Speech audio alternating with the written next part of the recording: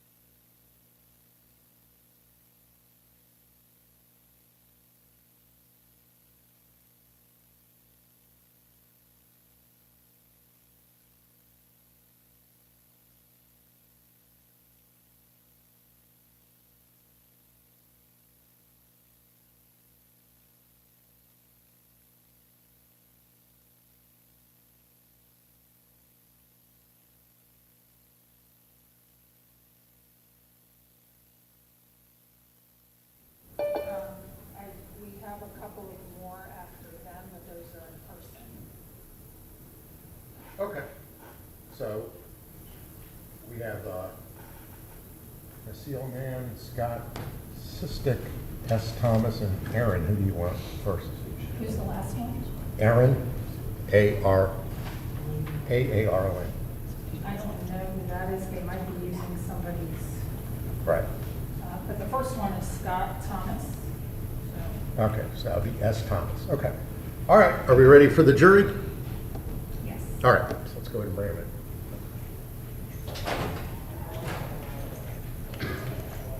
I'll go ahead and admit him now to make sure everything's all set up here. They're gonna be zoomed on. Right. Can I just set Sure, this up so right. that shows the jurors? Right. Right, we just want the podium.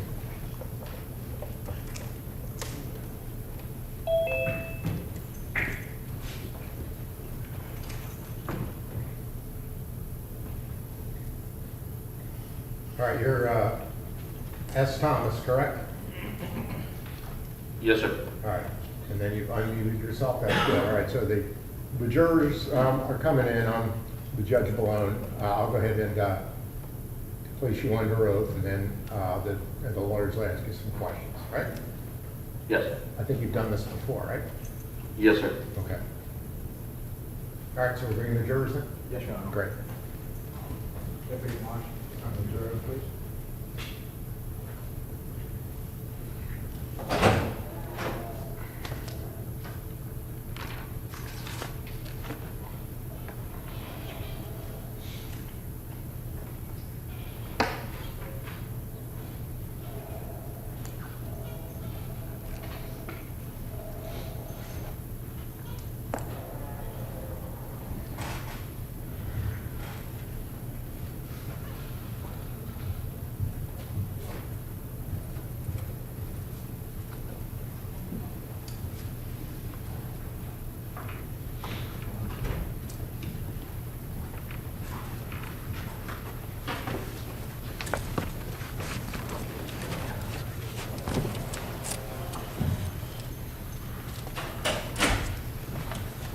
Young jurors in the jury box is seated. Good morning, members of the jury. Good morning. How are you this morning? All right. Any issues as far as hearing or seeing anything about the case at all? All right, everyone shaking their head now. Defense, please call your next witness. Thank you. Scott Thomas.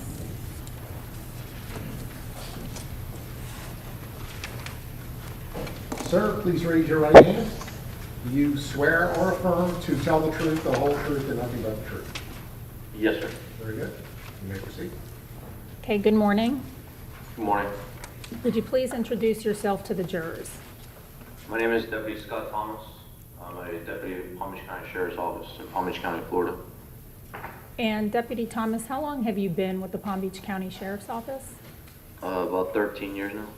Right, and your current job responsibilities with them? I'm in the K-9 unit. All right, what about back in January of 2016? I was on road patrol. All right, I want to turn your attention to January 3rd of 2016. Did you respond to 103 Plantation Boulevard? Yes. And is that located in Palm Beach? Yes, Palm Beach County. All right. And when you arrived to that call, who was there when you got there? I referred back to my report, Sure. to be honest with you, because it was a while ago. But Sure. there was the three people listed in the report were there. And who were those three people? I may refer to the report for the exact names if that's Sure. okay. Sure. So the complainant was Richard Ivancic. We have Shelby Nealy and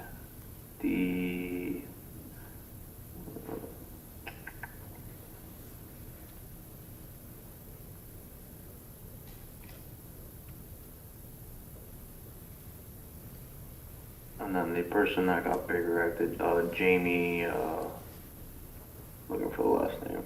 I don't have it.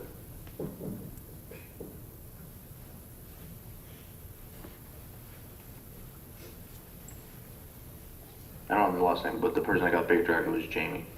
All right, so you said Richard Ivancic was the person who made the call?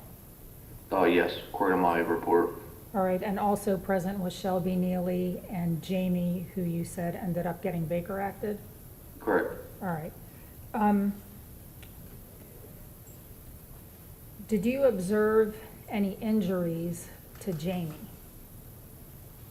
Yeah, so according to my report, there were injuries to her wrist that I observed.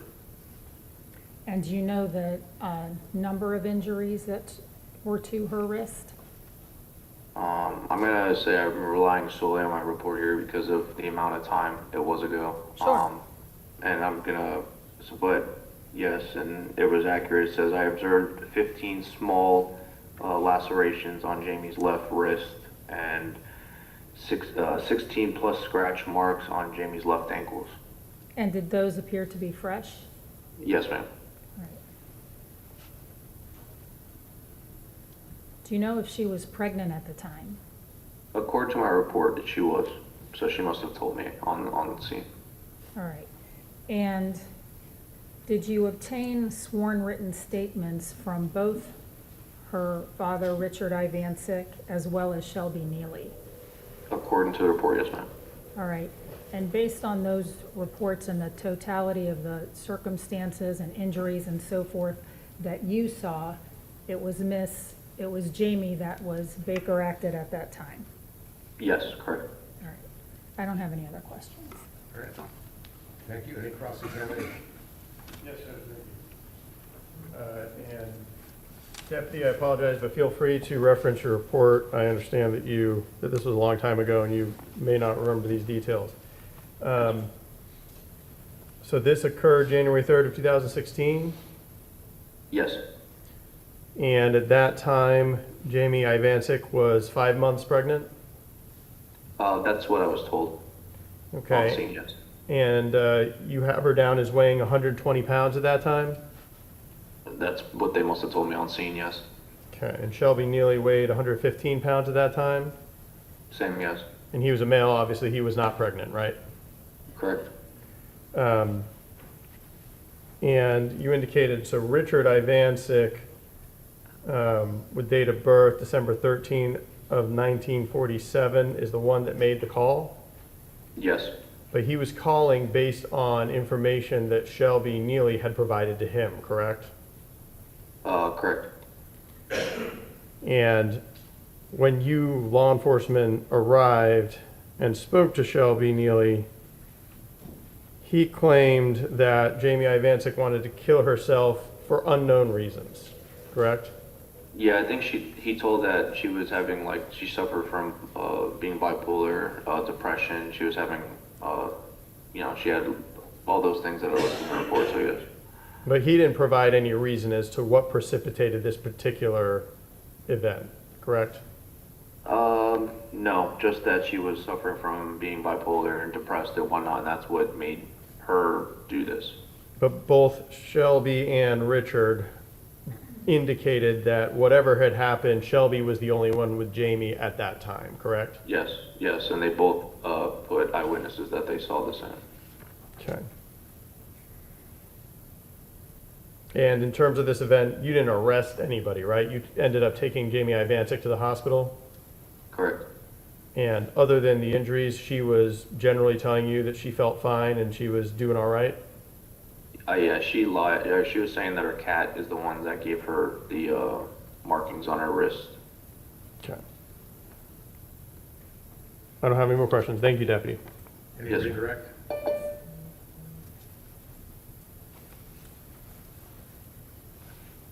Deputy Thomas, when you arrive, generally speaking, when you arrive at scenes and you're going to speak with witnesses or have them give written statements, it's the practice to do that individually, correct? Yes, You ma'am. talk with one person or have one person write a statement where they're not around the other person who's writing a statement, is that right? Yes, ma'am. And the statement that Richard Ivancic wrote for you indicates that I saw my daughter took a knife across her wrist without cutting herself, right? I would have to go back to review the statements exactly. I just know that verbally what they told me, and because it was a big wreck, I just had them write it on paper. But yes, Do you have those written statements? I don't. No, ma'am. So if you have it, I obviously believe what you have from the case. And her father also said she cut her wrist while her husband was with her in the bedroom. Do you recall that? I don't. If like I said, if that's the statement, then that's what it was turned in. Yes, ma'am. All right.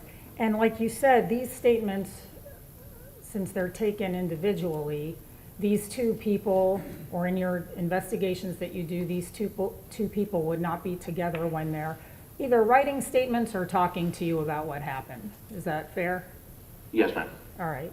And do you recall that Shelby Nealy, in his statement, likewise said she cut herself with a knife?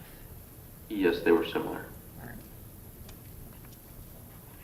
And that she threatened to kill herself with a knife? Yes, that she was having suicidal thoughts. And when you say that Mr. Sarabia asked you if you took her to the hospital and you said yes, when you Baker Act somebody, that's because they're a threat to themselves or other people. Is that correct? Yes, ma'am. All right, thank you. All right. Anything else from the state? No, good. All right. Thank you, sir. Yes, sir.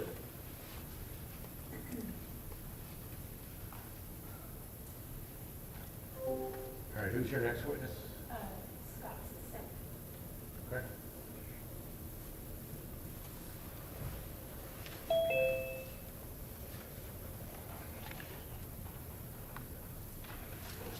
All right, sir, if you can go ahead and unmute yourself, first of all. Go ahead and unmute yourself, okay?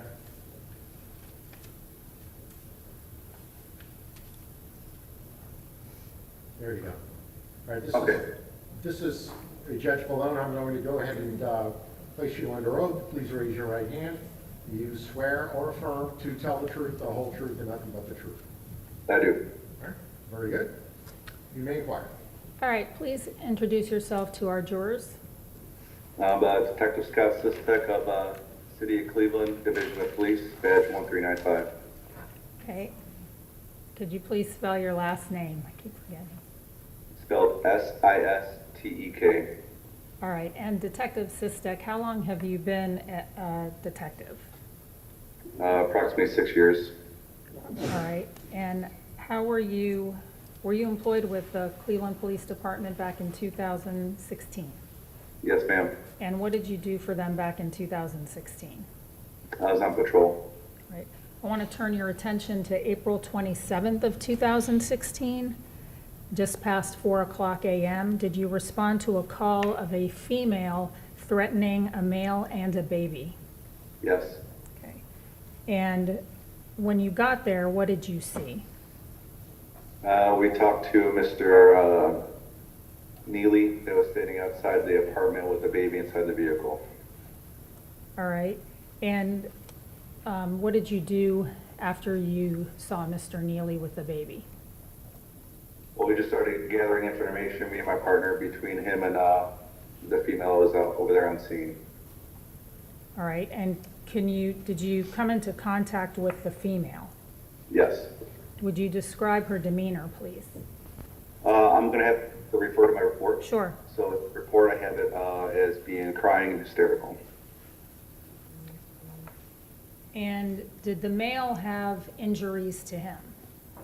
I have documented in my report that he had scratches on his arms and his neck, and he stated that he was bit and pepper sprayed. I'm sorry, he stated that he was Bitten and pepper sprayed. by this female? Yes. All right. Did she have any physical injuries to her? I have it documented there was no signs of physical injuries at the time. All right. And where did you end up taking her? We took her to Metro Health Medical Center into the ER for a psychological evaluation.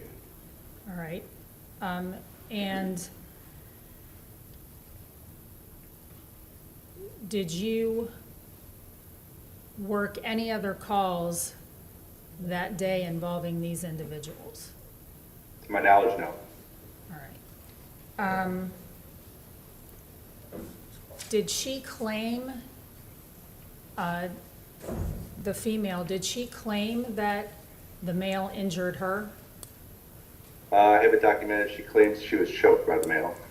All right, and you saw no signs of any injury on her? According to my document, not at the time. All right, thank you. That's all I have, Judge. Any cross-examination?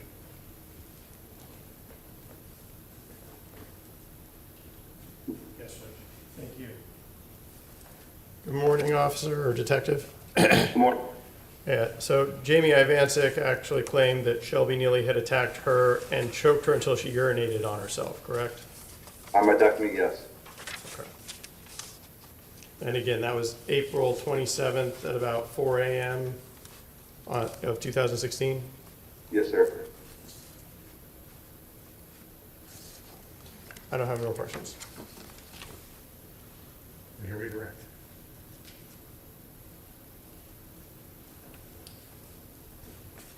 We heard some questions about this yesterday, so I just want to ask, when Mr. Sarabia just asked you, and we heard you say about the choking, you say that she also claimed that it made her urinate on herself? I have it written down. I have to refer to it. I just put that offender claims that the victim attacked her and choked her until she urinated on herself. All right, but you didn't make any notations or anything of her having wet pants, wet bottom, or any kind of other injuries, correct?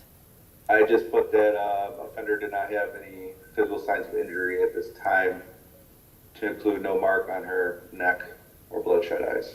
And when you say offender, you're referring to the female? Yes. All right, thank you. Thank you, sir. Thank you.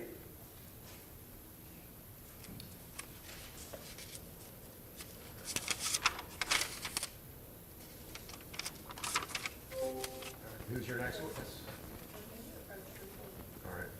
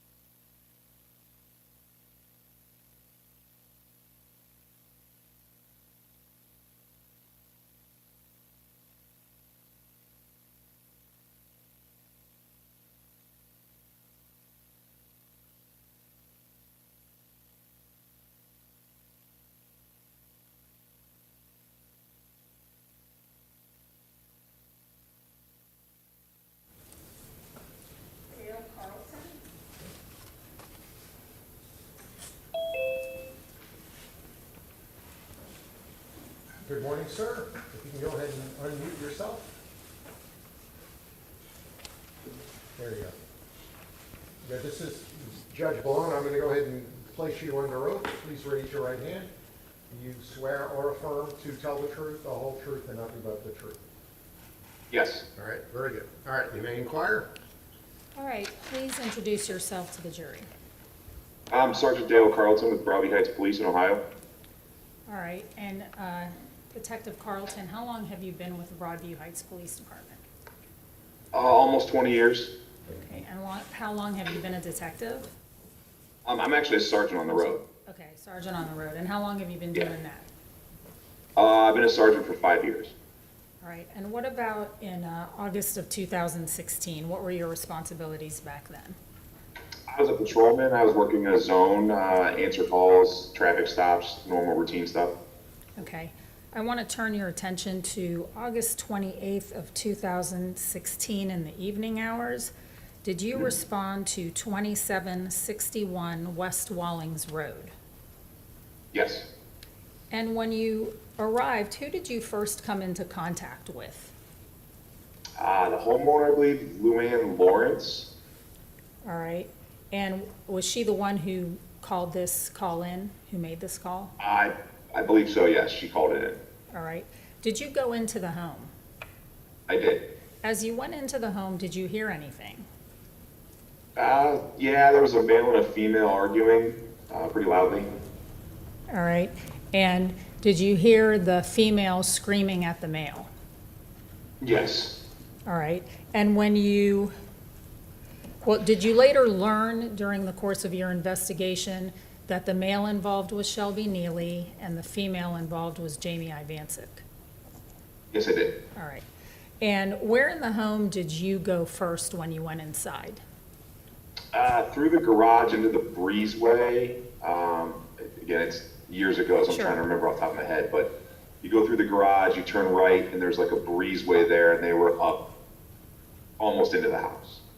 All right, and what did you see as you approached going through there? I saw a male lying on his back, a female on top of him, and he had grabbed her wrists. Okay, so was she sitting on top of him? She was. All right. And that was Mr. Nealy and Miss Ivancic, apparently, correct? Correct. All right. And you said that he was holding her wrist or her arms? Yeah, he was on his back, and he was holding onto her wrists or her arms. And did you hear him saying anything to her? I can't recall off the top of my head. I have my report here. I believe they were just arguing, and I don't remember if they said anything to each other or what was said, but it was argument, and he was just kind of holding on to her wrists, so. You can refer to your report if you need to, Okay. but was he telling her to? Yeah. I remember it was an argument. They were arguing over something, and I just read it. I'm sorry. Do you have it noted in your report that he was telling her to calm down?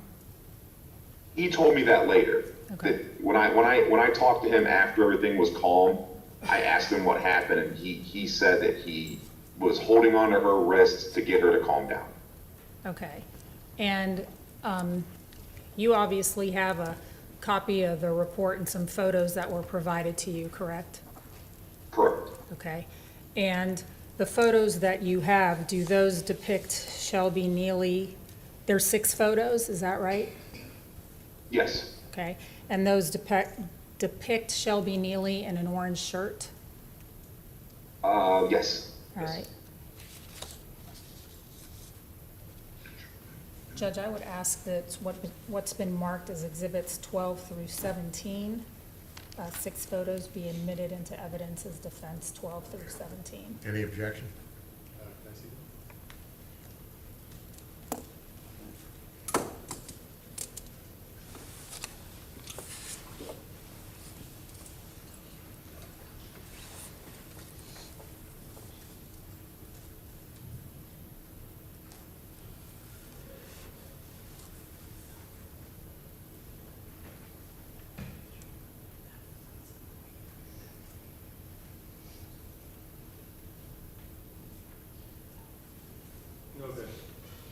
All right, they're admitted.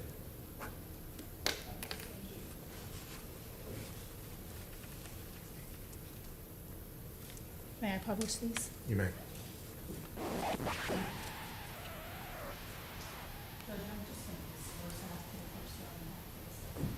Okay.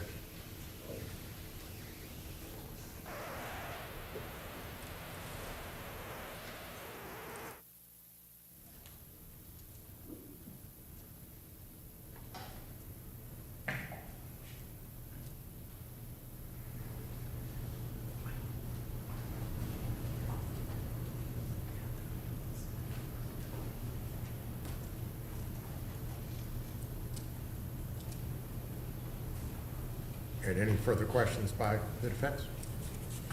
No, Your Honor. All right. Well, yes, actually one. So these photos that you took are actually, since they're taken in relation to this report, this would have been how he appeared at that time on that day, correct? Or that evening? It was. All right. Thank you. Thank you. Any cross-examination? Yes, Judge, thank you.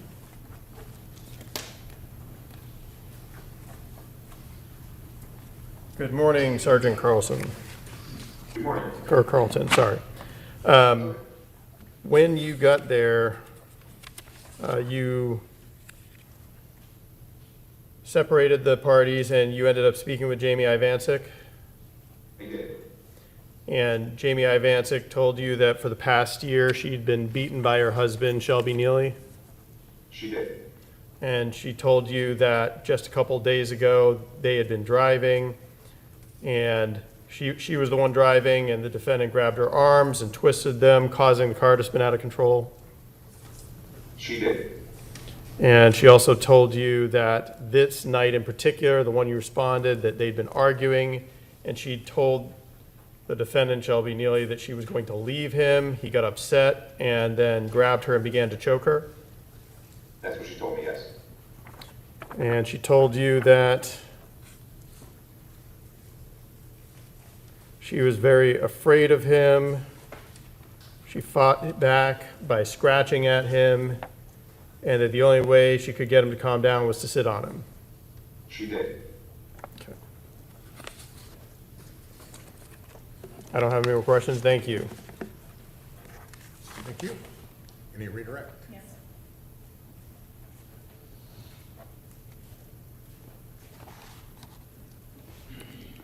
You were informed during this investigation that Miss Ivancic was 10 weeks pregnant while she was sitting on top of Mr. Nealy, correct? Correct. Okay. And were you also told that she was off of her bipolar medication Yes, I was. and that caused her to become violent when she would get upset? Overruled. I'm sorry, do you need me to repeat? That's what he told me, yes. Okay.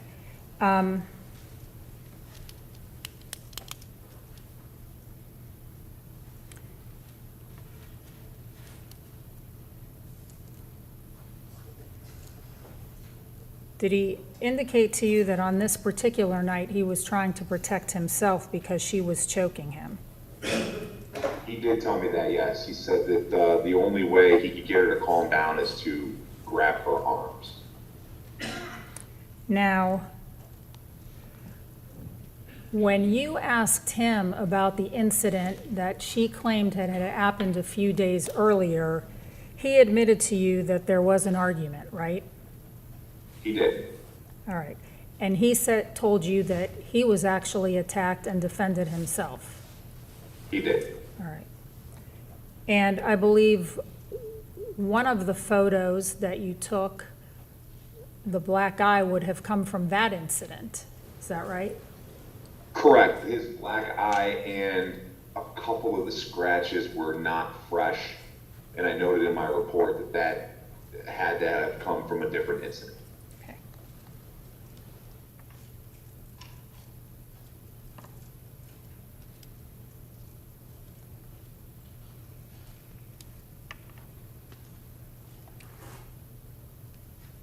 Now, Mr. Sarabia, the prosecutor here, had asked you a question about Jamie indicating to you that her arm had been twisted in some fashion and she thought there was something wrong with it in the this incident, this argument a couple days prior? She did. She told me she thought it was broken, I believe is what she said. She didn't go to the doctor a few days prior regarding that or since that time, had she? No.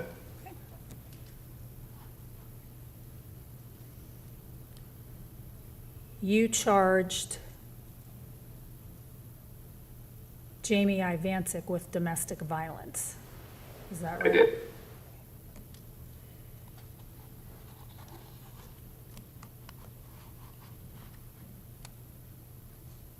I don't have any other questions, thank you. All right, anything else from the state? Jamie Ivancic did end up going to Metro Health Hospital that evening, though, right, or that early morning? I'm not sure which one she went to, but she did go to the hospital, yes. Okay. And she was never convicted of anything from this incident, right? From what I've heard, I can't necessarily say that. From what I was told, she did not get convicted of a domestic violence, no. Okay. I didn't look it up. And again, to be clear, like we saw a group of photographs, those were indicated to you that some of those injuries, like the black eye and some of the scratches, had come from this incident in the car a couple of days earlier? They weren't fresh, so I believe they had come from that incident, yes. Okay. I don't have any more questions, thank you. Well, if it's within the scope, yes. I mean, it does have to stop at some point. Go ahead. You indicated that Ms. Ivancic went to the hospital. Was she upset, uncooperative, and screaming and told you that she did not want to go to the hospital, but then eventually agreed with you to go to the hospital? She did, yeah, she was very upset and didn't want to go and did exactly that, yes. And the reason that Mr. Nealy was not convicted is because, Ms. Ivancic was not convicted, was because Mr. Nealy didn't want to continue to press charges against her, right? Right. I'm asking if he I'll sustain the knows. objection. I don't think he knows the answer to that, right? I don't know, Judge, I'm just, All right. based on what Mr. Sarabia asked him, that's why I asked that question. All right, so if he doesn't know, he can say he doesn't know. If he does know, he can say what happened. All I can tell you is that he did not want to fill out a statement, did not request a temporary protection order. I don't know what else happened after that. All right, thank you. All right, thank you, sir. Appreciate it. Thank you. All right, who's your next witness?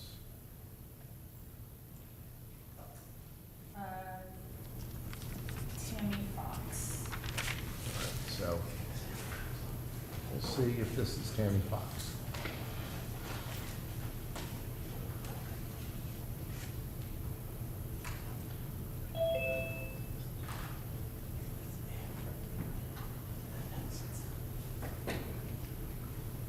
All right, we're trying to find Tammy Fox. Is that you? All right, if you can unmute yourself.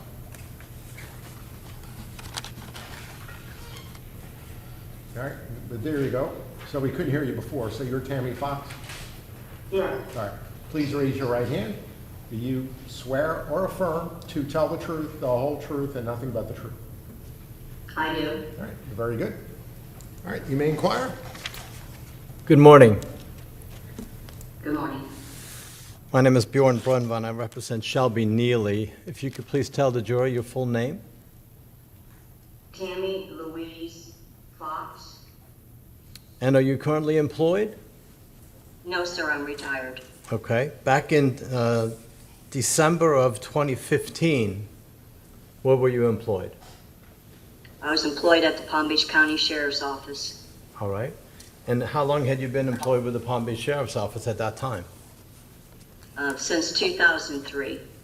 Okay. So about 12 years, if my math is correct? Something like that, yes. All right.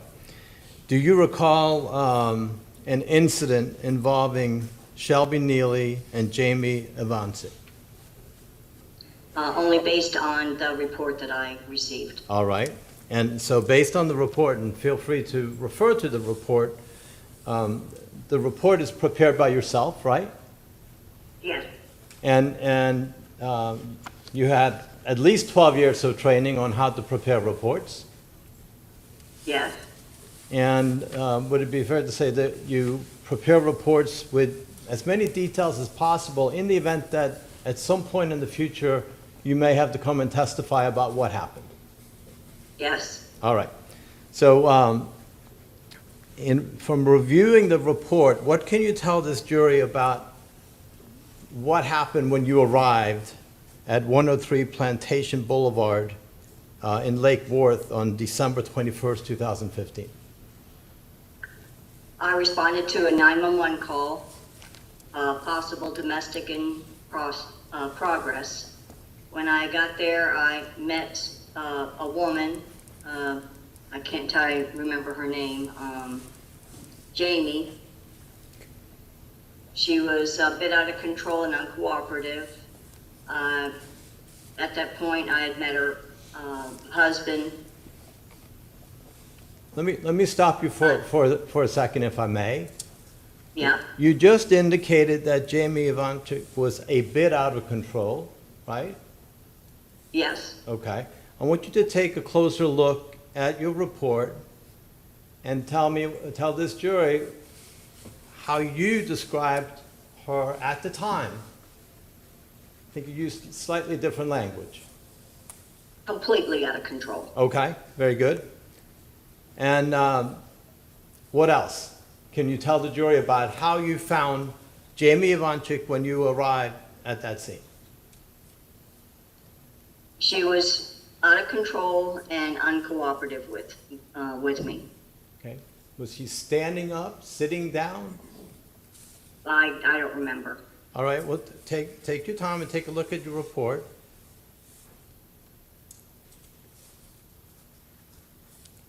Shortly after the completely out of control language, if that might help you. Oh, she was sitting, yes. All right. And so what do you do next?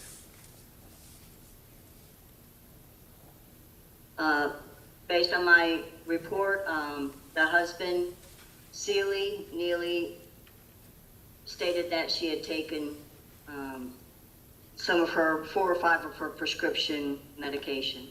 Okay.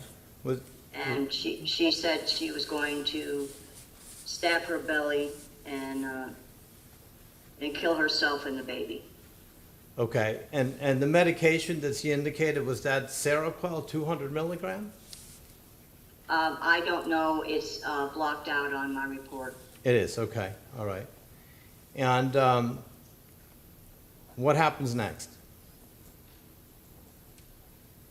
I checked her stomach and saw a surface cut across her belly. I checked the medication bottle and found only 3 pills. I contacted fire rescue.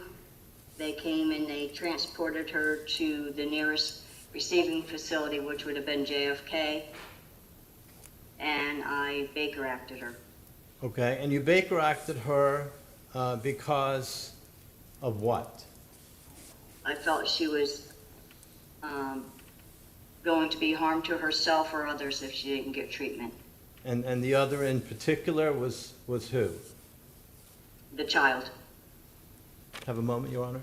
You may. That's all I have, Your Honor. Thank you. Any cross-examination?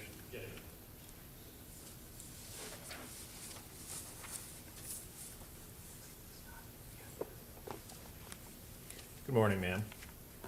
Good morning, sir. You don't actually remember anything about this incident at all, right? I do not. But according to your report, based on what defense counsel just talked to you about, you have a pretty good idea of what happened from reviewing that, right? Yes. Now, the allegations made in that report about Jamie that were made to you were relayed to you by Shelby Nealy, right? Correct. And you said you did not arrest her for anything, right? No. And you said that you Baker acted her as a result of your inactions, right? Yes. Baker acting someone isn't supposed to be a punishment, right? No, In fact, it's supposed to get them help because they need some sort of mental health or psychiatric help, right? correct. Okay. And that's what you did in this case, right? Yes. Nothing further, Your Honor. Any redirect?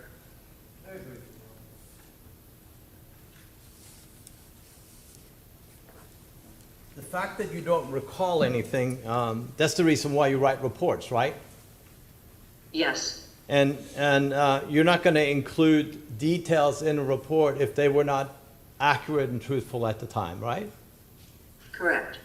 And in addition to receiving the information that you saw when you first arrived, right? You told the jury what you saw, according to your report, Yes. all right? But in addition to that, and having been told by Shelby Nealy about his concerns, you actually saw a cut across the belly of Miss Ivancic, Jamie Ivancic. Is that correct? Yes. That's all I have. Thank you. Thank you, ma'am. Thank you, sir.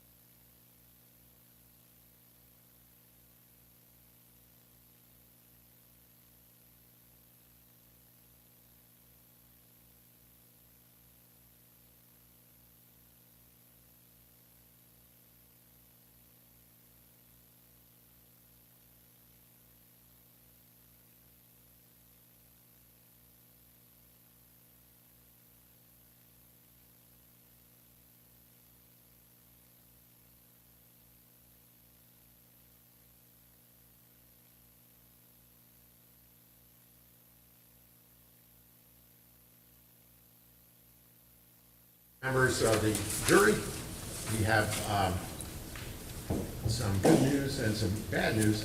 Overall, it's good news, and that is we're moving along, and we don't have any witnesses right now because we're moving along so well. So we're going to go ahead and give you a 15-minute break, and then hopefully we'll be ready with some witnesses at that point, okay? So we'll see you in 15 minutes, if possible, otherwise maybe a little bit longer.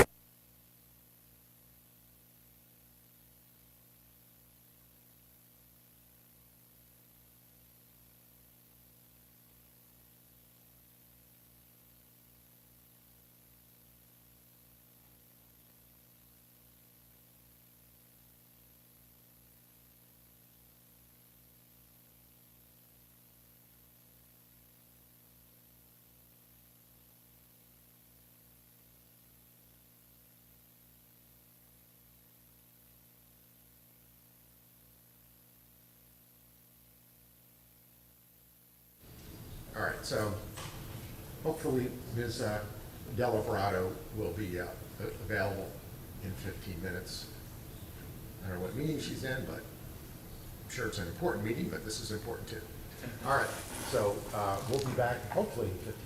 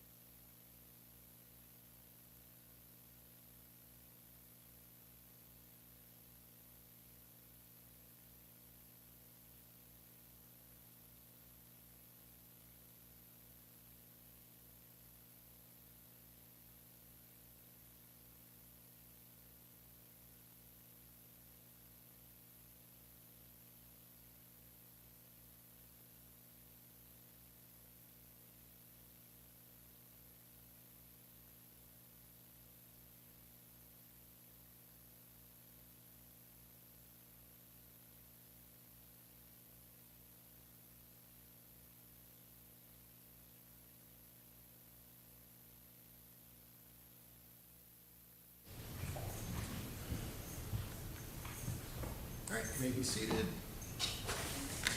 All right, so the defense is ready now, is that correct? Yes. Okay. Good.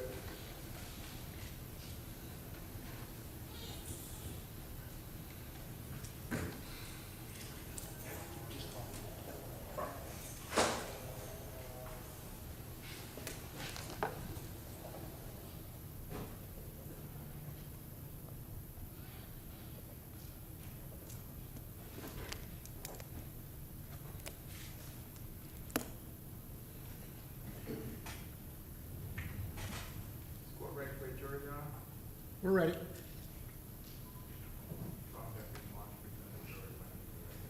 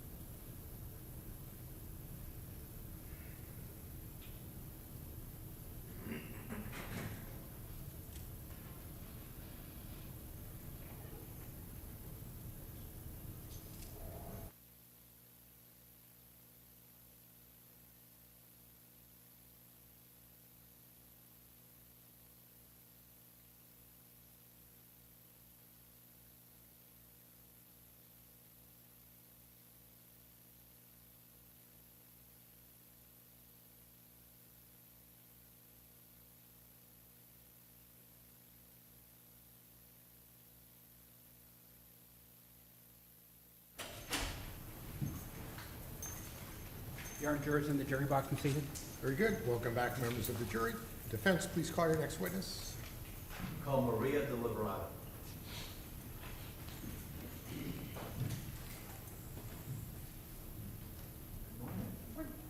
This clerk, raise your right hand right here, please, ma'am. Do you solemnly swear to tell the truth, the whole truth, and nothing but the truth? Yes, I do.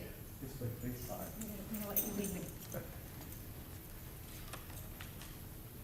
Please watch your step. Good morning, ma'am. Good morning. You may inquire, Mr. Brooklyn.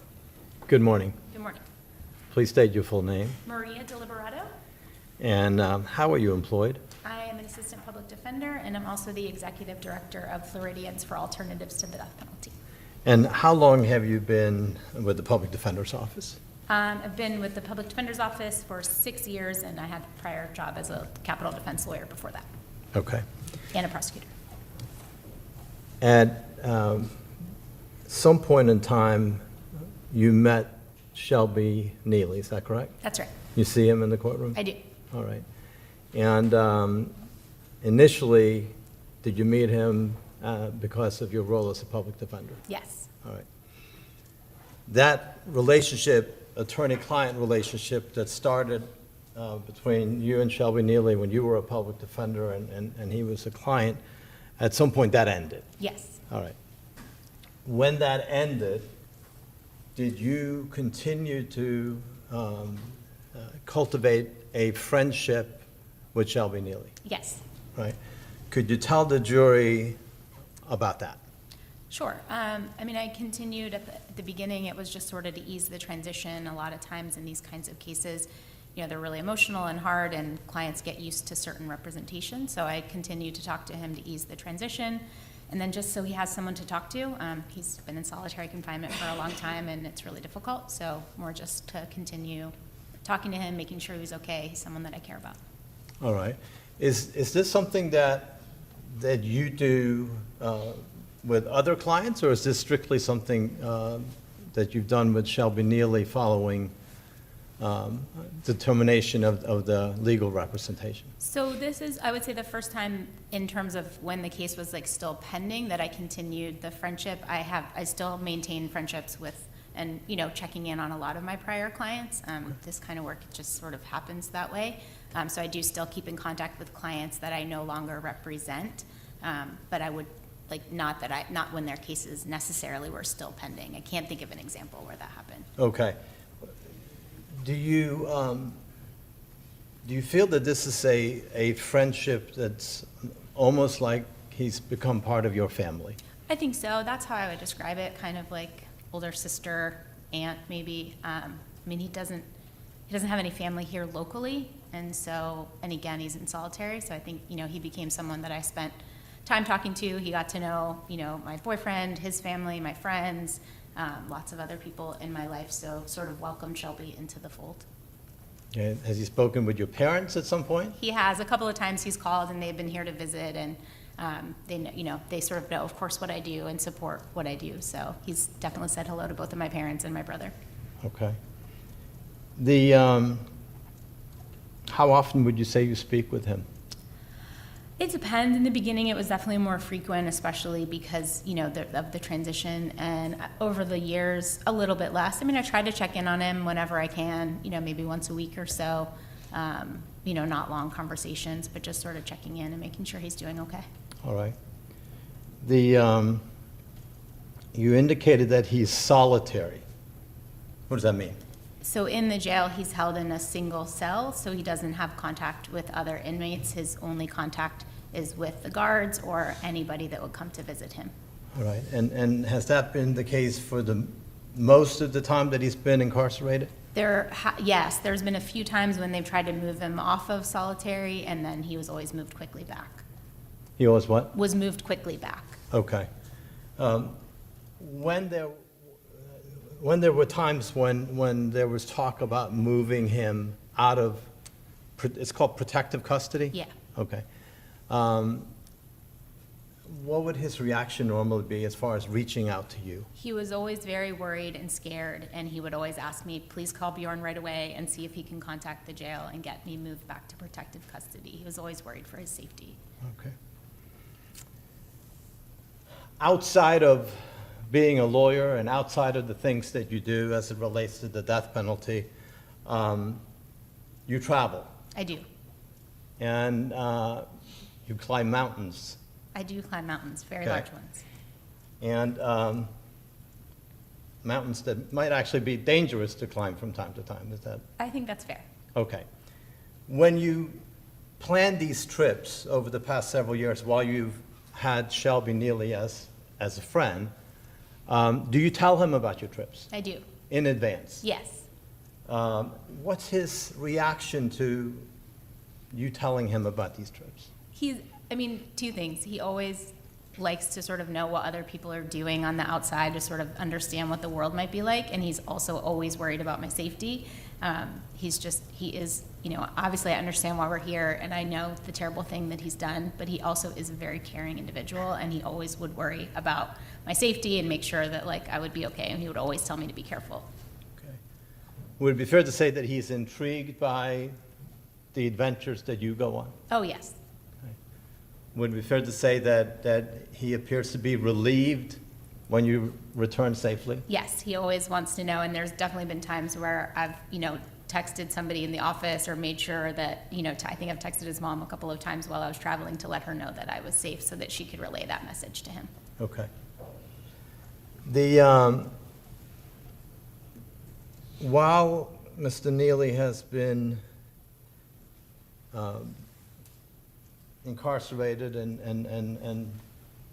he's going to be incarcerated the rest of his life, right? Correct. Do you anticipate that regardless of where he ends up, if he ends up on death row or serving life in prison, will you continue to have contact with him? Yes, absolutely. Okay. While he's been here in the county jail, are you aware of the fact that he has actually written a book? Yes. Do you know the name of the book? Finished. Okay. And has it been published? Self-published on Amazon. Okay, all right. So pretty much anyone can publish a book if they wanted to? Yes. I mean, you had to type it up or have someone type it up? That's right. But it can be published. So Yes. It's been self-published. If you go on Amazon, you can look it up and buy it if you wanted to, Yes. right? Okay. Have you read it? I read it when he was writing it handwritten, so I read it sort of chapter at a time. Yes. Okay. Is it your type of a book?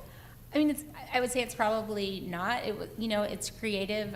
Mostly for me, the idea that he did that while in custody just shows like I knew he wanted to have a purpose, and it's a much better use of his time than I've seen in many other circumstances.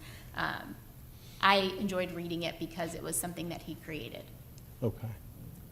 So instead of causing problems and getting in trouble, staying busy writing a book, and that's a good thing. And trying to find a purpose beyond what we're here for. Okay. Who would you say, based on your understanding of the book, the audience would be? I would say a teenage boy, for sure. My Okay. partner has 2 sons, and I would recommend his youngest son read it. Okay. The,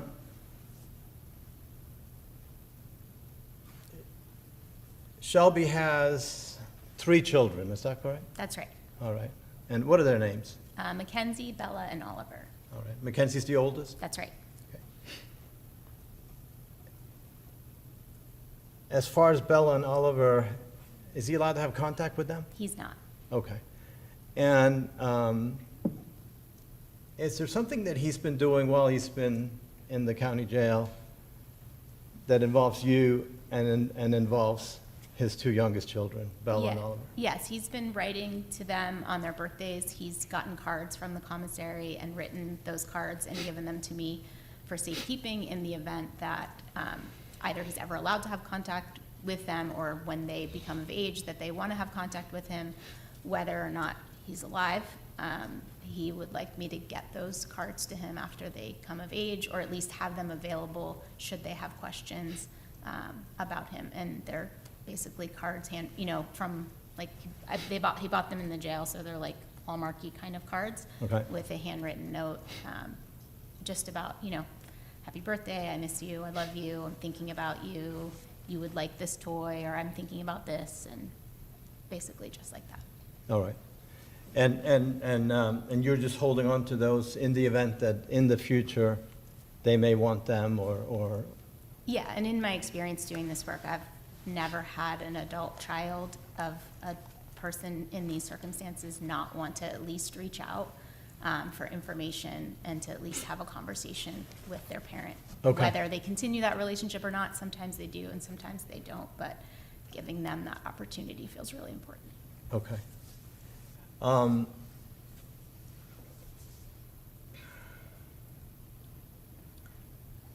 During the time period that you, how many years have you now known Shelby?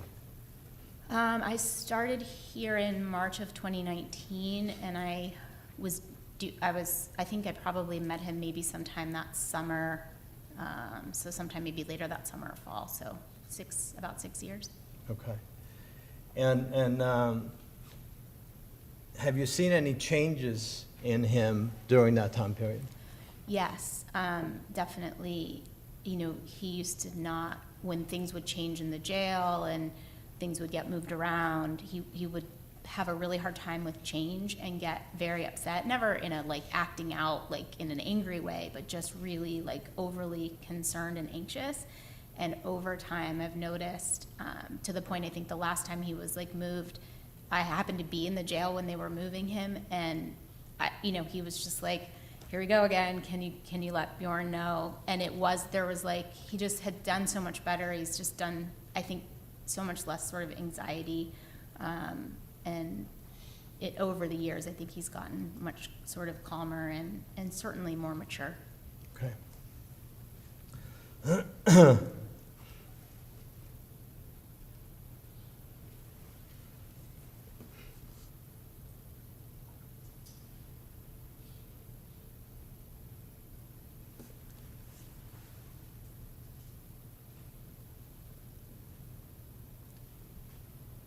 There, in the past year and in the past several years, we've had some natural disasters, hurricanes in this area. Yes. What, if anything, do you hear from Shelby when the hurricanes are coming and afterwards? He's always concerned. He's always checking in. He'll call a lot to make sure that we're safe, that things are, okay if we lose power. My boyfriend and I happened to be in Hawaii when the Maui wildfires happened. We were actually trapped in our car for about 30 hours while the island was on fire. And Shelby knew that I was there, and there was a great deal of angst, and to make sure that we were okay and safe. And so I was able to keep, I think I texted his mom that, like, we're okay and we're not in any danger. Yeah, anytime there's something that he is sort of, he's very helpless in the jail by himself in solitary, and he's always making sure that not just I'm okay, like, are my friends okay, are my neighbors okay? He knows the, woman who owns my yoga studio, who's a dear friend of mine. He asks about them by name all the time. Okay. Shelby Nealy has pled guilty to some really horrific crimes. Absolutely. And for that, he will die in prison one way or the other. That's right. From your experience with him, is he capable of loving others? He absolutely is. And I have both in my head and heart grief for what he's done, and also know that he's more than the worst thing he's ever done. Okay. One moment, Your Honor.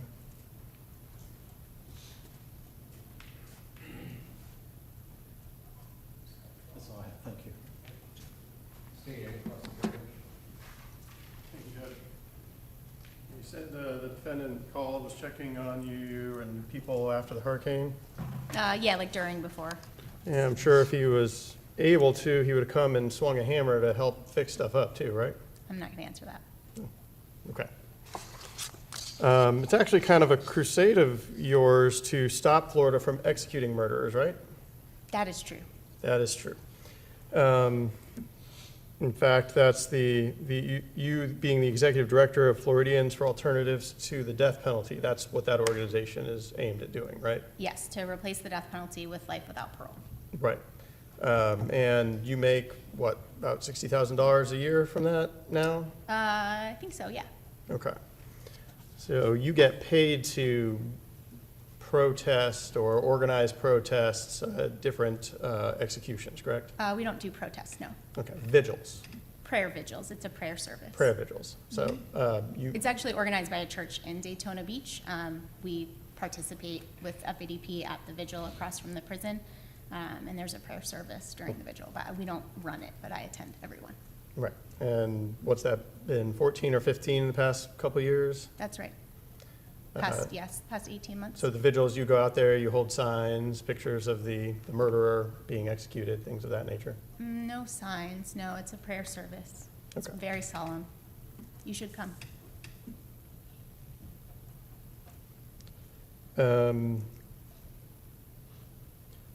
You were representing the defendant for a period of time, right? My office was, and I was one of the members of the team, yes. Meaning you were one of the attorneys working on his case? Yes. Okay. And one of the things that the attorneys do when the defendant's in this situation, you guys, if this defendant, is encourage him to do things to present better for a situation like this, correct? No, I disagree with that. You disagree with that? And your organization, the Floridians for Alternatives to the Death Penalty, you worked with the defendant to help him get his book published, right? There's some people in my organization that helped type the book for him and helped him do the publishing on Amazon. Yeah. Right, helped edit it, helped type it up, helped get all that done. Yeah, that's So that by on June 24th of 2025, he could have a book out already before this situation, right? Oh, I mean, he wanted to have this published like 2 or 3 years ago. It just took a long time, a lot longer than anyone thought. But it wasn't like in anticipation of this. He very much wanted this to be published probably 2 years ago. Right, I because- think he finished it, writing it in January of 2023. Right, well, a lot of work goes into something like that, right? There's a lot of editing, there's a lot of typing, there's a lot of things of that nature that normally people are paid to do or do themselves, right? Yeah, I mean, if you self-publish, I think most people type it themselves, but he obviously doesn't have access to a computer. Right, so your organization, Floridians for Alternatives to the Death Penalty, you guys assisted him with all that and did all that for free. Yeah, I mean, they didn't do it like as part of FADP, but the 2 women who helped him do that do work for FADP, including other jobs that they have. And you helped put those women in contact with this defendant? Yes. Okay.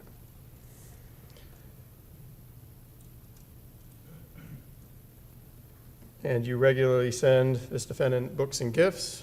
I send him books, yes. It's a thing I do to the Department of Corrections and jails all over the state. And gifts like coffee? Like the jail has these like eye care packages, and sometimes there's stuff that you can't get on commissary, and his mom does a really good job of supporting him too, but stuff's really expensive in the jail, and when I can, on a handful of times, I've sent him care packages.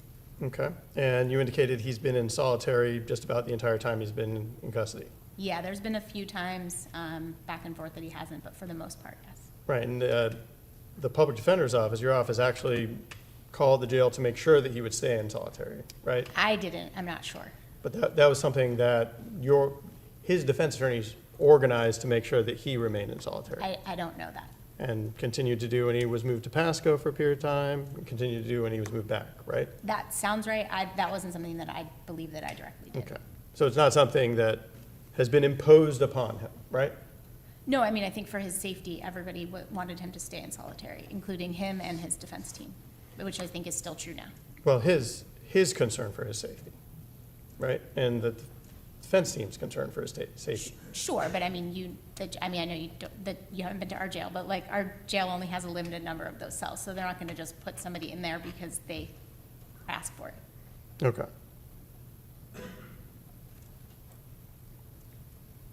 And there was one point you said you know the terrible thing he's done. You recall saying that? Yeah. And what you mean is the terrible many things that he's done, right? Yeah, I mean, he's convicted of 4 counts of murder, yes. Right, over the period of a year? Yes. Okay.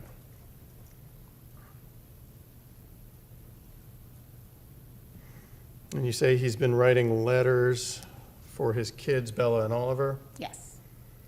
Now, their mother, Jamie, isn't going to be able to write them any letters, right? Nope. He never gave her that option. I mean, he's pled guilty of her crime, yes. Their grandparents, Richard and Laura, they're never going to be able to write them any letters, Christmas cards, anything like that, right? Nope. Okay.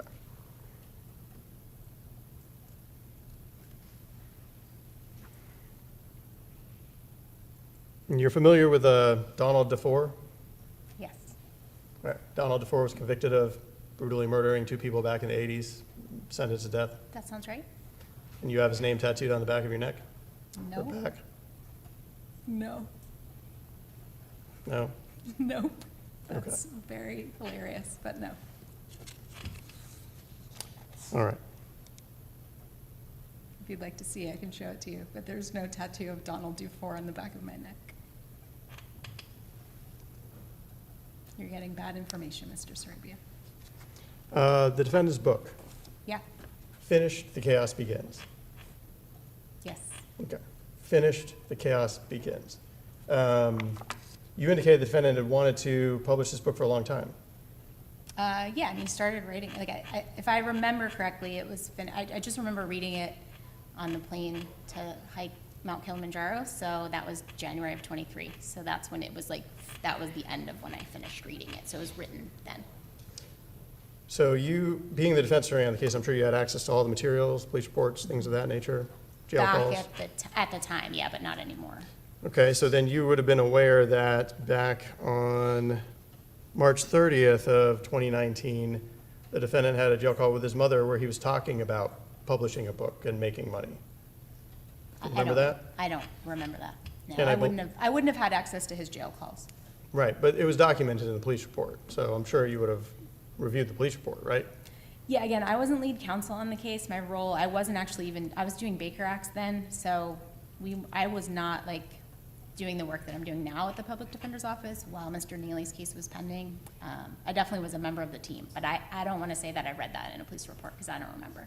I'm not disputing that it's in one, but I don't remember that. And so then you're not aware that he was planning to publish a book, hoping to use the publicity for these murders in order to sell the book? I would be shocked if he said those words. You'd be shocked if he said, well,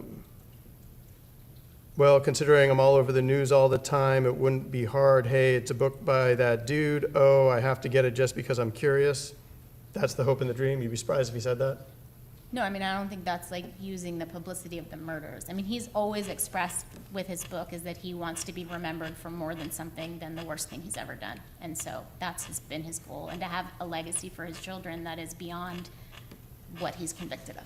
So you Even don't, if he's executed. you don't think that that statement indicates hoping to use the publicity for the fact that he is in the news as a murderer? sell No, it? to me, it sounds more like he's already in the news, he wants to write a book. So I would disagree with that characterization.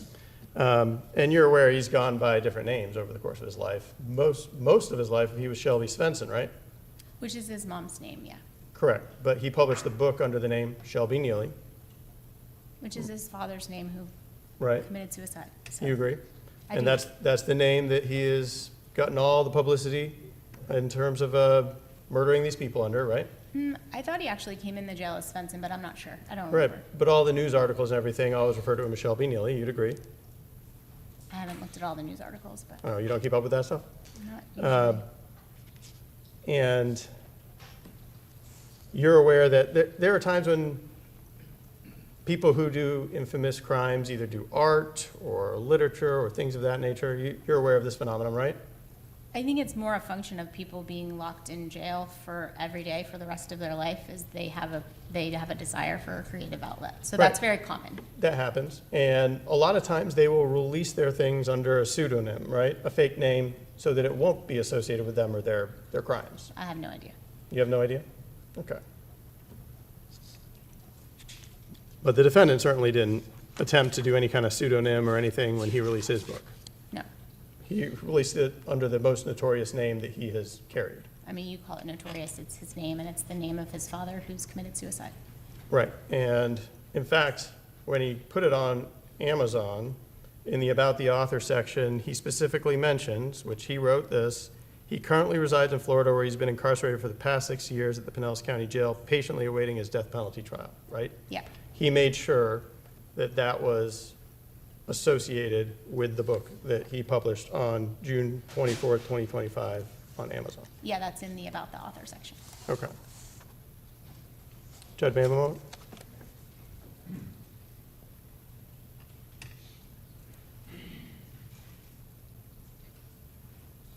I don't have any more questions. Redirect.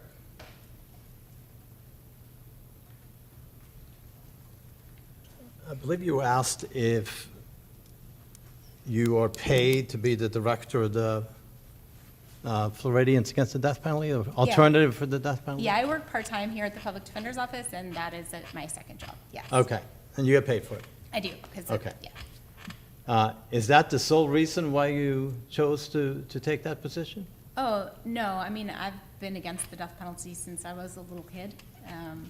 And so it's always been a passion of mine to abolish the death penalty. And when the executive director position came up, and they reached out to see if I wanted to do it, I was like, I thought it would be an interesting way to start to like use all the information and knowledge that I have about the death penalty to lead an organization to replace it with life without parole. Okay.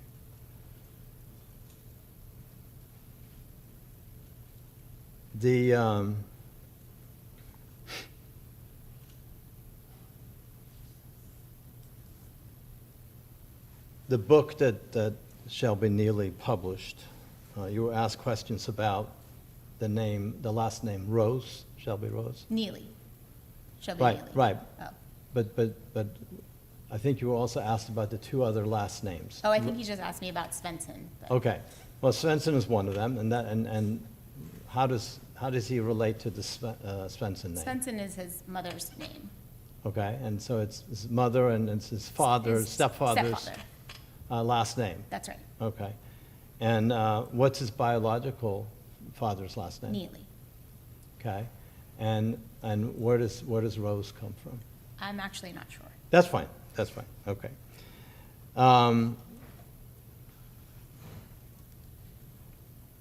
As it relates to the self-published book, there may be some proceeds.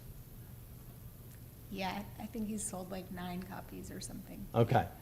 There's also significant likelihood that there may not be any proceeds of any significance. I think that's right. Right. Probably the more likely scenario. I would agree with that. Okay. But if for some reason there were proceeds from the book, and it has nothing to do with this case, correct? That's right. Okay.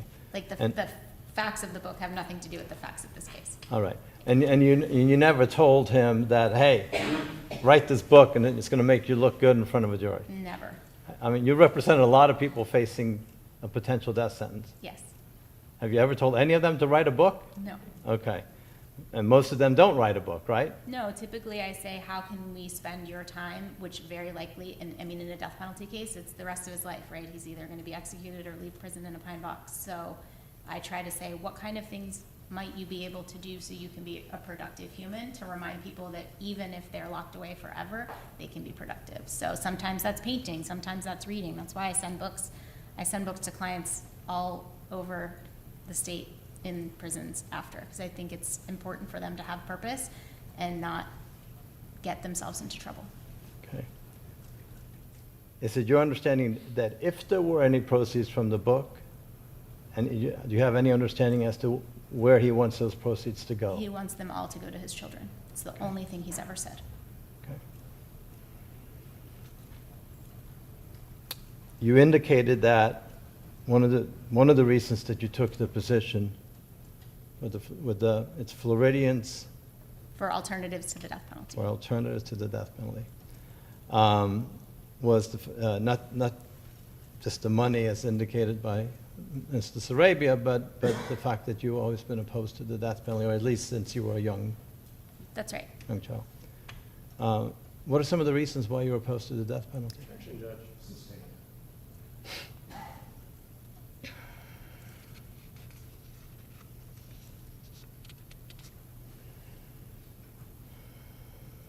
You indicated, I believe, that the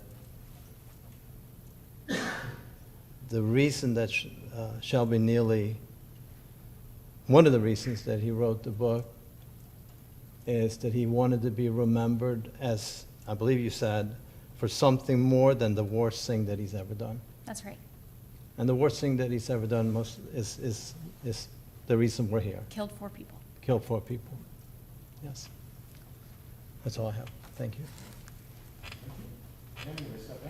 Thank you.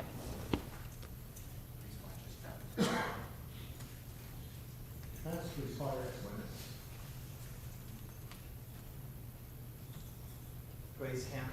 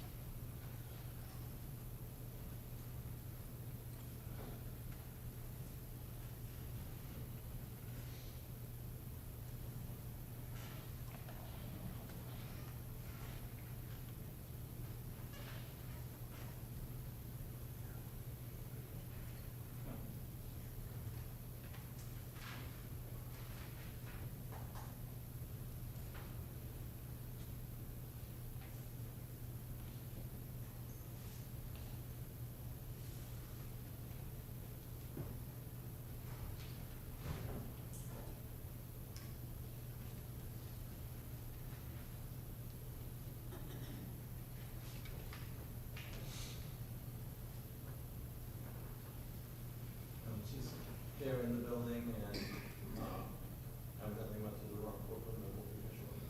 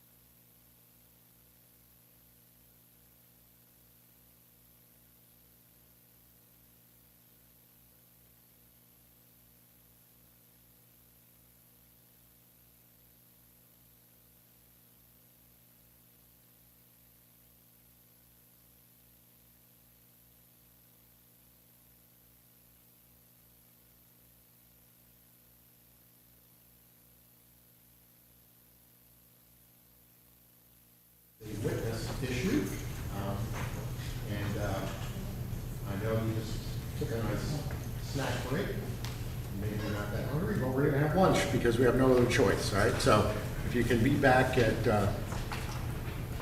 12:45, okay? 12:45. So that's about an hour and 6 minutes, all right?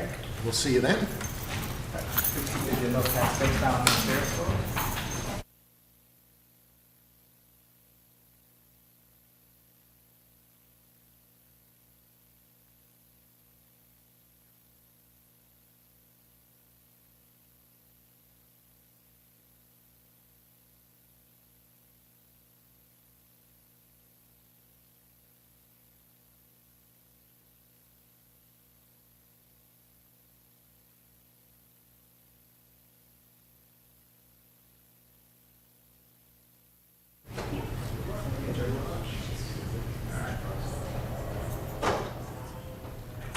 Jury side hearing report.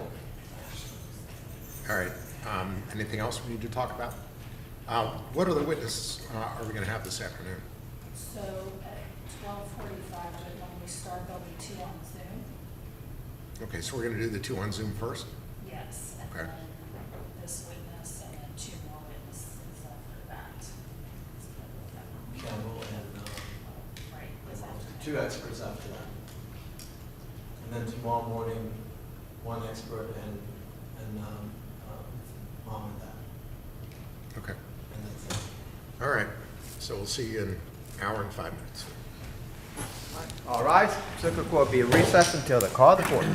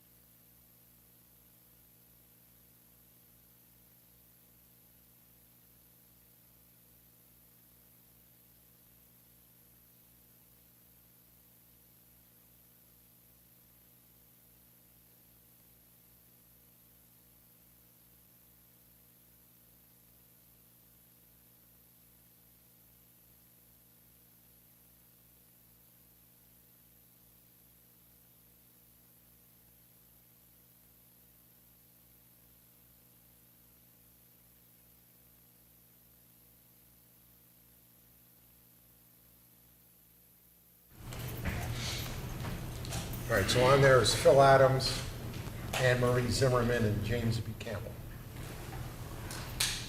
Dr. Campbell is probably not needed until. Campbell's Zoom too. Oh, we did? Huh? Campbell's Zoom too. Yes, 'cause he's gone. Right.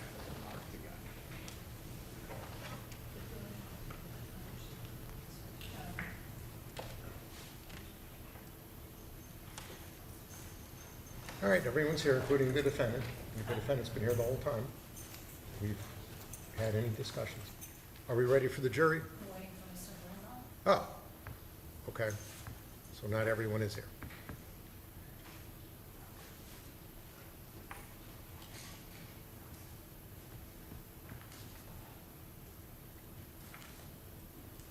Is he speaking to that one witness? Can we get him?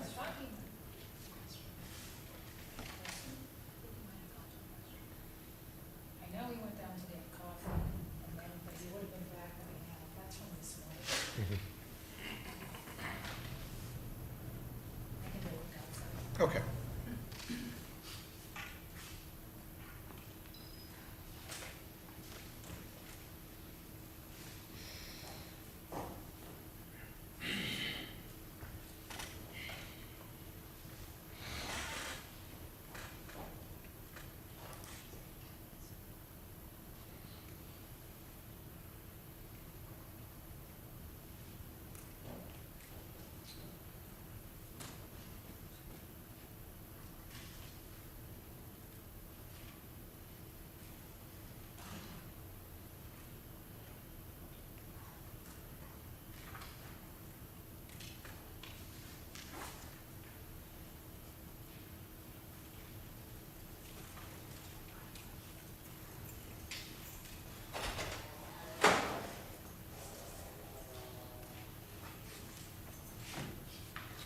Do you want to take a couple of minutes and throw that one out? Bjorn, do you want to throw the old cup out? Yes. All right, why don't you go ahead and do that so you don't knock it over and spill it and everything. Right there. Okay, it's thrown out, okay. Yeah. All right, are we ready for the jury now? Yes, Your Honor. All right, and who's going to be your first witness? Phil Adams? Oh, okay, I thought you were going to have the Zoom people first. Well, Soon. he is, Oh, well, I don't see him. you just said that he was on there. I didn't see it. Yeah, he's on. On the top right.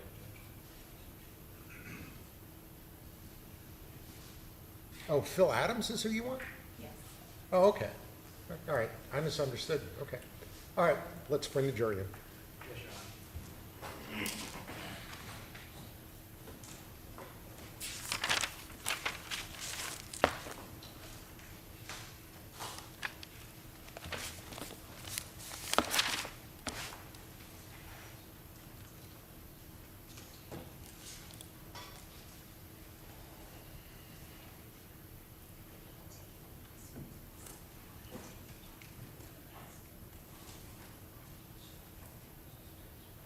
All right, Phil Adams, can you hear me? All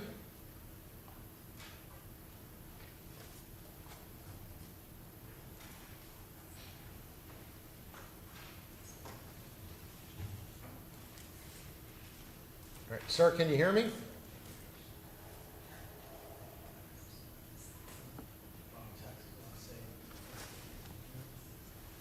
Sir, can you hear me? Okay, yeah, go ahead and unmute yourself, okay?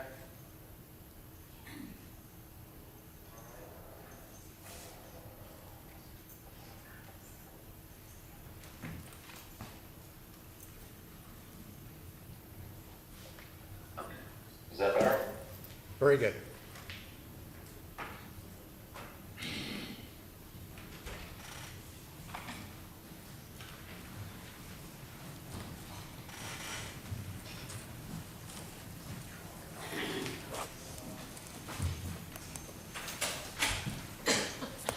All right. Your Honor, jurors in the jury box are seated. Very good. Welcome back, members of the jury. Defense, please call your next witness. Phil Adams?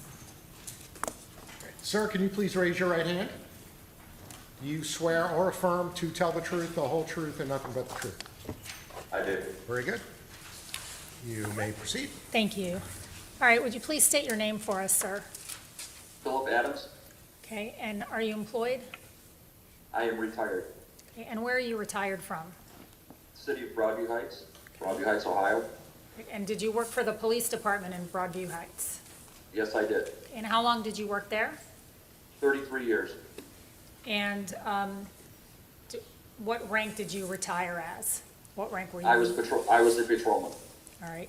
And what about back in in October of 2016? I was a patrolman. I was the officer in charge that day. All right, I'm going to turn your attention to that particular day. Did you respond to 2761 West Wallings Road? I did. And what did you observe when you got there?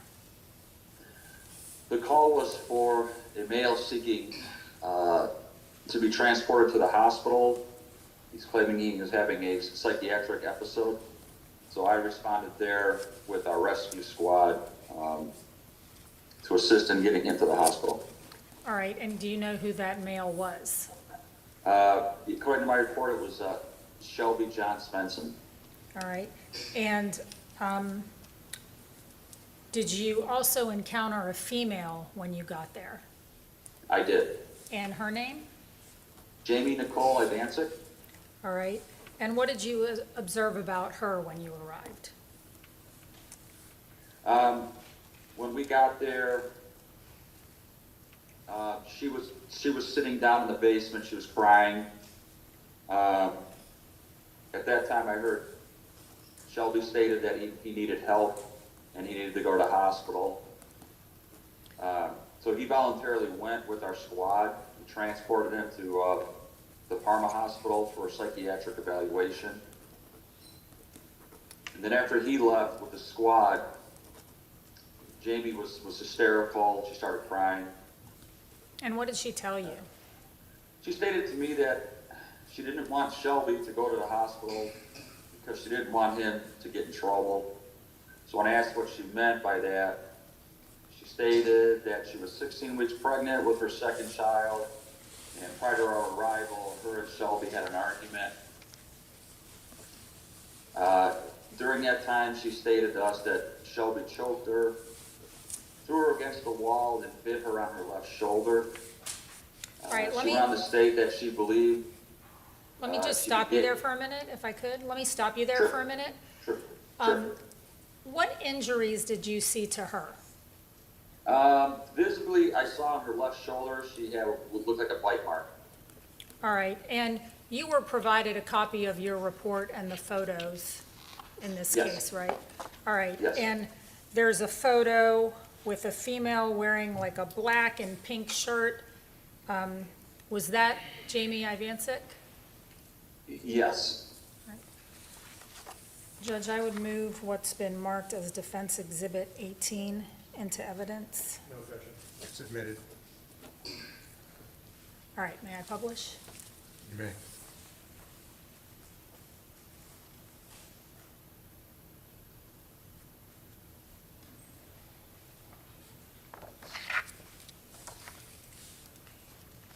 Now, you said a squad car took Mr. Nealy Mr. Svensson to the hospital for psychiatric evaluation, right? Our paramedics, we call it our squad, it's our ambulance. So the ambulance took him. Okay, so at the time that Jamie is giving you all of this information, Mr. Nealy is not there. He's not hearing what she's saying, correct? That's correct. Okay.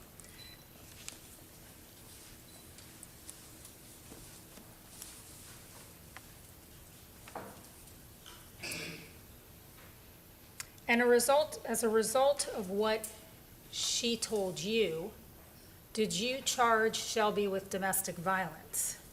We did. Okay. Was Jamie also charged with domestic violence? She was.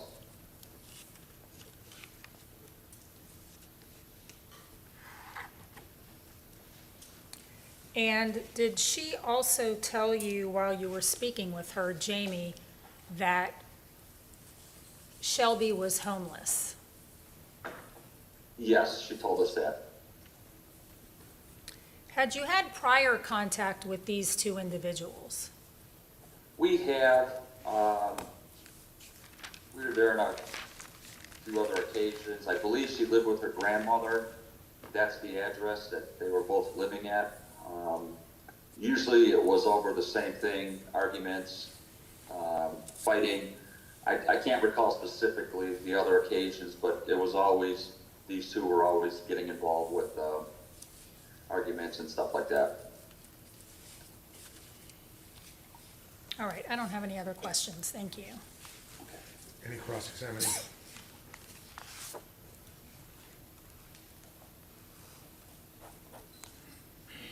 Thank you, good afternoon.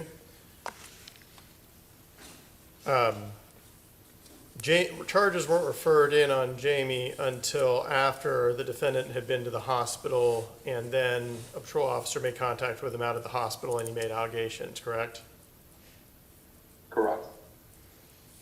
And ultimately, the defendant was convicted for the domestic violence charges against him, but Jamie Ivancic was never convicted out of this incident. Are you aware of that? That I don't know for sure. I don't. Okay. I know they went to court. They had a pending case prior that they, when she was charged, they added both the cases together. But I didn't see what the disposition was on those. Okay.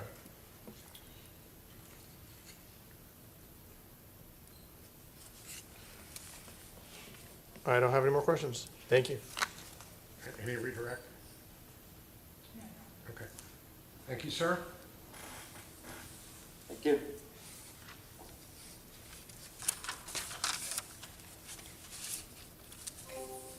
All right, who's your next witness? Scott Zimmerman.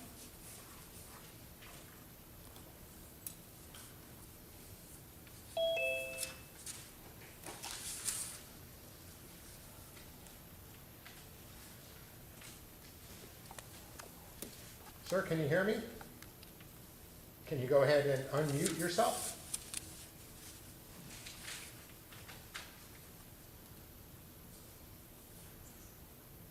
Okay, can you hear me all right? I can. All right, can you please raise your right hand? Do you swear or affirm to tell the truth, the whole truth, and nothing but the truth? Yes. Very good. All right. Counsel, you may inquire. Thank you, Your Honor. Would you please state your name for everyone?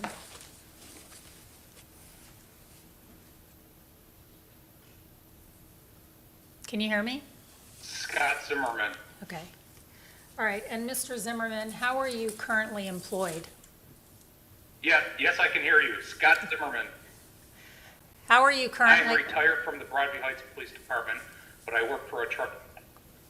All right, how long I'm did, currently employed by McLean at the, sorry, how long did you work for the Broadview Heights Police Department? 27 years. And what were your job responsibilities back in 2016?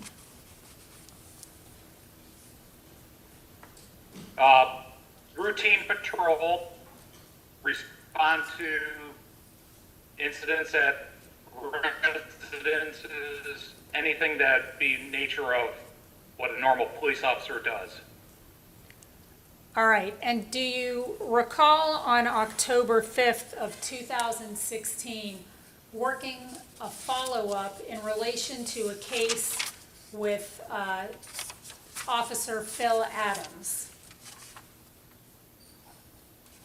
Yes, And were your responsibilities in that case to report to the hospital where Shelby Nealy was? yes, All right, and you took photographs of Mr. Nealy at that time? yes, I did. Could you please relay to us what it was that Mr. Nealy told you? When I arrived at the hospital, I said, who I was. I said, Broadview Heights Police, and I wanted to talk to him about the incident that occurred in our city. And right away, he was like, I don't want to get my wife in trouble. I don't really want to make any statements. But I asked if he would just tell me what happened. His wife get into fights every once in a while, so. Did he tell you what And I happened? told him I was there to take some photos if he would allow me to. And he agreed. Okay. Did he give you, Sorry. did he Which- give you any details about what happened earlier that day? He said they basically had a verbal altercation, and then she started beating him up. Did he give you any additional details? He said that she hit him with a pan in the head, she had scratched him, and bit him on the arm. All right. And you said you took photographs of him in the hospital. He had on a hospital gown, is that right? Correct. Judge, I would move defense exhibits 19 through 24 into evidence as defense 19 through 24. Any objection? May I publish? You may.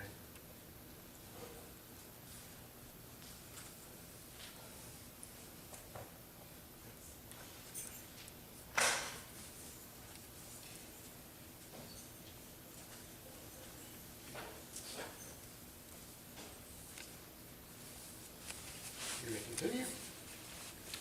I have no other questions, Judge. All right. State, any cross?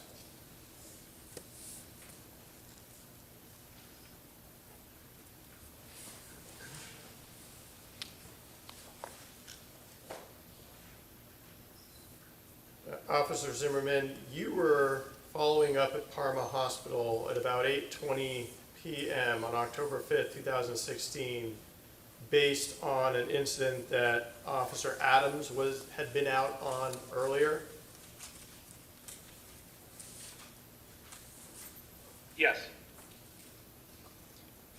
And that's because the defendant, Shelby Svensson, had been taken to the hospital before allegations had come out that would have necessitated law enforcement speaking to him.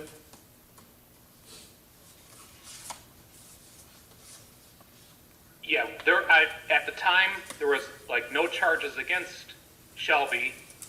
I went there as in response to him being a victim.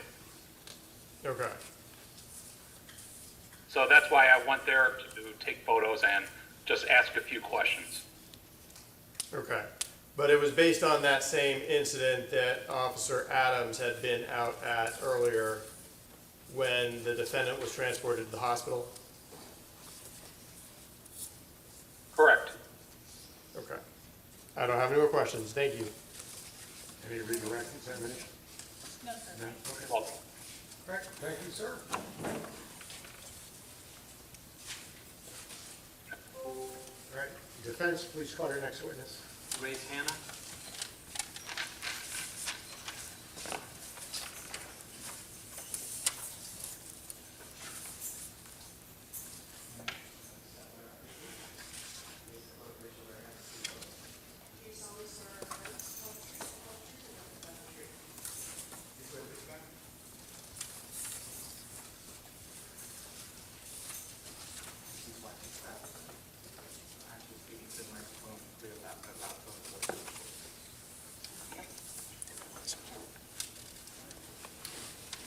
Good afternoon. Hi, good afternoon. Please tell the jury your full name My full name is Grace Ellen Hannah, Hanna. and where do you currently reside? I live in Tallahassee. And what do you do? I have two jobs. I am a social worker for a private company, and then I also work in a consulting role for Floridians for Alternatives to the Death Penalty. Say the second one again? I do some consulting organizing work for Floridians for Alternatives to the Death Penalty. Okay, and that's the same company the Maria Deliberado is in charge of? Yeah, the same nonprofit. Okay. And any particular reason why you became involved in working for that organization? Yeah, I mean, not specifically that organization, well, except that I live in Florida, but I became interested in ending the death penalty and death penalty work in general pretty early on. When I was in elementary school, a cousin was murdered, and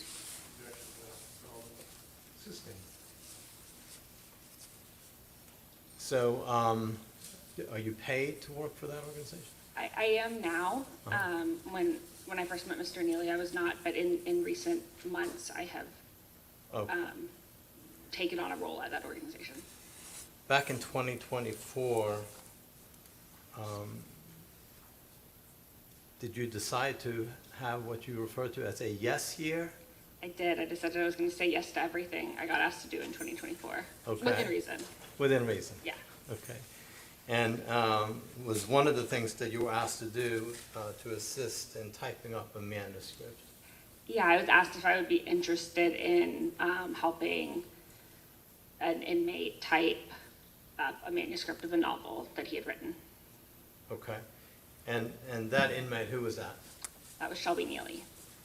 And so did you agree to help type up this manuscript? I did. Was this a volunteer project? It was.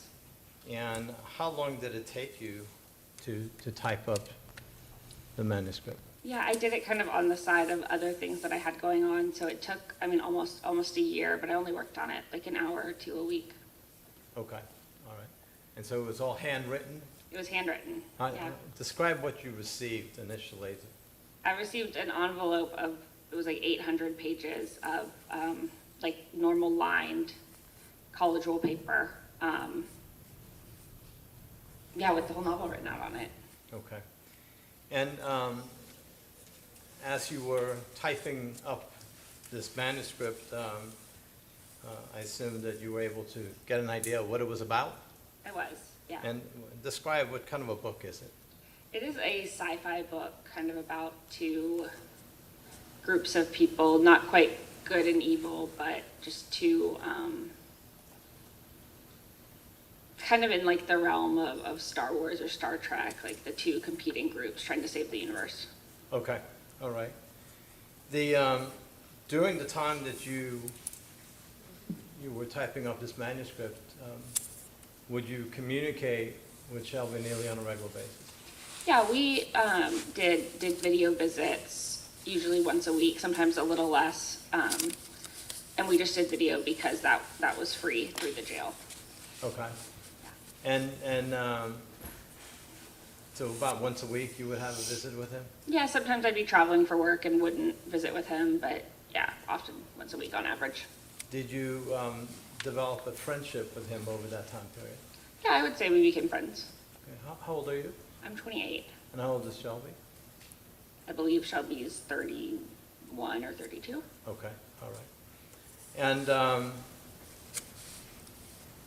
tell us a little bit about the friendship that you developed over that time period.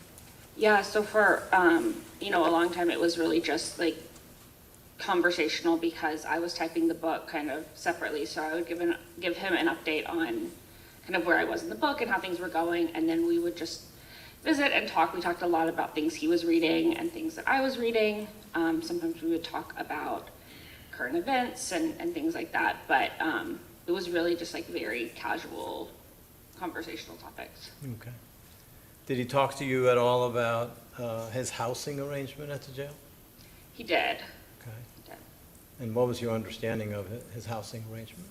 My understanding was that he was in protective custody so kind of by himself for the Okay. most part. All right. Did you ever talk to him about the idea of going into general population? We talked about it a little bit, Okay. off and on. He didn't seem super thrilled by the idea of it at times. Okay. Did he seem concerned about going into general population? Yeah, I would say that's fair. Okay, all right. You say at this point, based on your interaction that you've had with him, you consider him a friend? Yeah. Okay. He contributes to your life? Yeah, he's thoughtful. He cares about what's going on in my life, and he, remembers my friends by name and asks about them. He's certainly not like my best friend, but I think talking to someone for an hour a week for over a year, you get to know each other and you care about each other. Okay. And does it appear to you that he cares about you as a friend? I think so, as a friend, yeah. Okay. Nothing beyond that? I absolutely promise you not, no. Okay, all right. Will you, regardless of whether or not he ends up on Florida death row, or if he ends up serving time the rest of his life in general population in prison, do you anticipate that you'll continue to communicate with him? Yeah, I don't see why I wouldn't. Okay, all right. That's all I have. Thank you so much. Thank you. Cross-examination.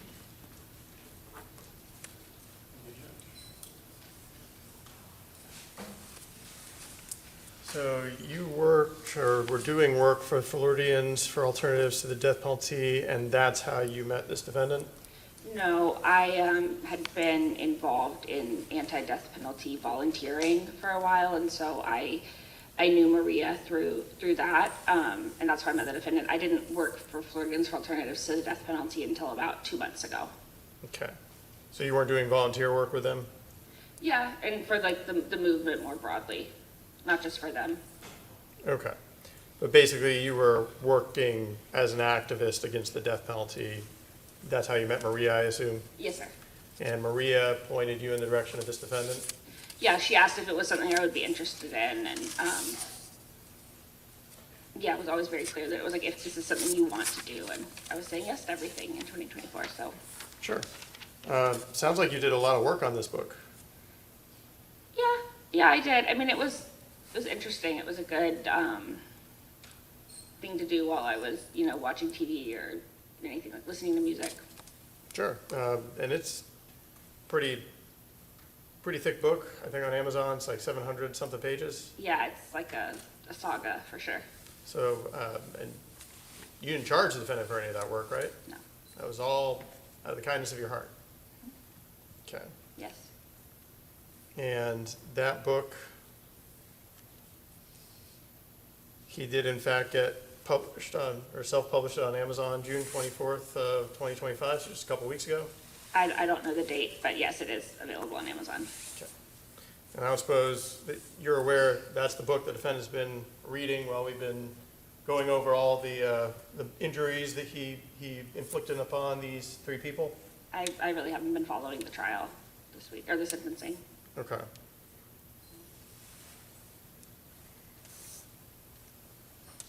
Did you keep up with the Amazon posting that he put up?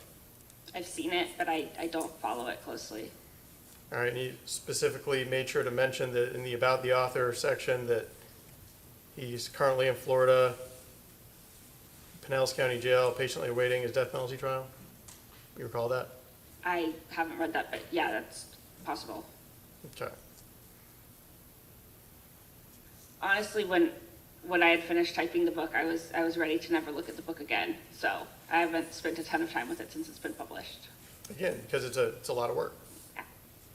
And you got connected with this defendant doing all that volunteer work because he killed 4 people. I got connected with this defendant doing all that volunteer work because I believe that every person deserves human connection and care, and like that we're all worth more than the worst thing that we ever did. Okay.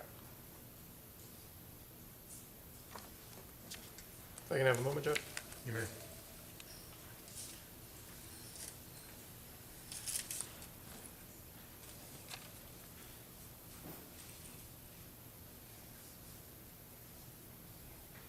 I don't have any more questions. Thank you. Any redirect? Yes, Your Honor. I just want to make sure, maybe I misheard it, but did Mr. Sarabia just ask you if you did this volunteer project because Shelby Nealy killed 4 people? Is that what he asked you? That's how I understood the question, yes. Okay. Clearly, you don't approve or condone what Shelby Nealy did, right? No, I really would have rather Shelby not do that, Right. actually. You agree that's a horrible thing? It's horrible, it's, Okay. yeah. What is the real reason why you are volunteering doing this kind of work? I'm volunteering doing this kind of work because I'm a social worker by training. I care about people, and I care about the death penalty, particularly because of personal experience. And I think that if you have the ability to do some good in the world, particularly to people who are not being reached by the general public, I think that's really worth doing. What is the personal experience that you've experienced that has brought you to doing this kind of work? Right, we did open the door, but I think she answered the question, so I'll sustain the objection. Can we approach? Okay.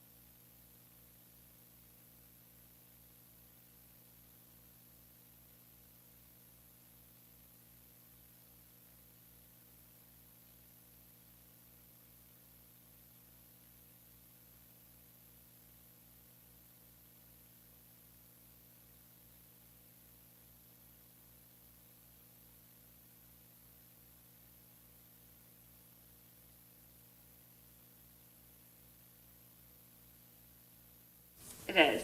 Okay. Is that the kind of books that you prefer to read? No, I read mostly nonfiction, like almost exclusively, so, There might be an audience for the book, sure. but it's just not you. It's just not me. Okay. That's, will you continue to have contact with Shelby Nealy? Yeah, I don't, Over. Okay. I don't see any reason why I wouldn't. I anticipate continuing to. Okay, thank you. I'm another person. Thank you. Ma'am, you may step down. Yeah. Defense, please call your next witness. All right. Is Dr. Campbell your next one? Yes. On Zoom? All right, we'll get back on Zoom then.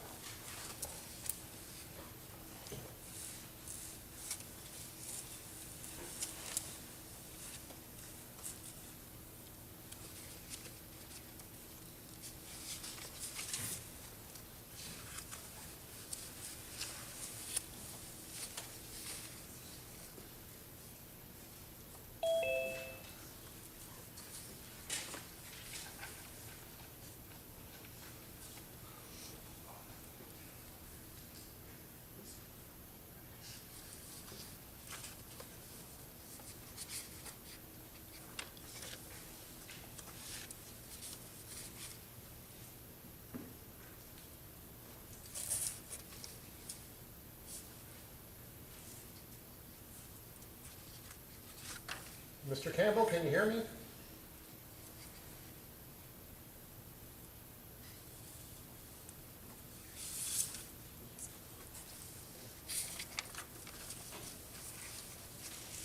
Mr. Campbell? Or do you want to email him or whatever? Text him?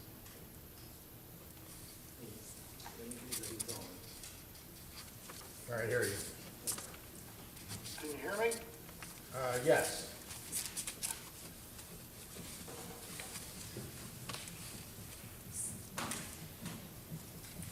I can just barely hear you, and it says that your audio's off, so I don't know why I can hear you at all, but can you unmute yourself?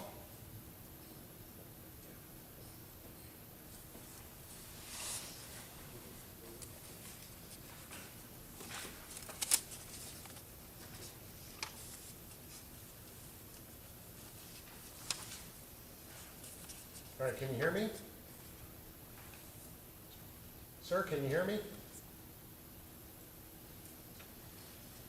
All right, I don't know what happened there. I mean, it appears as if his audio is off.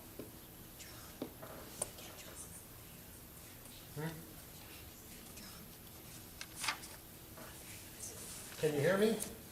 He says he can't hear anything. All right, so my audio's on, his is still off. Okay, he still has the microphone with it. There we go. Mine is now off. I can hear you, sir. All I'm right, sorry. beautiful. All right. Please raise your right hand. You swear or affirm to tell the truth, the whole truth, and nothing but the truth. I do. All right. You may inquire.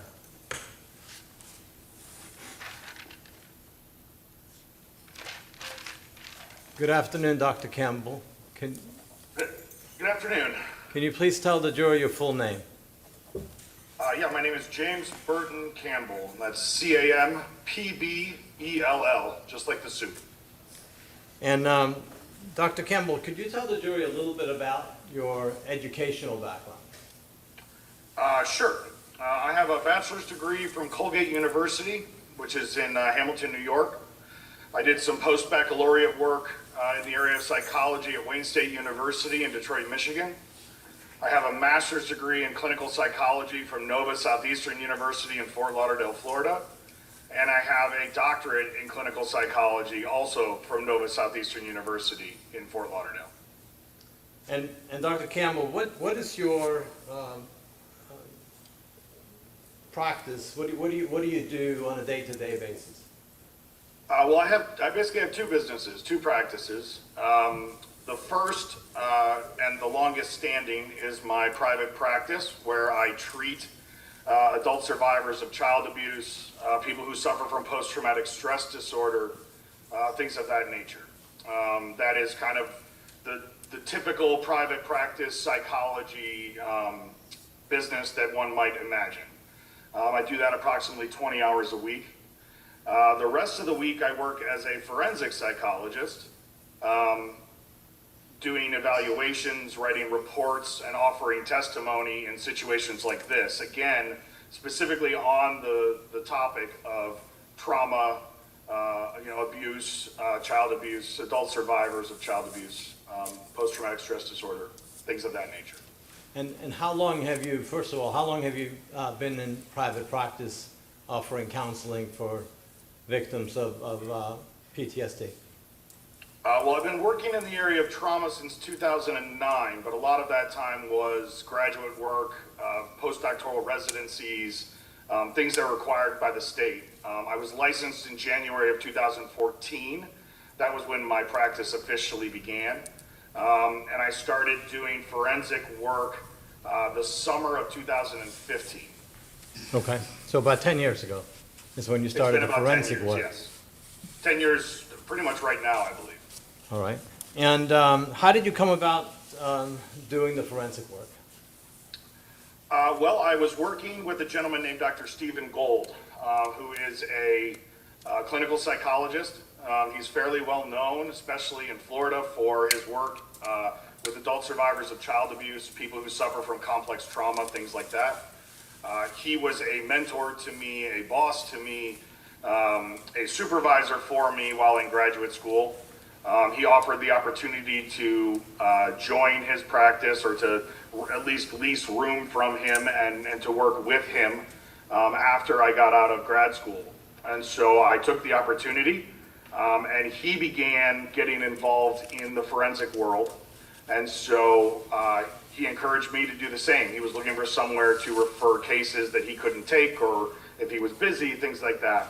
And I was hesitant at first because I didn't really know a lot about the legal system, but I did eventually agree to do that, and I've been doing it ever since. And during the 10 years that you've been working in the forensic field, have you been recognized as an expert witness in courts throughout the state of Florida? Yes, I have.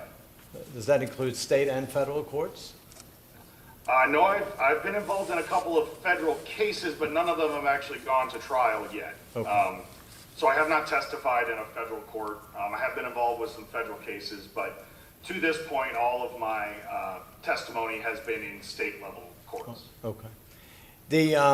How did you become involved in this case? I was contacted in 2019 by a lawyer by the name of Allison Miller, who at the time was working for the Public Defender's Office. All right. And when you were contacted with her, what do you do after being contacted with her by her? Well, she essentially said that she had a case that she believed involved some potential trauma, and that she wanted me to do an evaluation specific to trauma and post-traumatic stress disorder, and that she was hoping to hire me. And so we went through the contract negotiations, or the JAC appointment, things of that nature, at which point I went about scheduling a visit to see the defendant. Okay. Prior to visiting with Shelby Nealy, did you review anything? No, I did not. All right. And how much time did you spend with Shelby Nealy the first time that you met with him? The first time was on the 24th of April, 2019. I was there for 3 hours. All right. And when you met with him for about 3 hours, was that here at the jail? Yeah, they're in Pinellas County, yes. Do you know if he was in protective custody at that time? I honestly do not know. Okay. I know that we met in one of the rooms down there on the first floor. They brought him down to me. I don't know the status of his care at that time. All right. What kind of information did you obtain during that meeting with Shelby Nealy? Well, one of the things that's really important in these situations, and one of the areas where I've been relatively successful, is in building rapport with people in these situations, these forensic crimes and situations. People who have been through trauma have a hard time trusting other people. They've been hurt, they feel betrayed, they feel abandoned. So building a relationship and building trust helps to encourage the person to be more forthcoming, to be more truthful. I set up a condition of non-judgment and acceptance. So that was a large part of that first meeting. Beyond that, what we did was we started working our way through his life experiences, starting with his childhood, working our way through his life. Where was he born? Where did he go to school? What was school like? What was his mom like? What was his dad like? Just starting to kind of build a history of what he's been through up until that point. Okay. So at this point, it's a self-reported history by Shelby Nealy to you. Correct. And I know that in forensic settings, records are available and very helpful. And I do appreciate the use of records to corroborate things. Unfortunately, psychology is a subject that still to this point, we rely pretty heavily on self-report. Okay. There's no measure, there's no MRI, there's nothing like that can tell us what thought a person is having in their head. So unfortunately, the only way to get that sort of information is by self-report. It's something that I have to rely on fairly heavily in my clinical work in my office from the treatment angle, and so that's not really unusual. Okay. Is it in fact common that people that talk to you about past trauma are not eager to talk about past trauma? Absolutely. They're often very hesitant. Even people that I've been working with as a psychologist in a treatment setting for 6, 8, 10 years, oftentimes will say, there's something I never told you, I want to tell you, but I'm scared, and we'll have to kind of work through it to get to the point where they're comfortable saying it. Most people who've been traumatized see the expression of emotion or the giving of personal details to another person as a thing that exposes them or makes them vulnerable to being attacked back. You're basically giving that person ammunition against you, telling them that you're insecure, telling them that you're depressed, telling them, whatever actual facts about your life. So they're very hesitant to spill that over and to tell other people. Okay. So as it relates to this initial meeting, you're building up trust. Tell the jury a little bit about what kind of information did Shelby Nealy give you during this initial meeting that assists you in evaluating his case and the circumstances surrounding his life? Well, like I said, in this first one, we started from the beginning, from birth. So we talked about his mother and his father. We talked about them living in Texas, and that his mother had to flee that relationship because of domestic violence.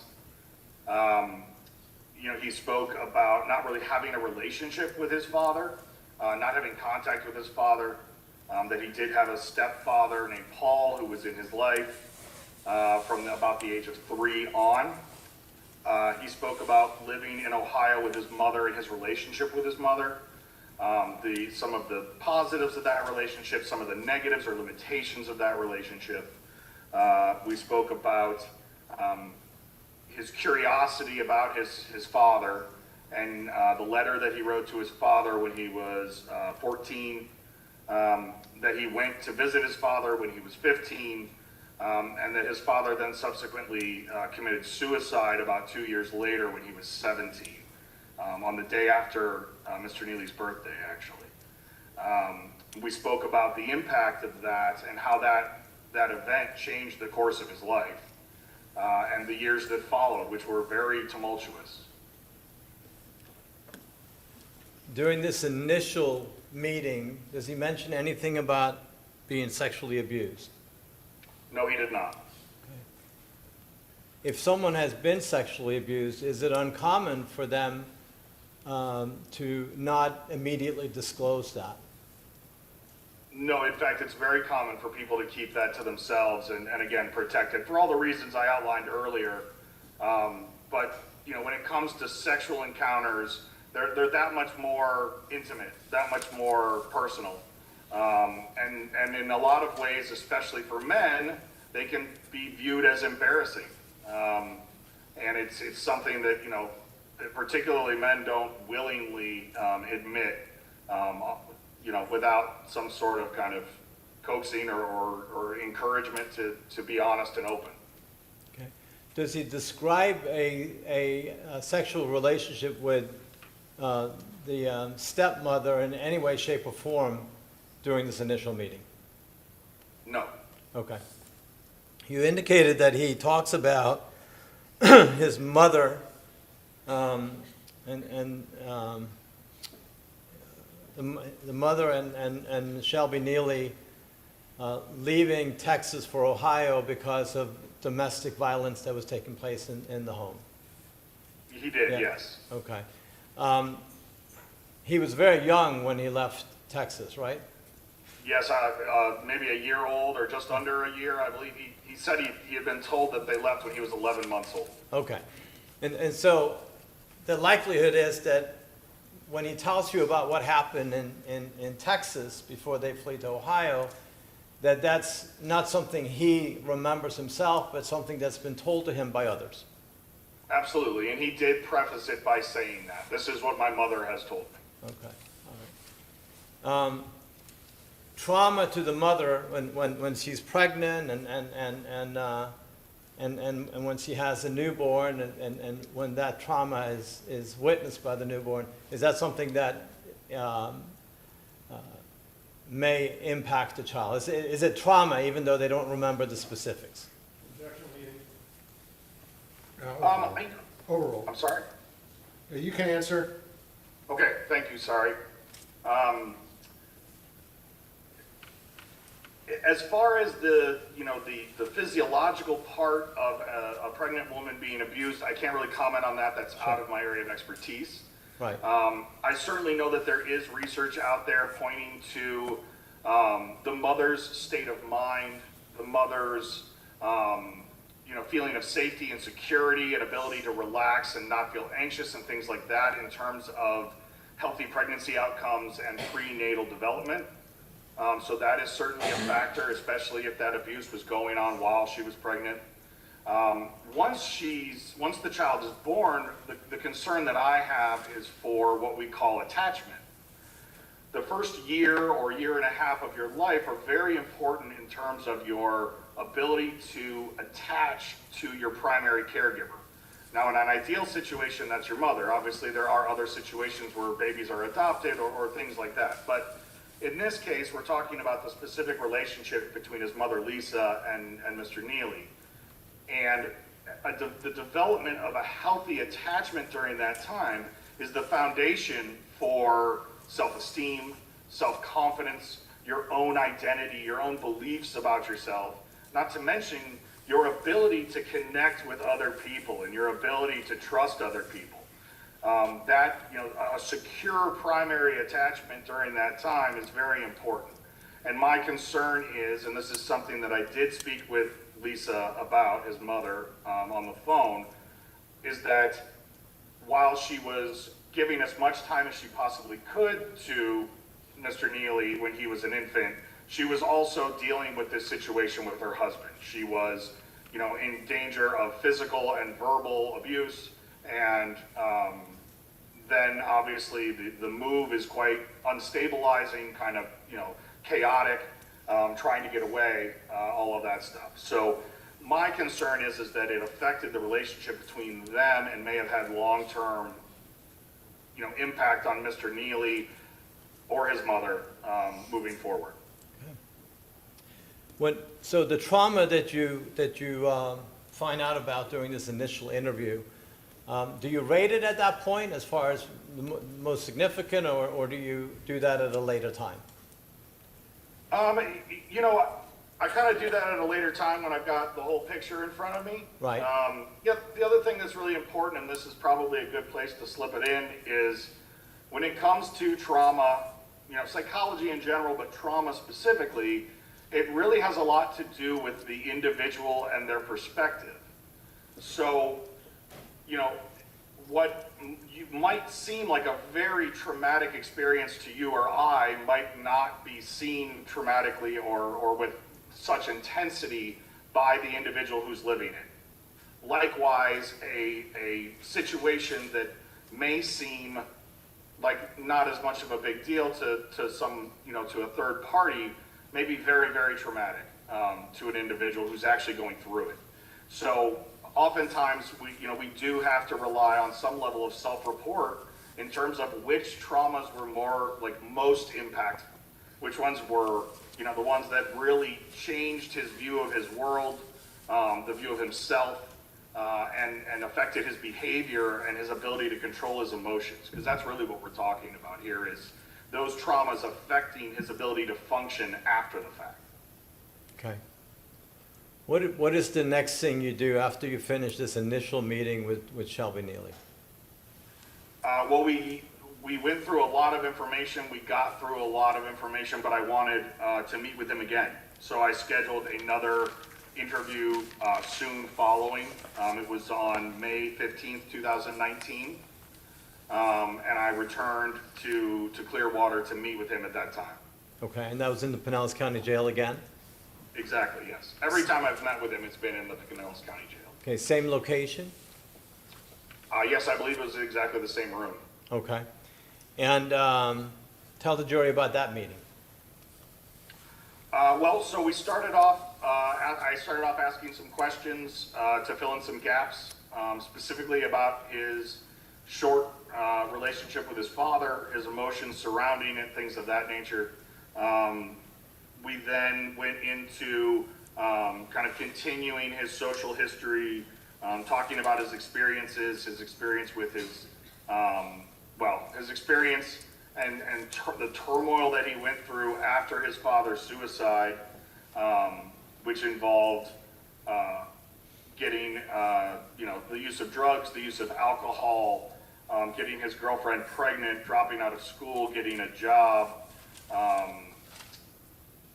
being arrested a couple of times, having difficulties in that marriage, which led to some domestic violence charges, and then the dissolution of that marriage, which separated him from his daughter as well, and then there was a series of small-time jobs, homelessness, difficulty with his mother, basically just him trying to get on his feet until the time when he met his second wife, Jamie, and his feelings surrounding that, and moving forward into that part of his life.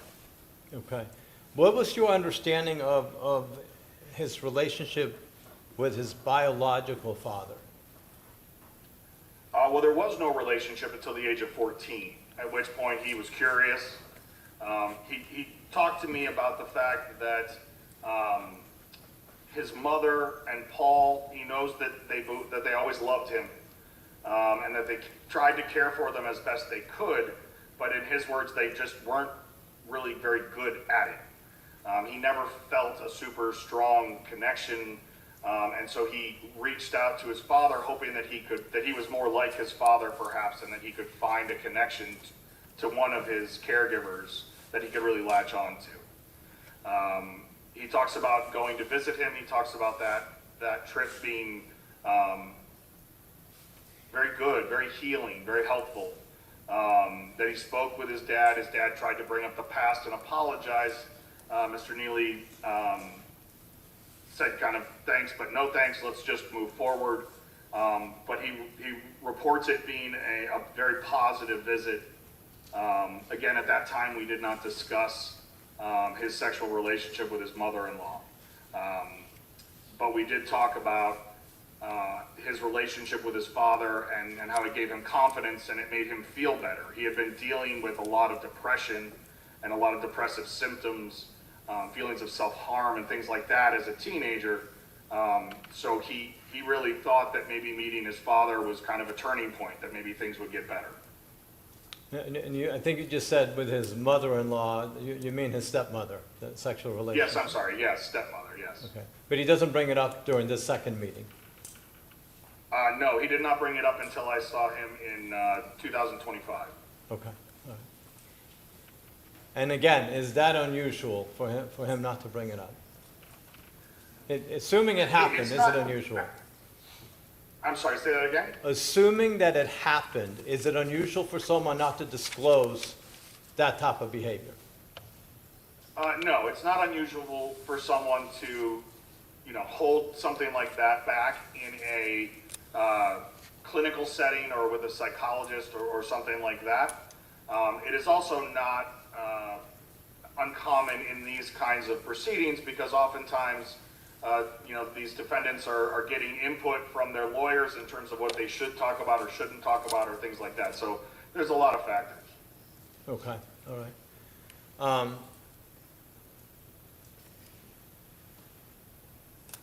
If it was Shelby Nealy's intent shortly after being arrested on these charges to fabricate being a victim of sexual abuse, would you expect that he would tell you about it and be eager to tell you about it right away? Yeah, I would expect that if that was something that he, fabricated or made up for the purposes of trial, that he would have done it sooner, and also that he would have not had any hesitancy or issues admitting it, because it wouldn't carry the same emotional weight as if it actually occurred. Okay. What's the next thing that you do? So you have these two meetings with Shelby Nealy back in 2019, right? Correct. What's the next thing that you do? Well, at that point, I requested as many records, as relevant records, as the defense team had. But at some point there in late 2019, I basically lost contact with the defense team. I did not actually kind of know what the status of the trial was or the case. And I was, the lawyer that had been on it was no longer on it, and I didn't honestly know what was going on. So there were several years there where I just kind of put my file away and preserved my records, but I didn't know what the status of the case was. Okay, so, and up until you were contacted by the current defense team, did you even know that there had been a change in, as far as the team is concerned that represents Shelby Nealy? Well, I knew that because I spoke to the lawyer who hired me, and she said she wasn't on the case anymore. But Okay. I had not heard from any other legal teams or anybody in the interim until I heard from your team. Okay, all right. So when you're contacted again in 2025, what do you do? Well, I immediately want to schedule an appointment to meet with him, to reintroduce myself, to potentially, try and rebuild rapport. Obviously being, absent for over 5 years does a lot to kind of, what's the right word, erode a relationship. So I wanted to get there, and I wanted to meet him again and talk to him and kind of reestablish connection. When do you meet with him? I met with him on the 28th of January, 2025. Okay. And when you met with him on that particular date, who was present? The mitigation specialist, Ms. Boland, was present with me on that occasion. Okay. Tell the jury about that meeting and what kind of information you obtained from Mr. Nealy during that meeting. Well, we spoke about a great number of things. We spoke about the time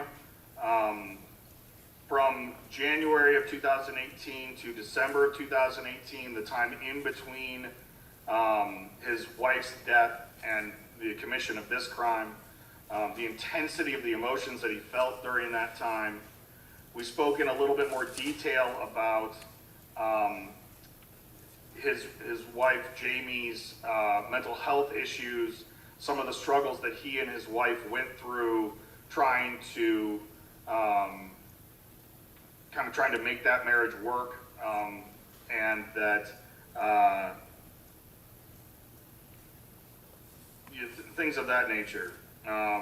We also spoke about the kind of the beginning of that relationship with Jamie and how he had just been coming off this time where his father had passed.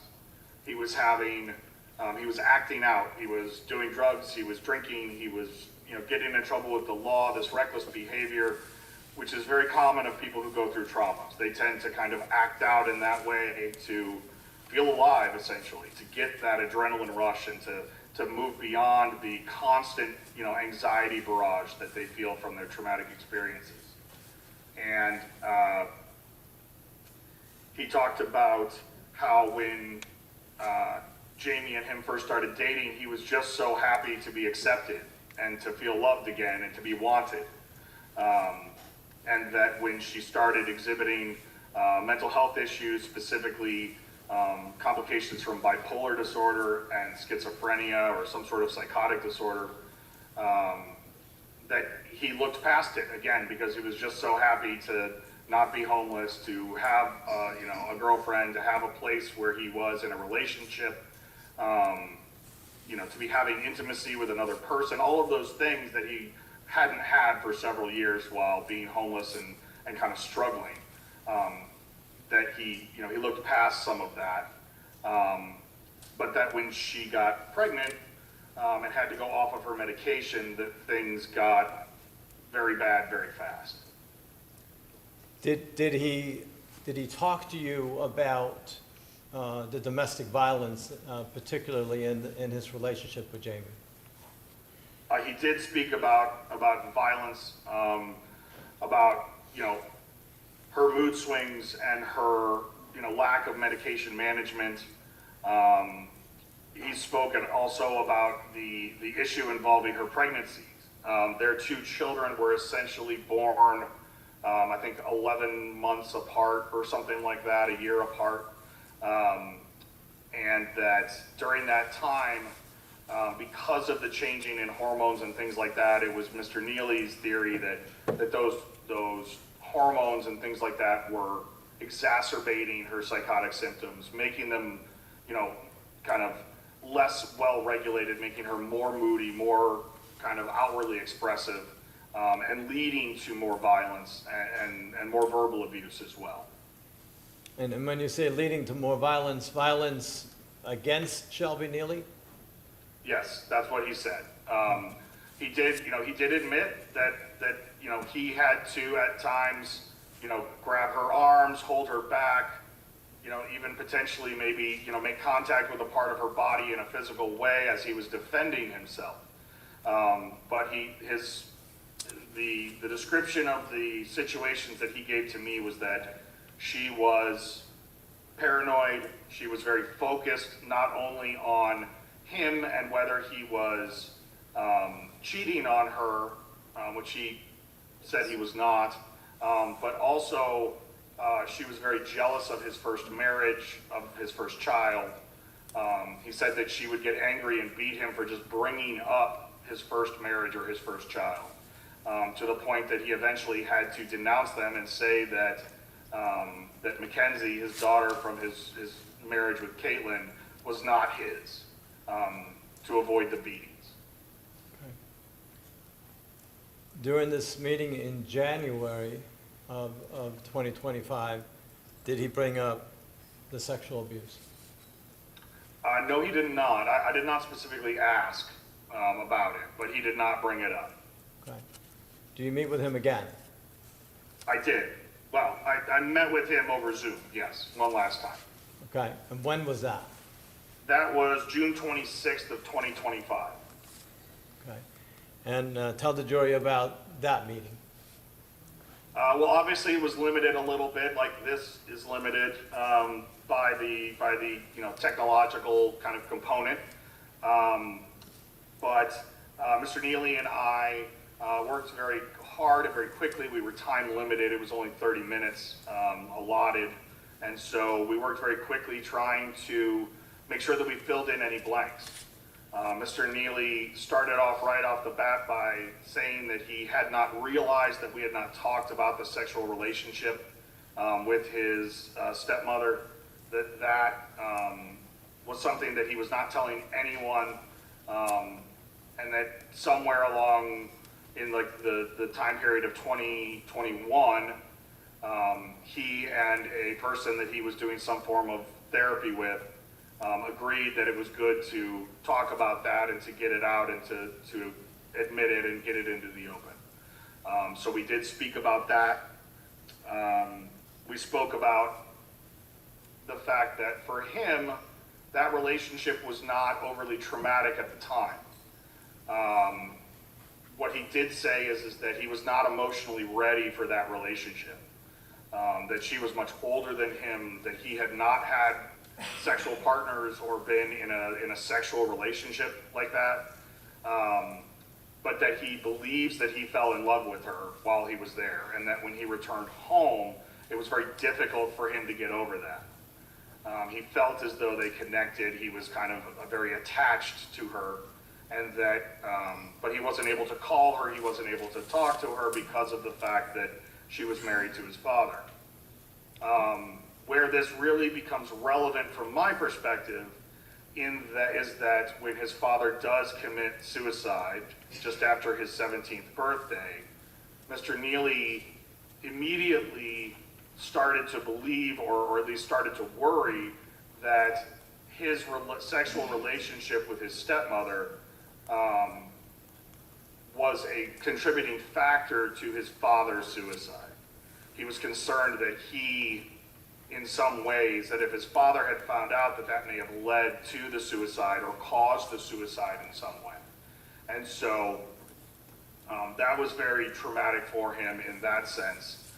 He reported to me that as soon as he found out about his father's suicide, he was so distraught that he threw up repeatedly for about, I don't know, he didn't say how many hours, but he said for the rest of the night. And I get the impression that it was a very difficult time, a very difficult realization, and an unknown. You know, something he'll never have an answer to. He'll never know whether that was a factor or not. Something that he reported to me still bounces around in his head, and he still questions from time to time. Whether or not that infidelity had something to do with his father's suicide or not. Whether he had an impact on his father's decision to take his own life. So the sexual relationship that's reported to you between Shelby Nealy and his stepmother, it appears that it was consensual in a sense. Is that accurate? I mean, that's accurate, I think, to some level. You guys are the lawyers, so I'll leave it to you whether a 15-year-old can consent to an adult, sexual relationship. But, certainly, I don't think that she forced herself on him. I think that he was a willing participant, just again, not emotionally prepared for that kind of a relationship. Okay. Well, doing the work you do, and both counseling and forensically, I'm assuming you know that it's considered sexual abuse when there is the age discrepancy and when one participant is a minor, right? Absolutely. Yes, Okay. no, I'm aware of that. Yeah, and maybe part of the reason for that is the emotional, not being mature enough to understand everything that surrounds the strong feelings involved in those type of activities. Oh, Would you agree? I do agree. I do think that, the emotional maturity and the intellectual maturity of a minor, under 18, is the primary reason for that law. And of course, as we all know now, the brain doesn't fully develop until the age of 25, not 18. So that person is even less emotionally, and mentally prepared to handle that situation than we originally thought they were when they wrote that law. Okay. What else do you review before you sit down and sort of try to figure out if you have some answers for us, for the jury, about Shelby Nealy? Well, after my visit in January of 2025, I reached out to your office and essentially asked for records. Any records that were relevant. I had not seen any records up until that point, despite requesting them from the previous defense team. Right. So it was at that point that I got a great deal of records, and then was able to review those before my meeting with Mr. Nealy in June of 25. Okay. And describe to the jury, what records did you review? So the records that I reviewed, medical records from University Hospital, Cleveland Clinic, the Metro Health System, St. Vincent Charity Medical Center, records from the Cleveland Police Department, records from the Palm Beach County Sheriff's Office, records from Broadview Heights, Ohio Police Department, records from Bethany Lutheran School, from Constellation Schools, Parma Community, which is in Parma, Ohio, jail records from the Pinellas County Jail, including medical and classification records, Pasco County Jail classification records, his father, Bobby Nealy's obituary, the divorce complaint between Lisa and Bobby Nealy, and I received all those records in one big pack, and then I did also receive a photo of a poem that was reportedly written by Mr. Nealy approximately 2 weeks ago to add to the list. Okay. If I could have a moment.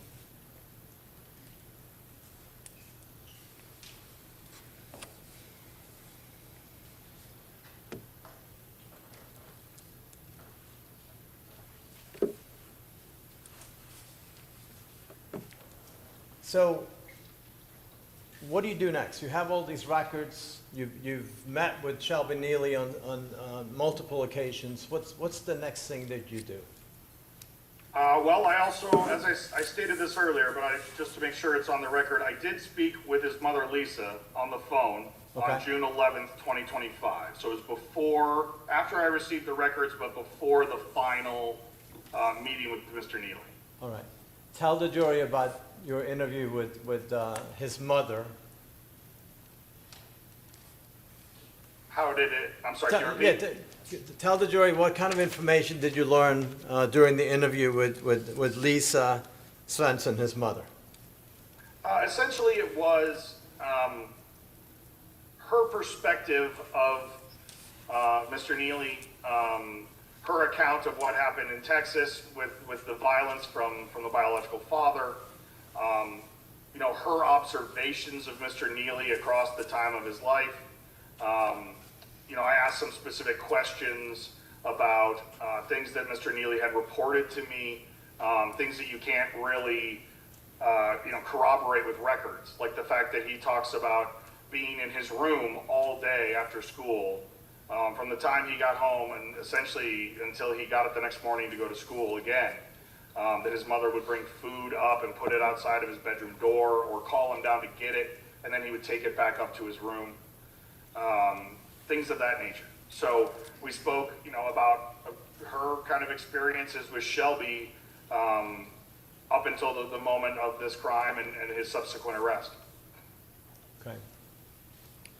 Did the mother corroborate the domestic violence and during her pregnancy with Shelby Nealy and the first year of his life? Yes, she did. Both physical and verbal. And she did, we did talk briefly about how that impacted her ability to care for Shelby and to give Shelby the time that she wanted. She spoke about it being a very stressful and chaotic time in her life. And that, while her son Shelby was her primary concern, there was a lot of other things going on as well. And that it was a difficult time for her, and that I asked her if it was possible that it affected her infant and her relationship with her infant, and she said, I don't see how it could not, or I don't see how it couldn't have, or something along those lines. Okay. Did you talk to her about Shelby Nealy's father committing suicide, shooting himself? We did talk about that. We talked about Shelby reaching out to his father, about his visit to Texas, about changes in his behavior when he returned from Texas, and also about the shock and the impact that his father's suicide had. Lisa saw it kind of from two perspectives. Number one, that he had been curious about his father. He had reached out and had a good meeting with his father, and then his father was taken away from him almost as quickly as he kind of got a father and he was gone. And that was very hard on her son. She also spoke about the fact that this was the first real loss that Shelby had ever experienced. And that he was particularly hurt by the fact that it happened the day after his birthday. That it happened so close to his birthday, and kind of almost felt like that was perhaps a message, something that potentially, contributed to the feelings about the relationship, the impact of the relationship with the stepmother. When you spoke with Lisa, Shelby's mother, you said it was in June of this year? June 11th, yes. June 11th. At that time, did Lisa know anything about the sexual abuse? She did not. Okay. When you talked to Shelby Nealy and he confided in you about the sexual abuse, was he concerned about how it would impact and affect his mother if she found out about it? Very concerned. His primary concern was the impact that it would have on his mother if she found out. Okay. Did you do any other interviews? No, I did not. All right. And so you've reviewed the records, you've conducted the interviews that you talked about here today. What is the next thing you do as it relates to your expertise as a forensic psychologist?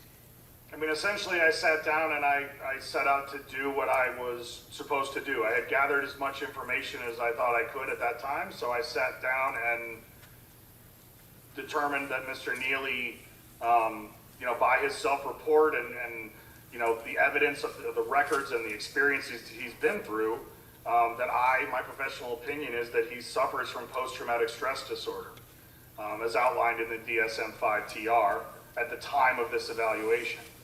I can't go back in time and tell you how long he suffered from PTSD.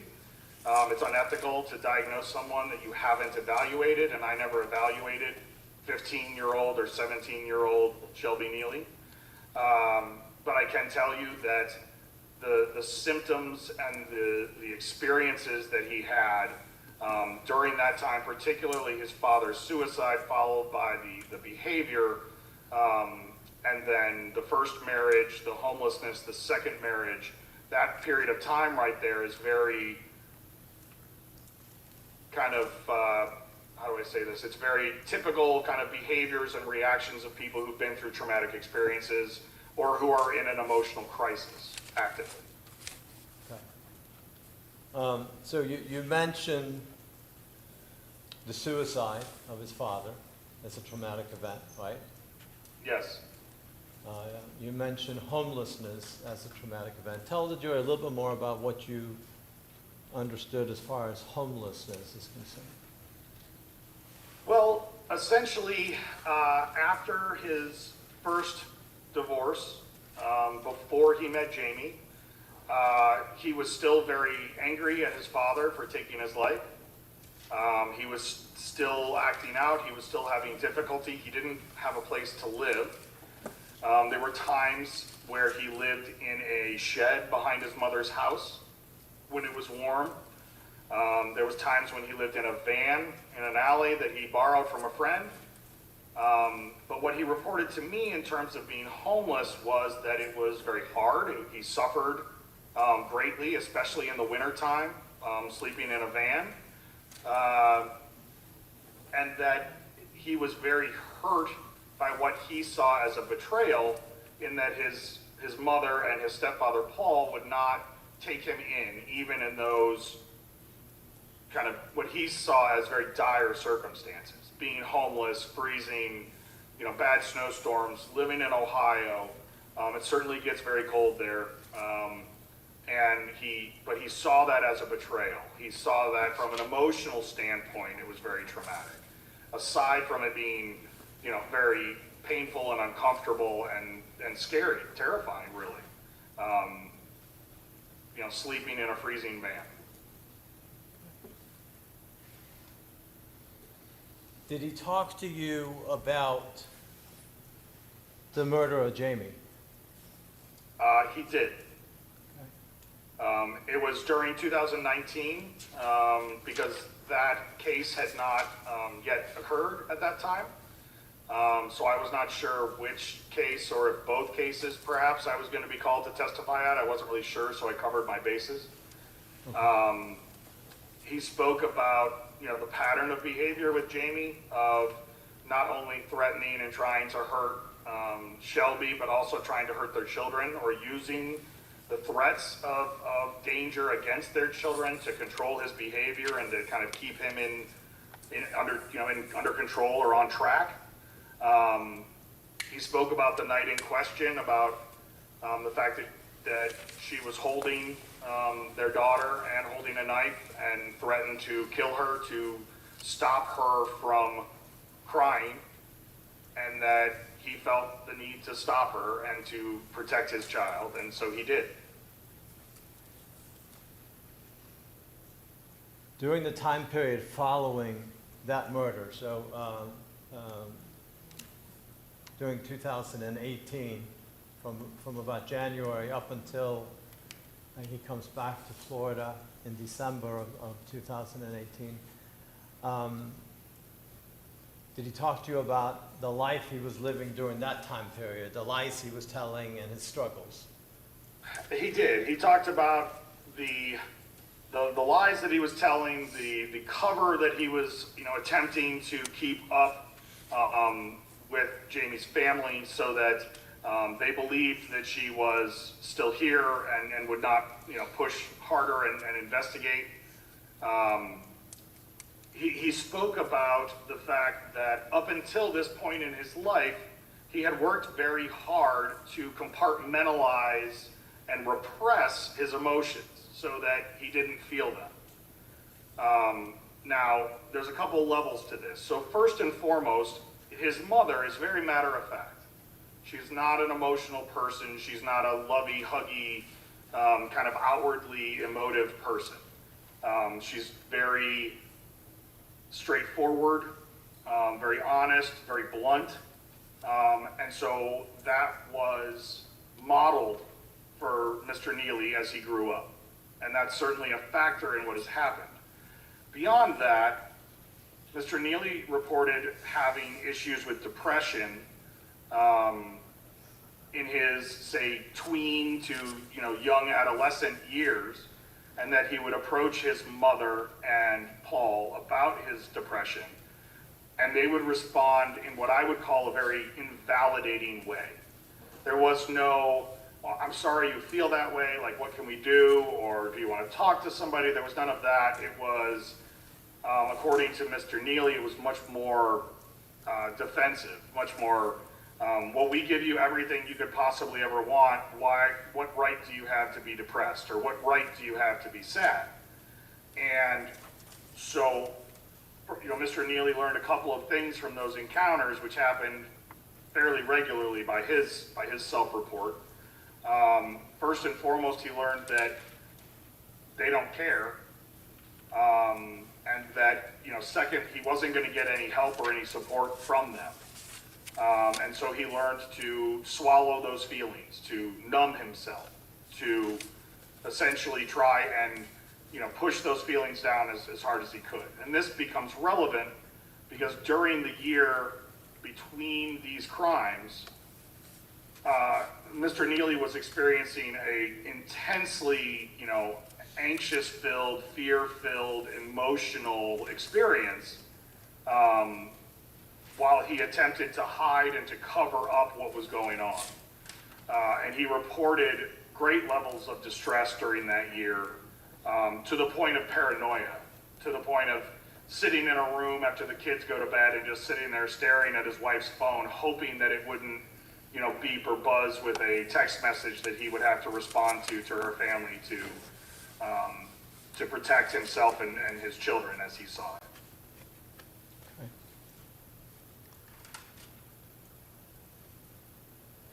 Are you able to opine whether or not he was suffering from PTSD when he killed Jamie? No. Okay. Not ethically, no. Okay. Are you able to opine that he certainly had suffered significant trauma in his life up until that point? Based on self-report, based on mom's corroboration, I can certainly opine that he was, that he had a trauma in his life, that trauma appeared to have a significant impact on him, that he was exhibiting behaviors that are similar to people who have traumatic experiences, and that, it all kind of fits or leads towards the conclusion that he likely was suffering from some form of post-traumatic stress. But again, I cannot diagnose him with PTSD without having actually evaluated him. Sure. And is that also true for later on in December of 2018 when he kills her parents and brother? Or I'm sorry, sir. Can you talk into the microphone? I apologize. A little bit. I'm usually pretty loud, but I apologize. Is that also true for December of 2018 when he kills Jamie's brother and parents? Absolutely. I mean, based on self-report, based on, again, interview with mom, he was under a great deal of stress. He certainly was what he described as in survival mode, trying to just make it from day to day and protect himself and his children. And I can, again, say there was plenty of evidence of trauma, the same traumas that were present at the commission of the first crime are certainly present at the commission of the second crime, plus any experiences he had in between that, dealing with pressure and emotion, intense emotional reaction, and his inability to handle those intense emotional reactions. But I can't diagnose him with PTSD, no. Okay. But after that, during the sessions that you met with him, up until recently, at this point in time, you're able to diagnose him with PTSD? Yes, I believe that he met criteria for PTSD in 2019 when I saw him. Okay. He was functioning better when I saw him in 2025, but I still believe that he meets criteria for PTSD at that time. I'm confident and within my ethical rights to say that. All right. You are familiar with the fact that he has written a book and self-published a book? He told me that when we spoke recently. Yes, I have not seen the book, read the book. I didn't honestly even look it up. He just said that he had written a book, that it was fiction, and that it was on Amazon. Okay, all right.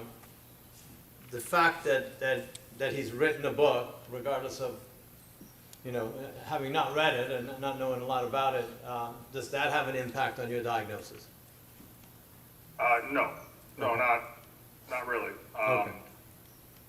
There's a lot of books, and a lot of them are published, and some of them maybe shouldn't have been. I mean, I'm not a literary critic, so I apologize. That's okay. It's okay. Have one moment, Your Honor. Okay.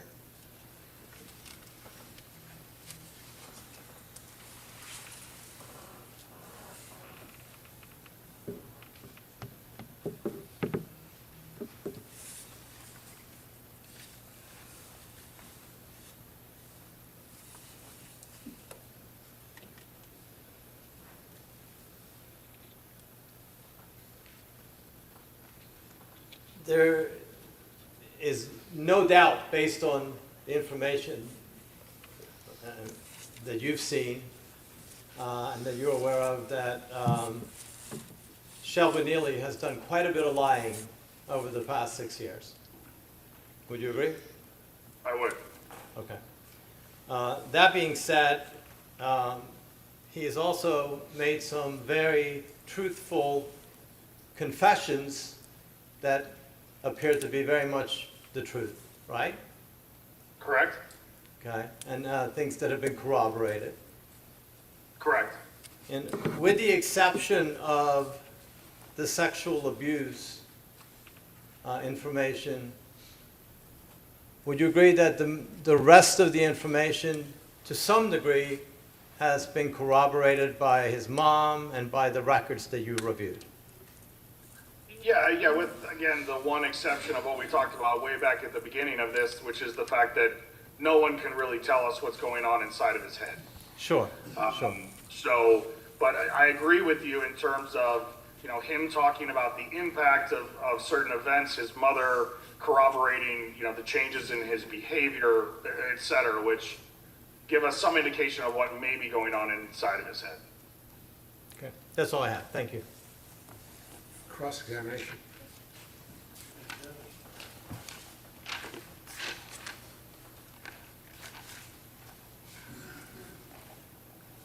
Good afternoon, Dr. Campbell. Good afternoon. You can hear me okay? Yes, I can. Fantastic. How much money are you making for your involvement in this case? All told, I think it'll probably come out somewhere around maybe $10,000. I'm not honestly sure. Okay. And you've never testified for the state before, correct? No, I have taken a couple of calls from state attorneys, conferred with them, and they opted not to hire me. So I'm not opposed to working for the state. I think that PTSD just fits better into the mitigation category at this time, and so it's maybe not applicable. So you've never been hired by the state either? No. So all of your forensic work has been for the defense in one capacity or another? That's correct.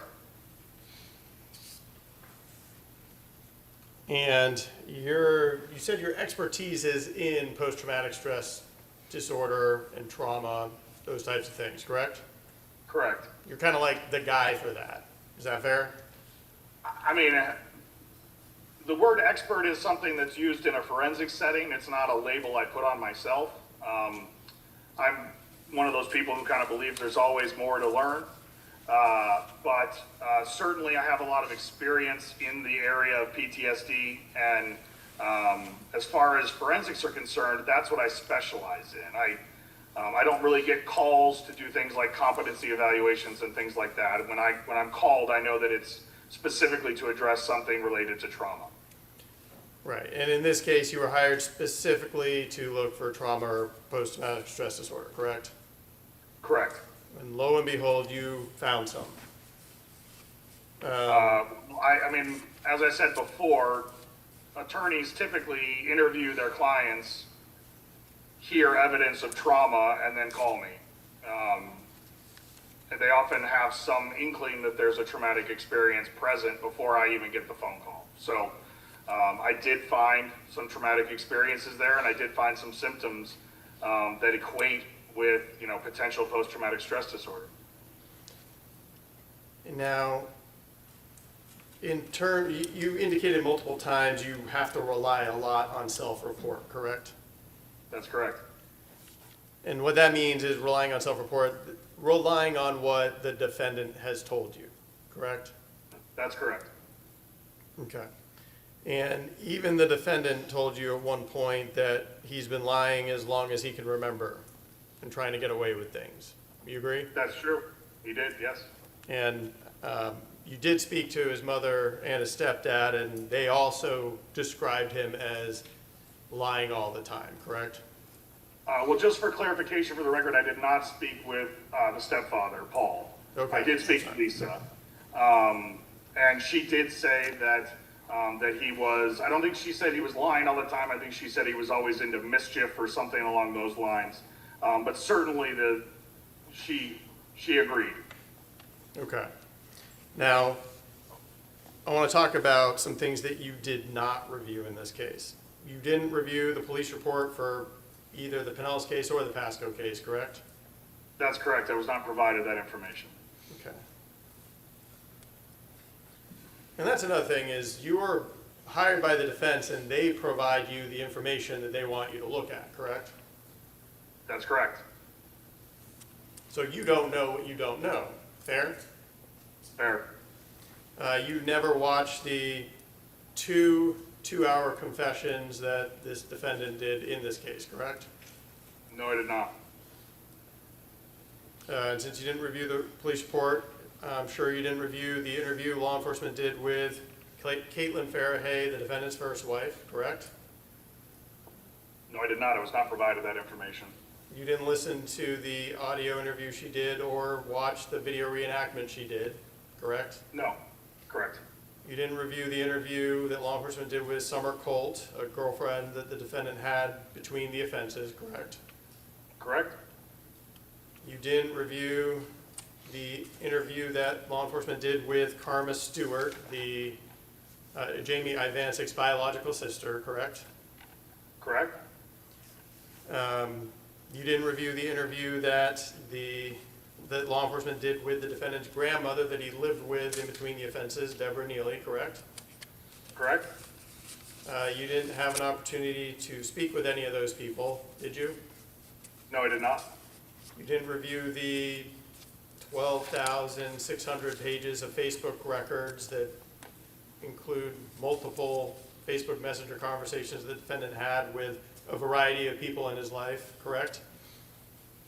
I'm sorry, that was like social media content you're speaking of? I couldn't hear the first word. Correct. The records from Facebook from this defendant's account that document the posts that he made under his account name and the various Facebook Messenger conversations that he's had with people in his life? No, I have not reviewed that material, no. Okay.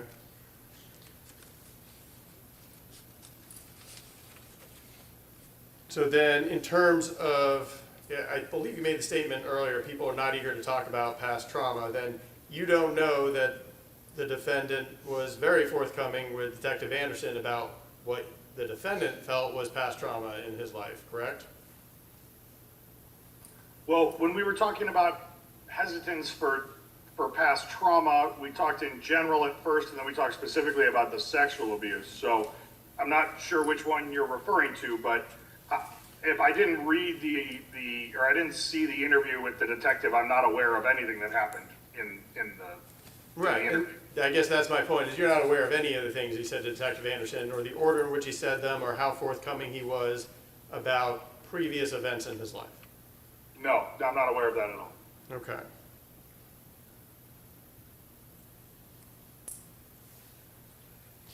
Now, when you first spoke to the defendant, in fact, and that would be back April of 2019, he described the visit to his biological father when he was 15 as a good experience, correct? Correct. He didn't describe any trauma related to that visit, correct? Correct.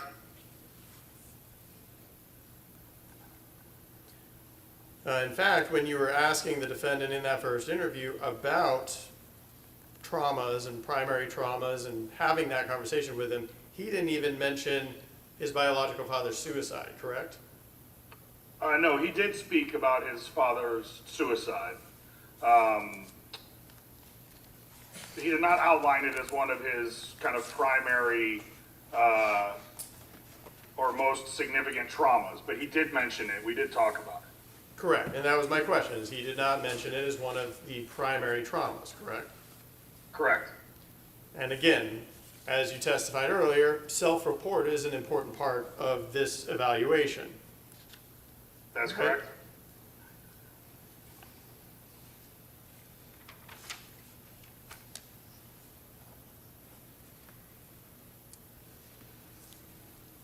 One thing that you did mention,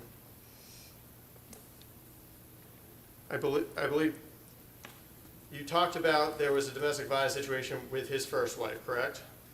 Correct. And again, you haven't reviewed any of the materials from Caitlin Fairhay, so you're not aware that she described that the defendant was violent with her, choked her out, and then held her daughter over her while threatening to kill her in front of her child. You're not aware of any of those facts, correct? I am not, no. And you didn't ask the defendant about any of those details in that particular domestic violence situation, did you?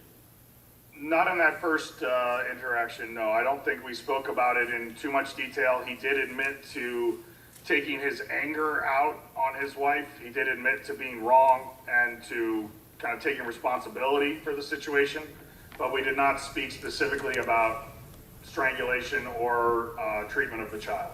Okay, and I guess while we're on that topic, one thing he did tell you about that first marriage, and I believe it was the first interview you did with him, was the defendant said that Caitlin's pregnancy is what caused him to drop out of school early and to go get a job, right?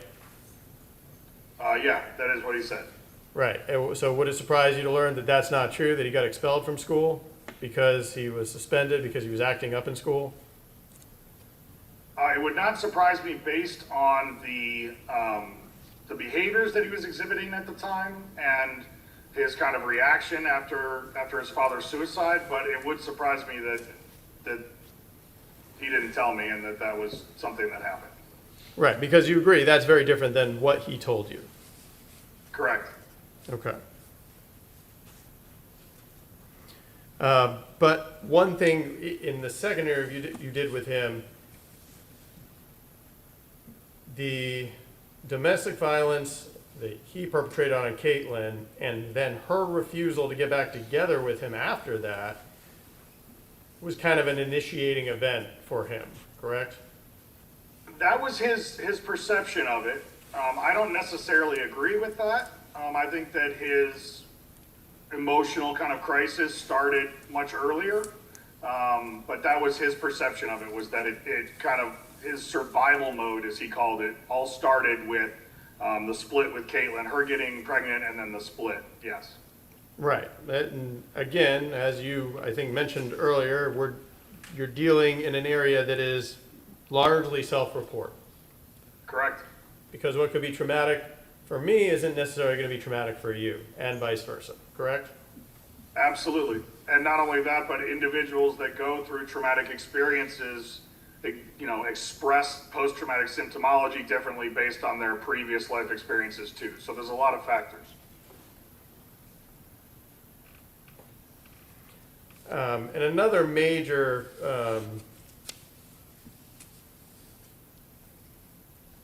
trauma that was described by him was this period of homelessness, correct? Correct. And he kind of described that as, and I think that you,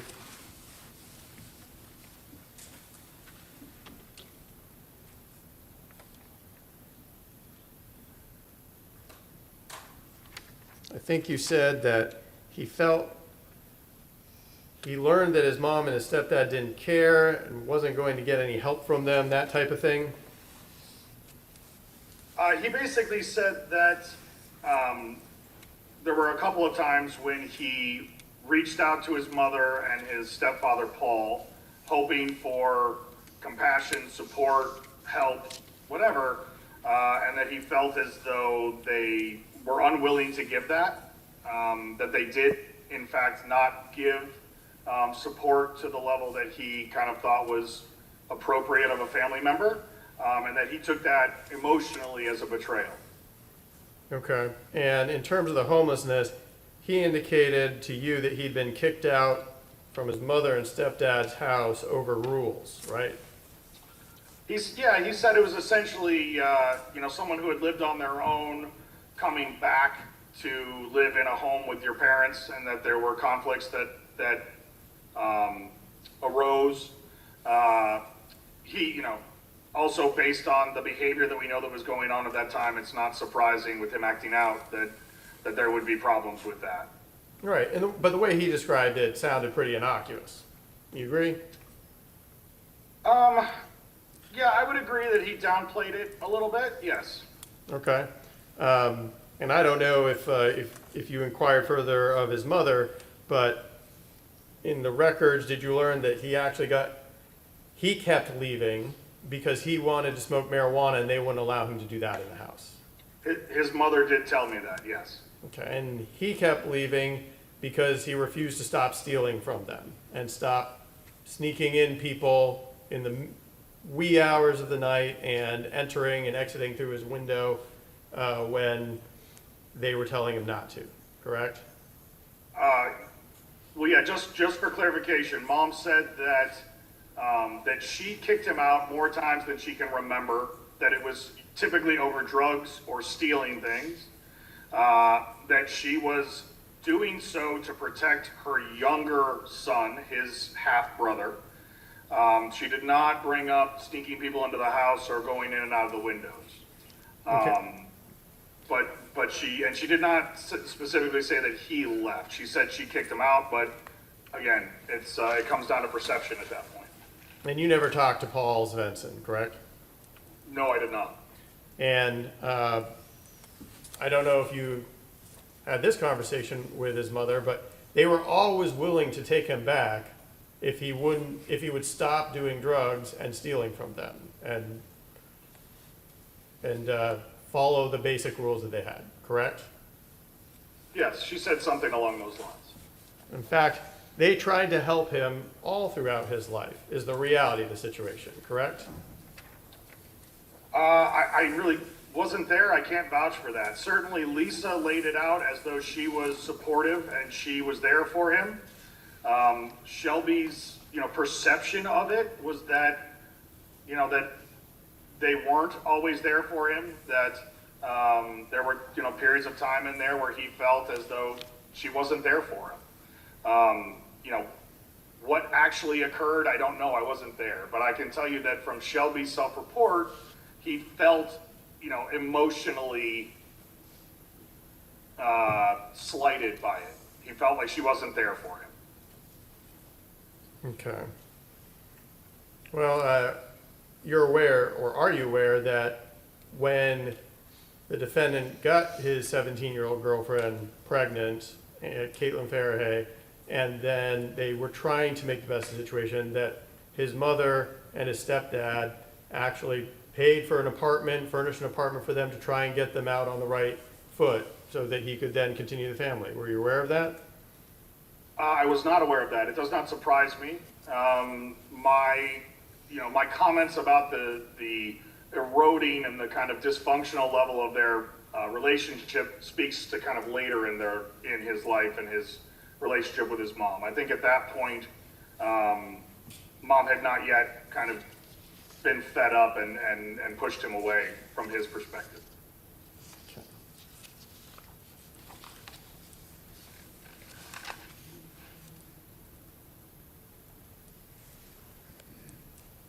Now,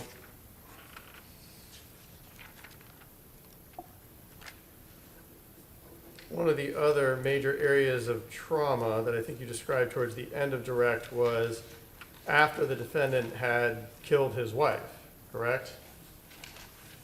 Well, I spoke about the level of extreme emotions that he was experiencing and the fact that given his trauma background, he was less capable of tolerating that level of stress. I also spoke about specifics engaged with his emotional numbing and kind of like subduing and compartmentalizing his emotions, and that led to this being an even more kind of extreme situation for him personally. Right, and when you're talking about his stress during that time period, you're talking about the stress and fear and anxiety of getting caught, right? Correct. Yes, absolutely. And I think you used the word paranoia at one point. You remember that? Yes, it did. Yep. And you'd agree with me that paranoia, a definition would be a way of thinking that involves feelings of distrust and suspicion about others without a good reason? Sure. Either without a good reason or let's say it's exaggerated. Maybe there's, small inklings and it's hyperbolic in nature, I would say. Yes, but certainly paranoia fits that bill. Yes. It's kind of funny to be talking about a defendant who is exhibiting indications of post-traumatic stress disorder because he beat his first wife and because he killed his second wife, isn't it? Well, I guess if you're going to say it that way, then yes, it is. Okay. And I did. Talking about Jamie, I think you said during direct that when she got pregnant, meaning Jamie, she went off her meds and the defendant described things as getting bad, right? That's what he said. But the defendant is the one who got her pregnant, right? The defendant and Jamie were both willing participants in the sexual encounter, from what I've been told. Right, but I think if you do the math, she was actually 17 at the time. So would you refer to that as sexual abuse as well? It would come down to the legal, kind of minutia of it and the state laws and stuff. But yes, I certainly would say that's something that's inappropriate. One thing that you brought up, I think, was the defendant having to denounce his first child, that Jamie wanted him to denounce Mackenzie. You recall talking about that? Yep, that's what Mr. Nealy told me, yes. Well, and I don't think you had the benefit of reading the interview or listening to the interview with Caitlin Farahay, but would it surprise you to learn that she described that situation as they were trying to argue that the defendant was not the father of that child to avoid any future payments for child support? I obviously was unaware of that. As you said, I didn't have that document. If that's Caitlin's perspective, that's her perspective. I can't really comment. Yeah, and that the defendant and Jamie tried to get her to sign some paper saying that the defendant was not actually the father, so that they could avoid paying any child support in the future, but Caitlin Farahay refused to sign it? No, I was not aware of that. Okay.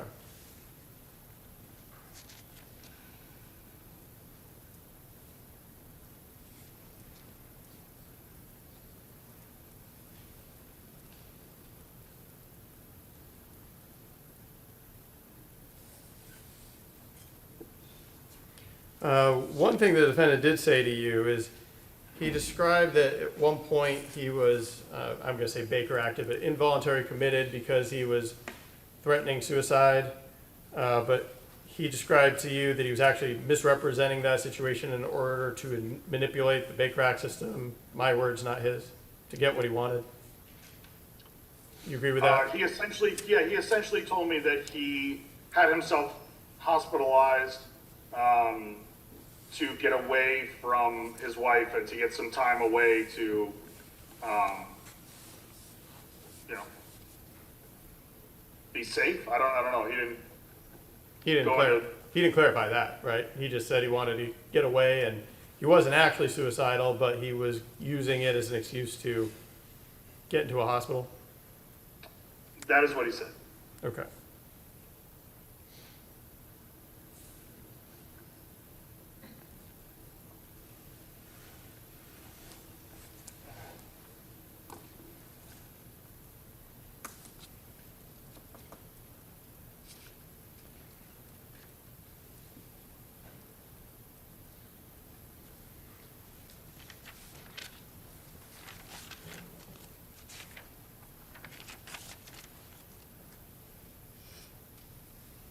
And again, just to be clear, you can't diagnose this defendant with post-traumatic stress disorder in 2018. You can only say that when you saw him in 2019, it's your opinion that he meets the criteria for post-traumatic stress disorder at that point, correct? That's accurate, yes. And by that point, he's killed 4 people, he's been arrested, he's even been extradited, and he's sitting awaiting his fate for his crimes, correct? That is correct. Judge, may I have a moment?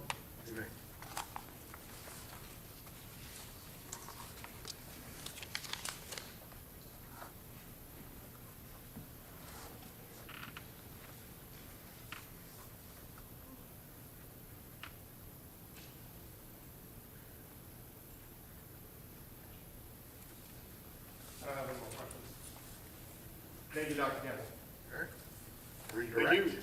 Redirect examination.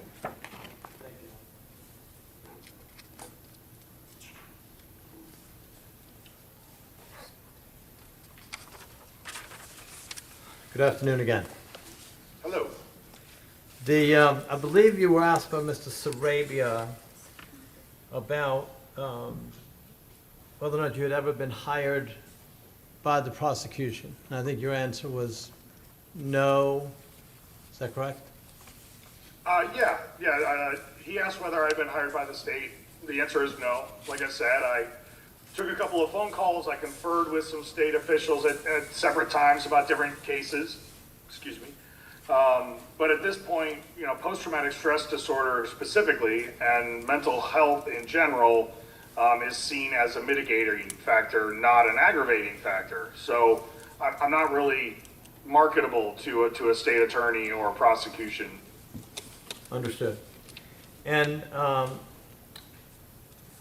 have there been times that you've been hired by the defense and at the conclusion of reviewing everything, you tell the counsel that's hired you that you can't help them? Absolutely. Okay. There's been a number of times when I have, spoken with the lawyer and told them that the case wasn't applicable to my skill set. There have been times when I have met with the individual and the individual does not report any post-traumatic symptoms, even though they have been through traumatic experiences. They don't report any problems. So there's really nothing for me to do there either. There have been a number of cases like that where I'm hired, my involvement in the case is very brief, and then the case moves on without me.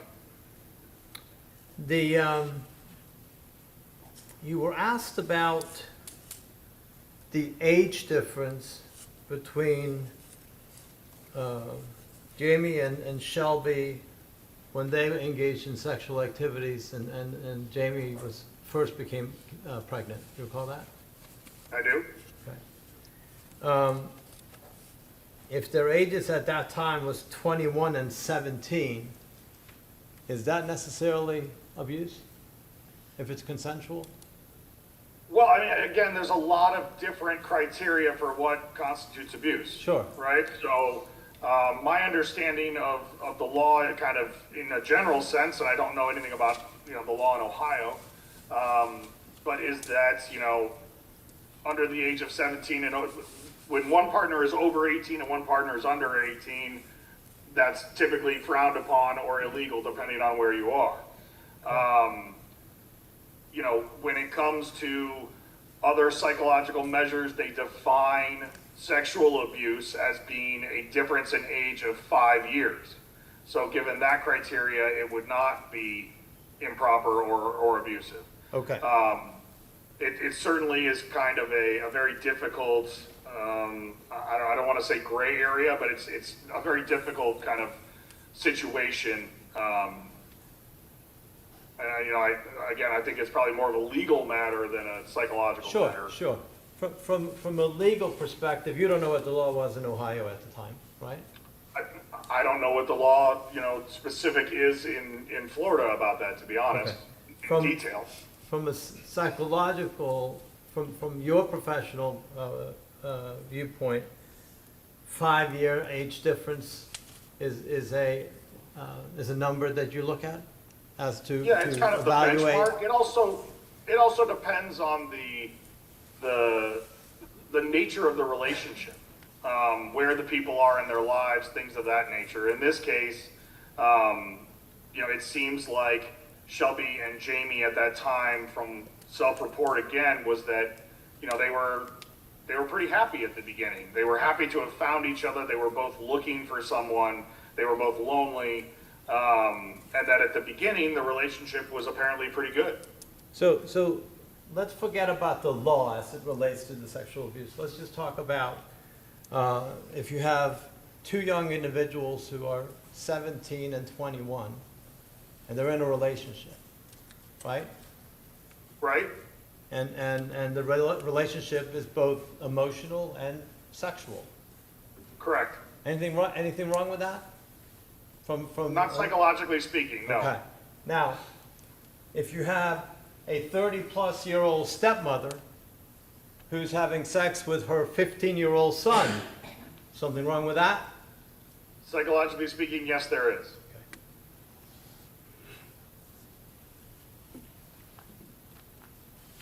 You ask questions about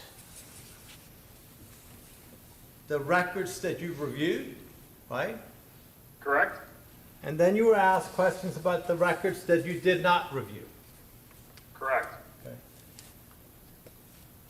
Are you comfortable, based on your training and experience, that the records that you had for your review were sufficient for you to render the opinions that you've testified to here today in front of the jury?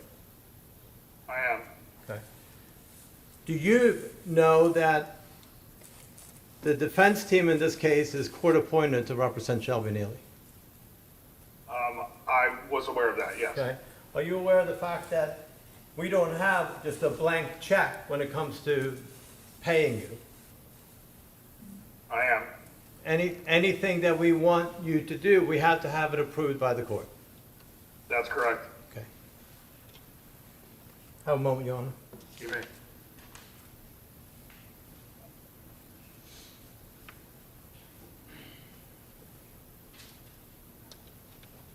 That's all I have. Thank you. Thank you, sir. Thank you.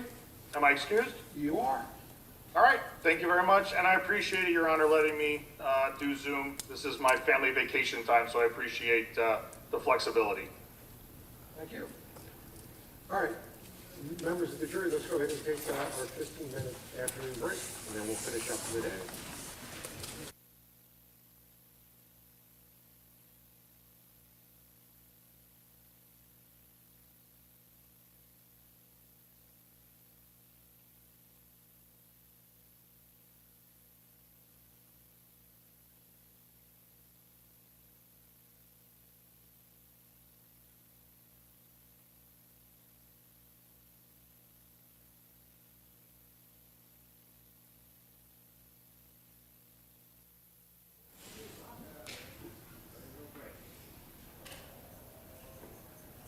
jury side here in the court. All right, so another expert in person and then mom and dad in person? That's tomorrow, Judge. Oh, We have 3 people tomorrow, another expert and then mom and dad. oh, are we done for today? We have 1 today, 1 expert today, Okay. 1 tomorrow, and parents All tomorrow. right, the expert is here or on Zoom? The expert is here. Okay. Hopefully. He's here. He's here. Let's just ask if he was at the right courthouse.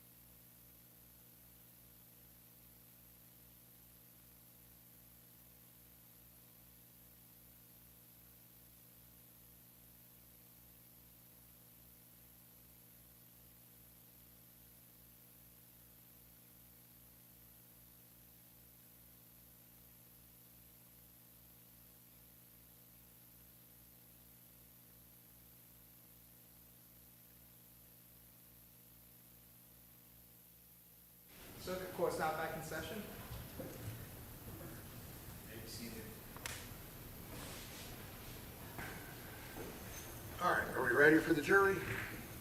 Okay. Let's go ahead and bring them in. Everybody's here. For sure this time?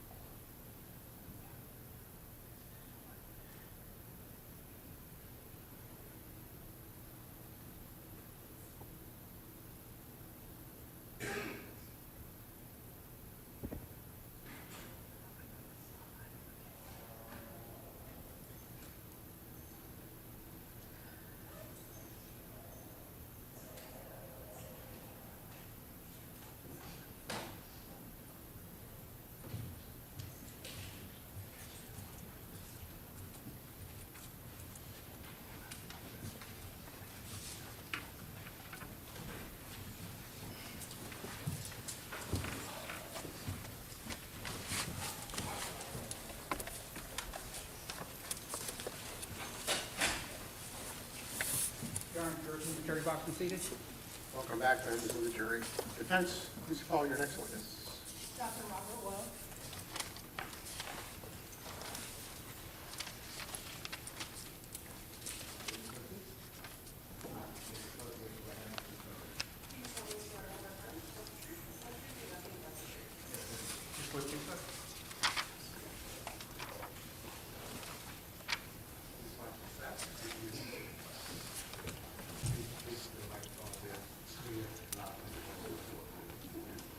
Good afternoon, sir. Good afternoon, Your Honor. Inquire. Thank you, Your Honor. Good afternoon. Good afternoon. Would you please tell the jurors your name and spell your last name for us? Sure. My name is Robert Woe, PhD. My last name is spelled O-U-A-O-U. Okay, and what is it that you do, Dr. Woe? I'm a licensed clinical psychologist in the state of Florida, as well as other states, with a specialization in neuropsychology. All right, and will you tell the jurors what neuropsychology is? Sure. Neuropsychology is a subspecialization of the field of clinical psychology. So we receive specialized training in brain behavior relations and how to assess those through standardized testing, or what are called neuropsychological tests, in order to understand behaviors, disorders, and that sort of thing. All right, and would you give the jurors a little description of your background and experience? Sure. So education-wise, I have a degree from Temple University in psychology, after which time I obtained a master's degree and a doctorate, or a PhD, in clinical psychology with a specialization in neuropsychology from Palo Alto University. In going through this long process, I completed what's called a pre-doctoral internship, which was at the VA Medical Center, VA Maryland Healthcare Center in Baltimore, Maryland, with a specialization in neuropsychology. And further training was what's called a postdoctoral fellowship, and that was at the VA Medical Center as well in Baltimore in neuropsychology. I've worked in traumatic brain injury. Actually, I worked for the most part throughout my undergraduate experience at Temple, and then furthered it obviously through graduate studies. After graduate school, I underwent the postdoctoral fellowship, which is a 2-year specialized program in research and clinical practice in neuropsychology. Worked at the VA Medical Center in Baltimore as a neuropsychologist for a couple years before taking a position with a neurology group down in Naples, Florida, which was a nice move from Baltimore. And I was at that group for 2 years, in addition to being on the staff of the Naples Community Hospital there, all within the specialization of neuropsychology.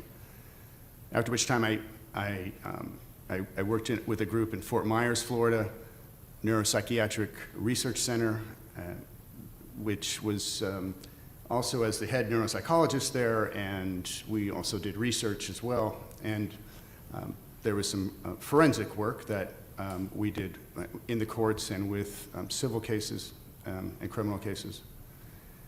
Then in 2008, I started my practice at Naples Neuropsychology, which I still maintain, where I was referred patients from the community, from around the country, from the NFL for a while as a consultant. I also worked as on the medical advisory board for the Alzheimer's Association here, actually in Clearwater, down the street, for several years, and have maintained that practice since 2008. We've moved to Santa Fe, New Mexico, relocated. Still have the same name, Naples Neuropsychology, where I also have a practice there, private practice. And you indicated that you had done some work with the NFL. Could you expound on that a little bit?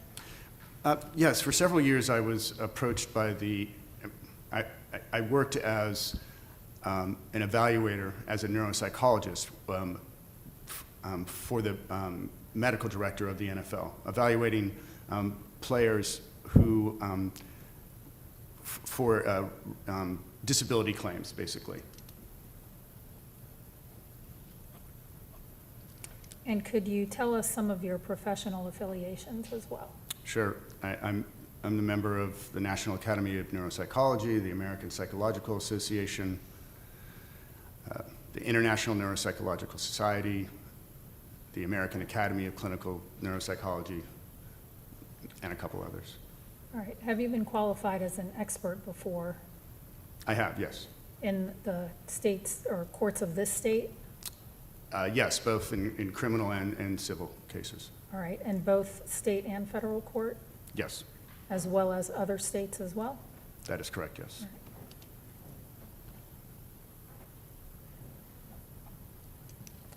How is it that you study brain behavior?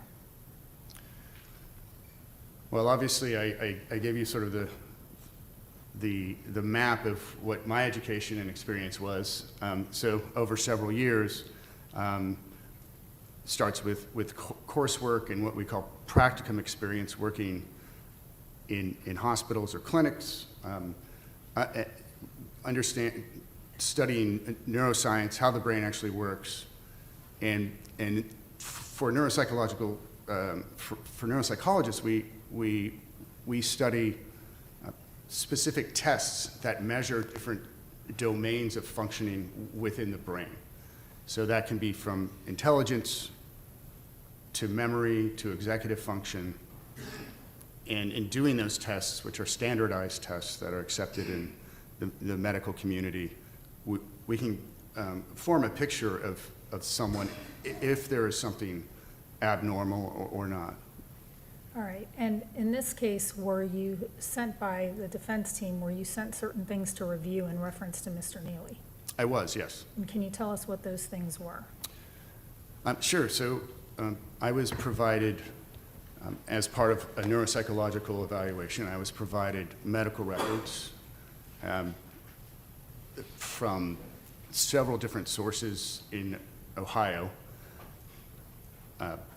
I was provided with school records. They were school records from 1st to 6th grade, Bethany Lutheran School. I was also provided with some medical records from the Pinellas County Jail, and I was provided with classification records from the Pinellas County Jail and Pasco County Jail as well. Among the medical records that you were provided from Ohio, would that include Metro Health records?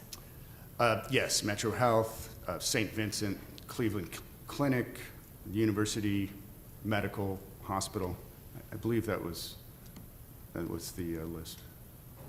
Okay. And are these the types of things that are typically relied upon by experts in your field? Yes. How many times did you see Mr. Nealy? I saw Mr. Nealy on 3 different occasions. And for the type of work that you're performing, is that typical, atypical, the amount of times that you've seen him and the amount of time that you spent with him? Well, I think it varies. As neuropsychologists, doing a neuropsychological evaluation, it's a pretty discrete process in that several hour day of doing testing, standardized testing, can be adequate. So I think I saw him a little bit more than I normally would, and that was because I was in Pinellas County and was interested in if there were any changes in his mental status. Okay. And when you first saw him, well, let me ask you, when you're typically doing these sorts of evaluations, assessments, are you interested in head injuries?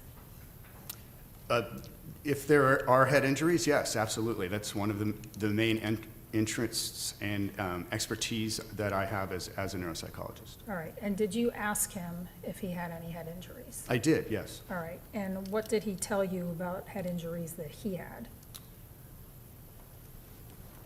He stated that he had a head injury in 2012, in the winter of 2012, where he was assaulted and fell to the ground and hit his head and was treated at Metro Health Medical Center. He also told me that he sustained several head injuries in the relationship with his deceased wife, and I believe that was about it. All right. And you indicated the 2012 injuries are contained in the Metro Health records. Are those in there as well? They are, yes. All right. And so did those records corroborate what Mr. Nealy told you about the 2012 head injury? Yes. And can you tell us what those records, how those records informed you? Certainly. It was significant to me. Probably the most significant record that I saw as far as this neuropsychological evaluation. It was December 6th, 2012. The record stated that he was assaulted, fell, hit his head, suffered a loss of consciousness, so he was knocked out. After he arrived at the emergency department at Metro Health, he was noted to have dizziness and what's called post-traumatic amnesia, so difficulty remembering details surrounding the head injury. He was also noted to have problems with new learning, or what we call interrograde memory. And the medical staff was concerned about that. They brought in the neurosurgery department. Imaging was done on his brain, so they took a picture of his brain with a CT scan, and he was noted to have some bleeding on the right temporal side of his head, which would be here. Inside the skull, with a fracture on the right temporal bone, which would be right here. So they felt that it was significant, and neurosurgery recommended that he be held and observed so that they could determine the prognosis or how this might change, because that bleeding can change and cause problems. And so they are monitoring him, and he signed out AMA against the doctor's orders. And he would have been around 18 or 19 in 2012? I believe the record stated that he was 19. All right. And you indicated that with this injury, he had not only the brain bleed in the places that you indicated in the skull, but also loss of consciousness? Yes. All right. Was there other head injuries that he reported to you that were also corroborated by medical records? So if my memory serves me, I believe in 2016 there were 2 admissions, two visits to the emergency department, one at Metro Health, and then I believe one later, if I'm not mistaken, at St. Vincent's Hospital in Ohio. The first one, it was noted that he had been hit on the head with a broomstick. Certainly, there were no findings that were as significant as the 2012 medical record. Then there was another record in 2016 that indicated that he had suffered a blunt head trauma from being hit by a frying pan. And again, neither of them, I believe, stated loss of consciousness. And the severity was not as significant as it was indicated on the 2012 admission. Yeah, those 2 didn't indicate something as severe as a brain bleed or something like that. That's correct. But I don't believe they felt it was necessary to do imaging, but it did not indicate that. And did the records reflect at all in any of those 2 instances who those head injuries were caused by? They stated that it was caused by his wife. Okay. And did Mr. Nealy report these injuries to you as well? Yes, I believe he reported the broom one.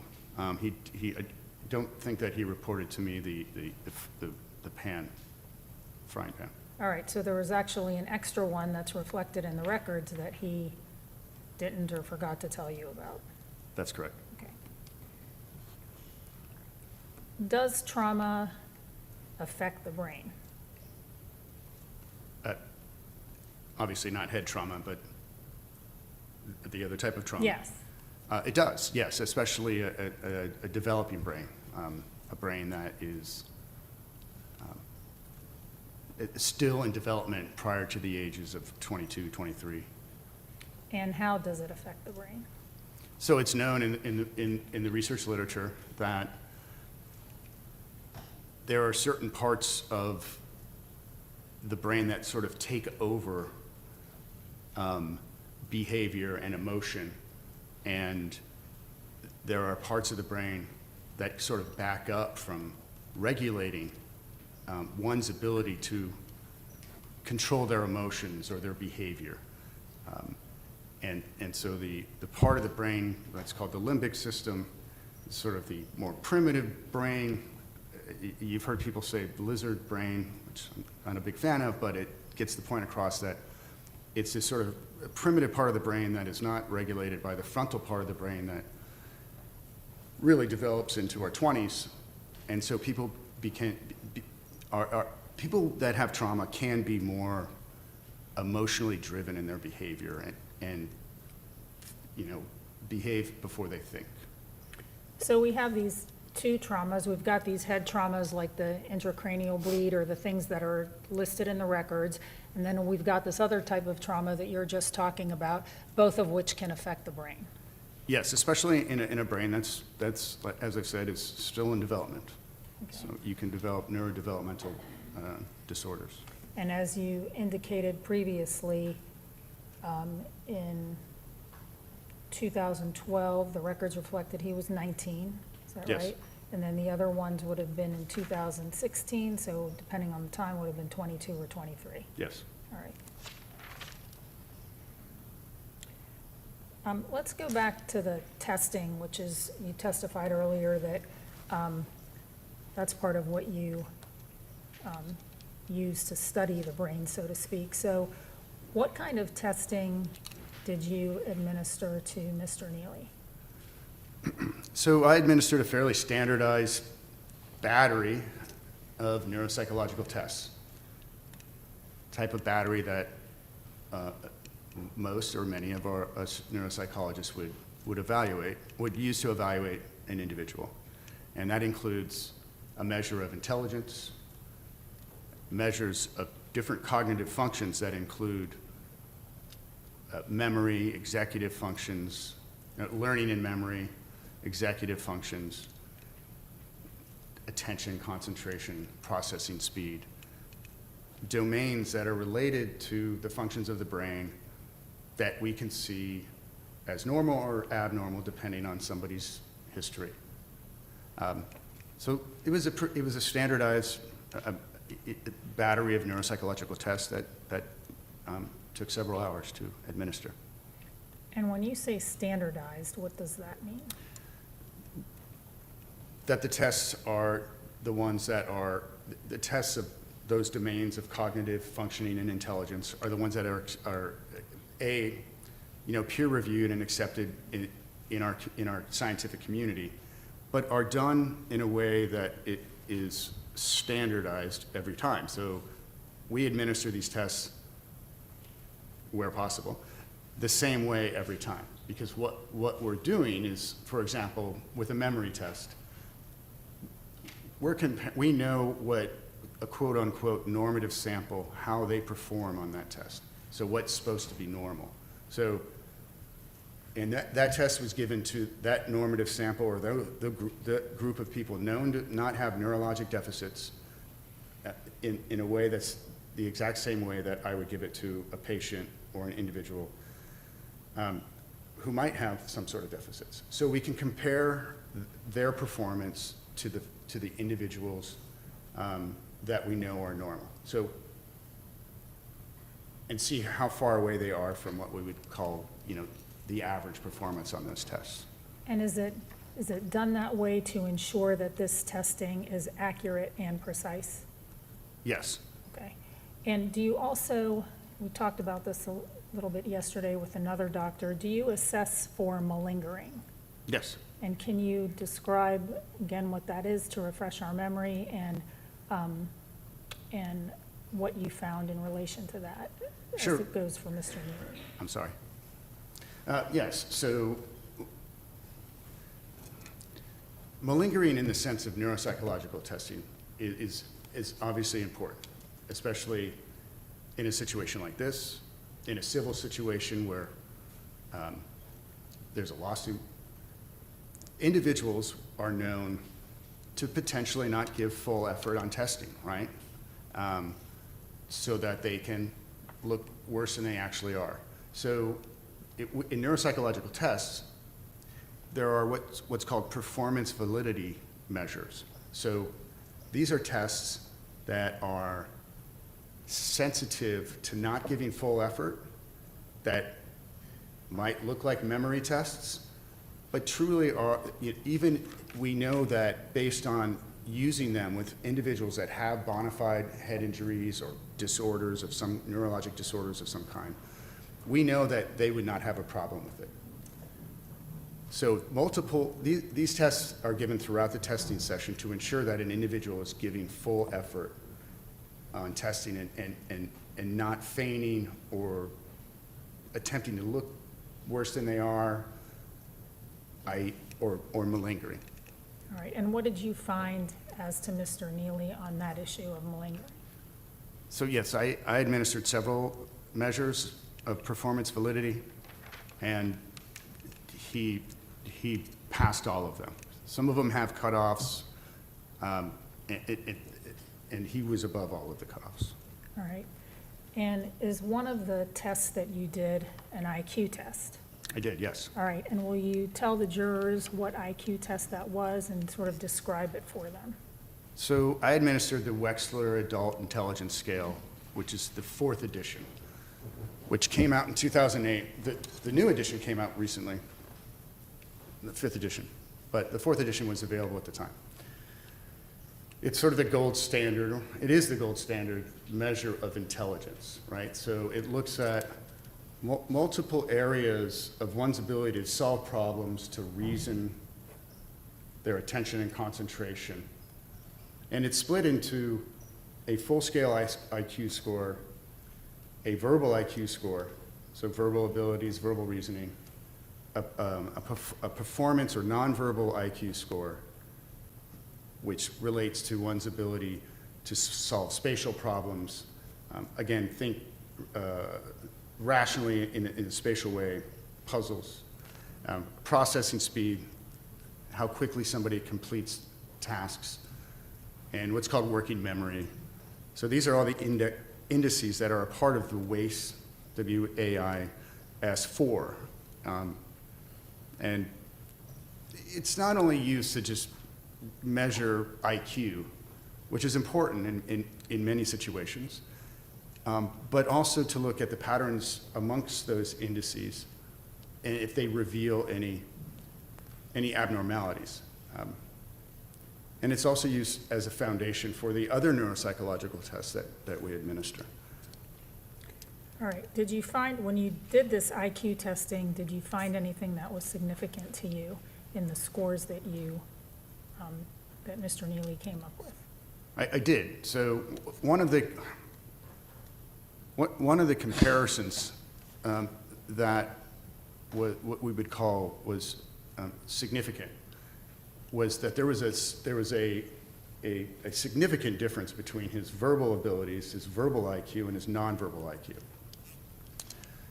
And there's a couple reasons why that's significant, because it can point to certain disorders, learning disabilities, but in neuropsychology, we know that there are certain parts of the brain that are related to nonverbal IQ and certain parts that are related to verbal IQ. So in itself is not diagnostic.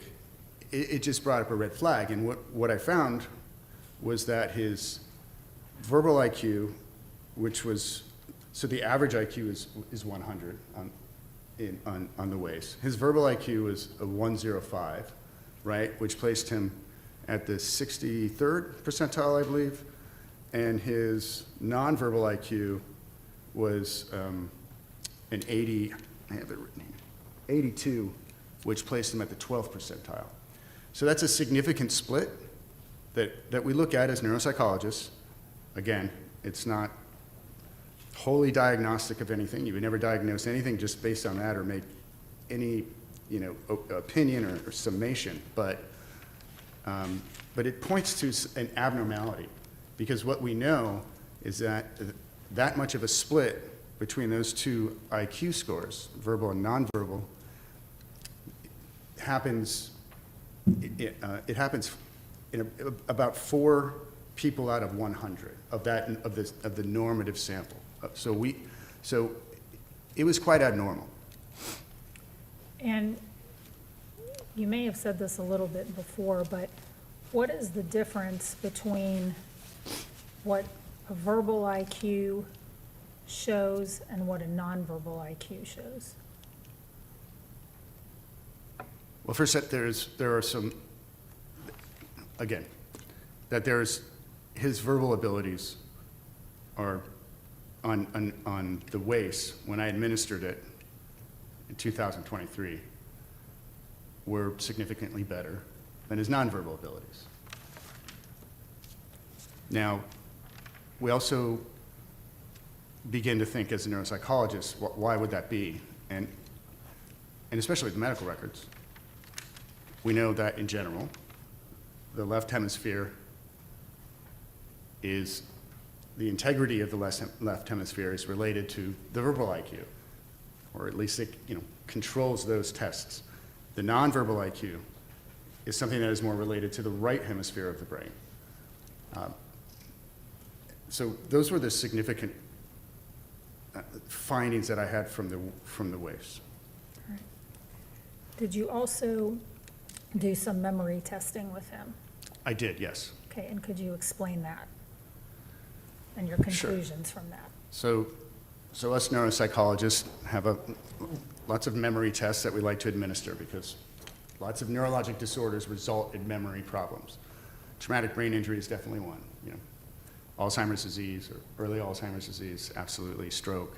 So there are common standardized neuropsychological tests that measure memory functioning.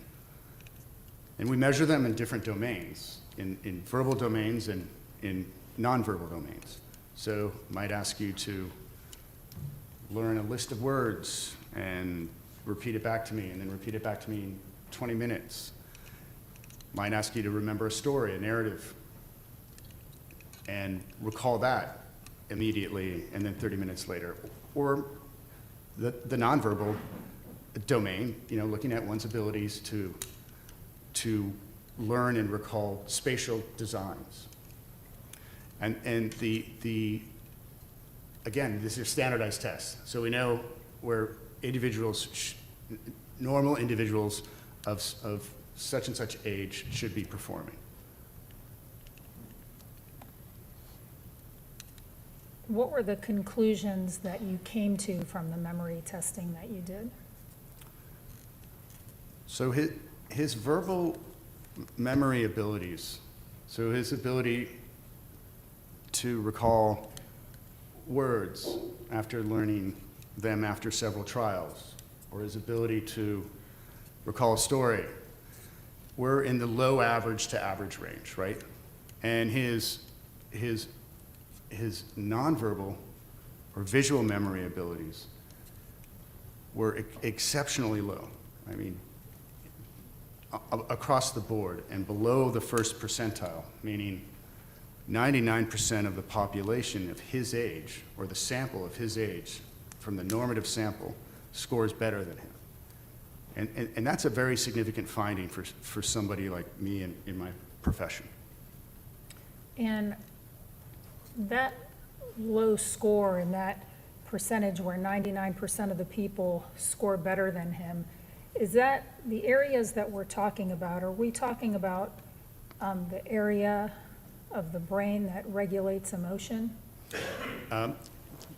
Yes. I mean, so the memory, one of the correlates of memory, or neurologic correlates of memory, is an area of the brain called the hippocampus and the temporal lobes.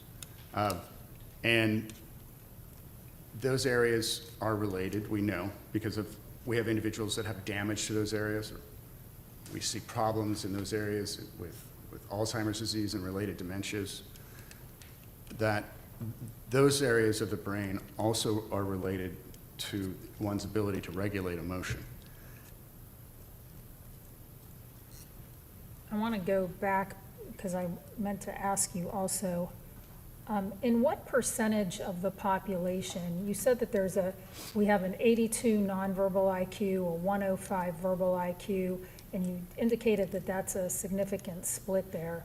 What percentage of the population has that kind of split?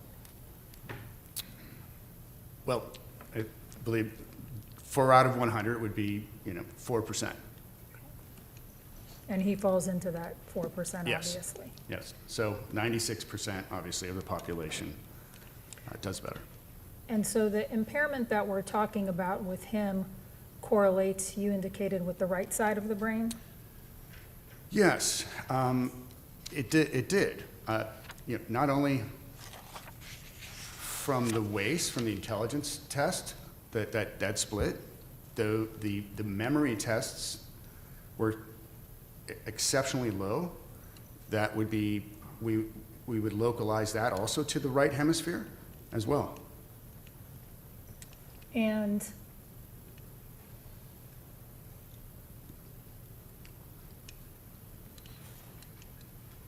so what was his, what we call a full-scale IQ? His full-scale IQ is a 91. And what does that mean? What does the full scale mean versus verbal, nonverbal? Like, how do you put all that together? Well, it's somewhat complicated because there is such a split, and you would expect that those two to be closer. We just know that his verbal abilities are average, and the nonverbal abilities are in the low average range, as we would classify IQ. His general IQ, which is a 91, which is at the 27th percentile, right? So 73% of individuals his age score better, is in the average to low average range. And that's how you would classify his general intelligence. How do you explain that, you know, he's got an IQ that's in the average to low average range, but there's still a significant problem? How do we explain that? Well, it's often that an individual can have an average IQ and still have, deficits related to specific parts of the brain. It's not mutually exclusive from having an average or low average IQ. What we see on neuropsych testing, the memory testing especially, is that there is, unequivocal deficits in areas of cognitive functioning that are not mutually exclusive from having a low average or an average IQ. And contributing to your conclusions, obviously, are what he reported to you that were corroborated by the medical records, those head injuries? Certainly, certainly the record from 2012 was very much consistent with the type of finding that I found on neuropsychological testing. We know that temporal part of the brain is related to memory functioning. We know that the right side where the injury is absolutely consistent with the findings on the Wechsler Adult Intelligence Scale and on the visual memory tests, and that those findings were abnormal, just as his medical record was. And there were other blows to the head. They just weren't as well documented. But in my experience, that obviously doesn't help. But there seemed to me to be a direct correlation in the medical record to the neuropsychological test findings. And the impairments to the right part or right hemisphere of his brain, that is the area that controls things like perceptual reasoning, I think emotion regulation that we talked about, social comportment, those sorts of things. That's correct, yes. All right.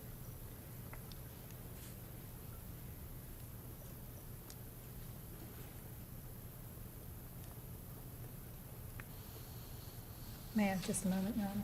You may.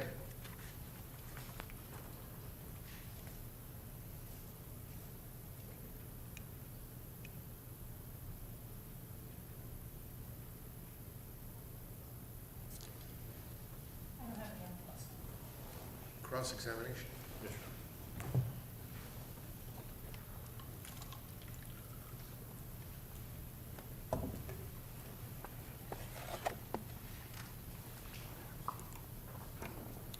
Good afternoon, Dr. Woe. Good afternoon. Have you been able to attract more patients to your clinical program since last we spoke? Yes, actually, we're moving forward. I remember last time we spoke, you had indicated you had not been able to attract many since moving to New Mexico. So that's improving now? Well, it's not that I haven't been able.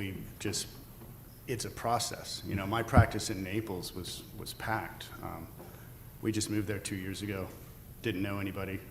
So it's a process. Mm-hmm. And you indicated that the majority of your work currently, because you are still getting your clinical practice up and running after 2 years, it's been as an expert witness for court cases like this, right? For this and for civil cases and for some research projects. And as far as your criminal work, you estimated that about 99% of that work was on behalf of defense attorneys, right? Yes, that's correct. Okay. And back when your clinical practice was more up and running, you estimated that it was 50-50 between clinical work and expert witness work, but now it's predominantly expert witness work, right? It was 50-50 right in Naples, depending on snowbird population. But yes, correct. And I think you said when the snowbirds were away, it was more like 70-30 in favor of expert witness testimony, right? Yes. And isn't it true that you expect to have made at least $10,000 off this case alone by the time the trial's done? Yes.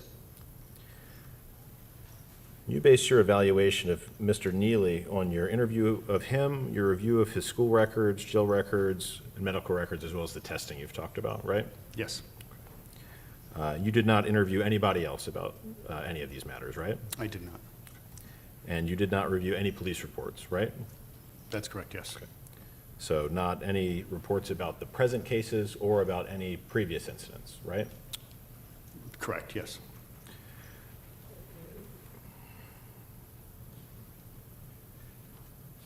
Let's see. You also got a family history for Mr. Nealy regarding the mental health of relatives to help inform your opinion as well, right? I don't know if it actually assisted in informing my opinion, but I did get a brief family history. That was specifically about mental health issues in his family, right? Yes. And you never reached out to any of those relatives, not his mother or anybody else, to talk about the accuracy of those statements? I did not, no. It also included Mr. Nealy's statements that his biological father had abused his mother when he was less than a year old, right? That's what he told me, yes. And you knew that he would not have been old enough to have any memory or knowledge of that himself at the time, right? That would seem highly unlikely, I agree. But you chose not to obtain any information from anyone who could have a first-hand account of it, right? That's correct. He also described his grandmother in his interview with you as a nut job, right? That's what he said, yes. Okay. And you didn't follow up on that either, right? Correct. Yes. He told you that he had been depressed as a teenager and nobody cared about that, right? That his family didn't notice? I don't know if he used the word, they didn't care about that. I think it was the latter of what you said, that they didn't notice that he was depressed, according to him. And you didn't contact anyone about that either, right? Correct. I mean, yes, I did not. And isn't it true that later in the same interview, he told you that after becoming depressed at age 17, his family took him to therapy and he was prescribed antidepressants? Yes, that's what he said. Did that strike you that he was inconsistent about such a basic issue like that? Not necessarily, as far as my final opinion goes, no. He also told you that he had been diagnosed with ADHD as a child as well, right? Yes. And that he had been placed on medication for that additionally, right? That's correct, yes. Okay. And he told you that he was not experiencing any anxiety, right? When I saw him? Mm-hmm. Yes. Now, if his parents didn't notice or didn't care about his mental health issues, it wouldn't make sense to you that they would have bothered to get him evaluated or put on ADHD medications, right? Yes. But again, you didn't follow up on any of that, right? I did not. And he claimed to have experienced homelessness around the age of 19, or he informed you that he had, right? Yes, he did.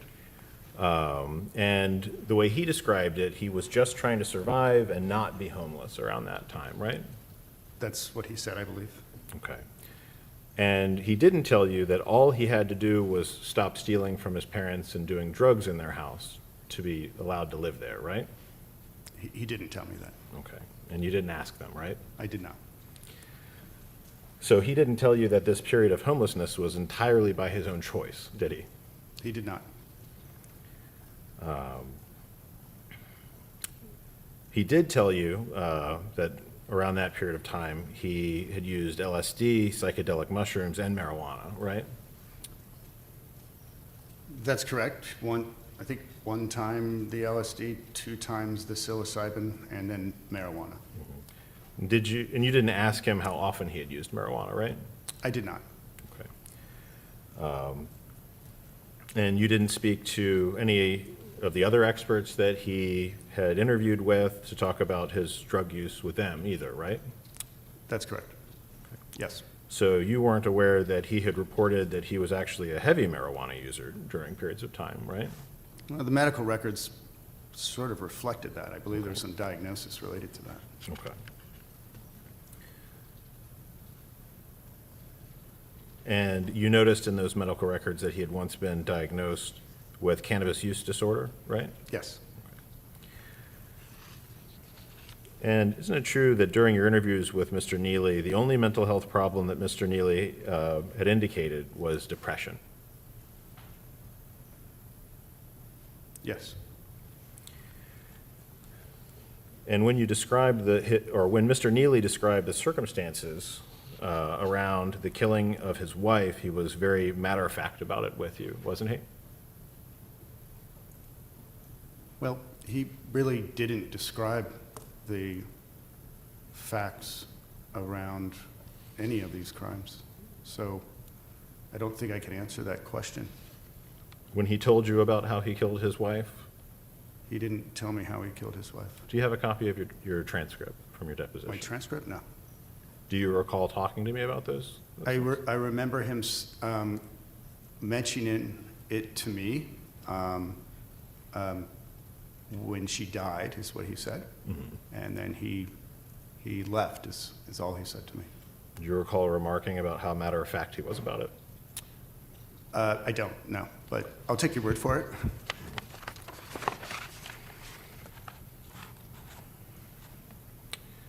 Now, you did continue interviewing him, and he told you after he killed his wife, he went to Ohio, then to Texas, where he lived with his grandmother, right? Yes. And that's the same grandmother he had called a nut job earlier in the interview, right? I don't know. Okay. When you talked about the head injury in 2012 with him, he indicated that he believed his mood had worsened over time after the injury, but he indicated that was the only change, right? I believe so, yes.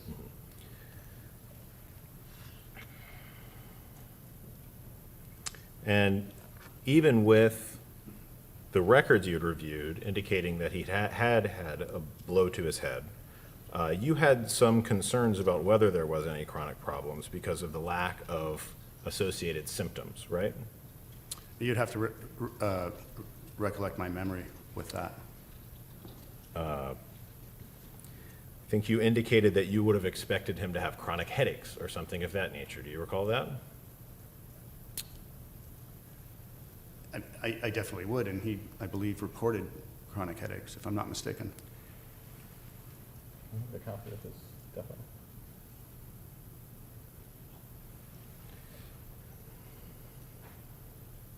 Your Honor, can I have a moment? May?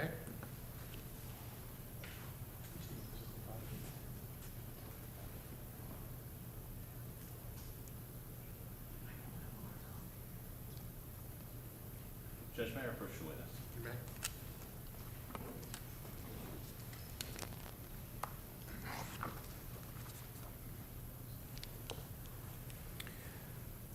Dr. Woe, I'd refer you to page 36, lines 21 to 23.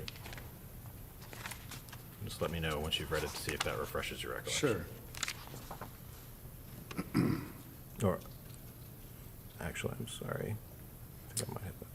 I'm sorry, what was the number of the citation?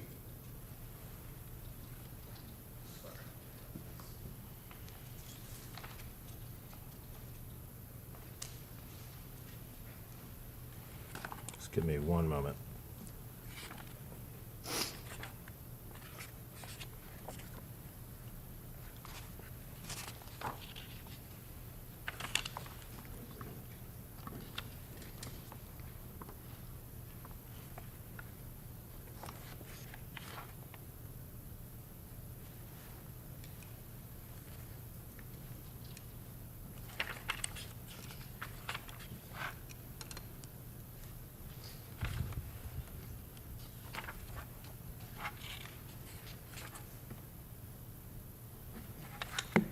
Let's just move on.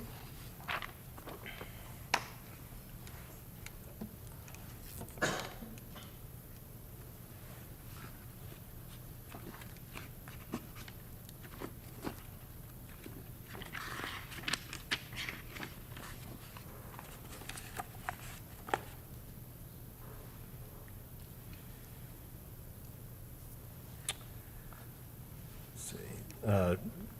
Dr. Woe, you would usually expect to see headaches if there were chronic issues from an old hen injury, and he didn't report those, right? I believe, to answer your first question, yes, you might. It's not certain, but yes, you might. I believe that he reported that he experienced headaches for some time, but I don't remember the time frame. Exactly.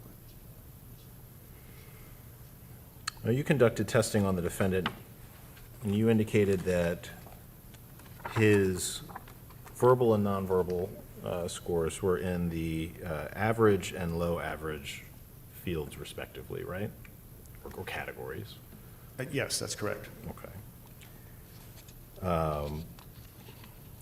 Now, I know you gave a variety of tests, some of which included spelling words backwards and things of that nature. Was that at all related to explaining how you get to the IQ or how the variance of the IQ could be impacted in this case? Well, I don't want to misspeak, but I don't believe I gave him any tasks on how to spell words backwards. That would be from the mini mental, a screen that's used by physicians and nurses and sometimes neuropsychologists, but I don't believe I gave him that particular task to do. And then if you could repeat the second part of the question, please. Oh, I was asking if that would have some impact on your explanation for this variance, the testing you performed, where the verbal and nonverbal IQ were different. I'm still trying to understand your question. If you're asking me, was there a pattern that was within the neuropsychological test consistent with the IQ test? Mm-hmm. Yes. And you felt that the IQ may have changed at some point in his life, right? As a result of the injury or some other intervening factor. If it was a result of, if that difference was a result of this injury, then it is possible. Okay. But you indicated that you don't know for sure that that happened during the course of his life, right? That's correct. Yes, I had no other IQ testing. And you mentioned that about 4% of people will have a variance in verbal and nonverbal IQ like the defendant presented in, right? That's correct. Okay. And that variance can be naturally occurring, right? Well, when you say naturally occurring, it's anomalous, so it's a clinical finding. It can be naturally occurring in the sense that it could be related to a potential learning disability that somebody is born with, is possible, specifically a nonverbal learning disability.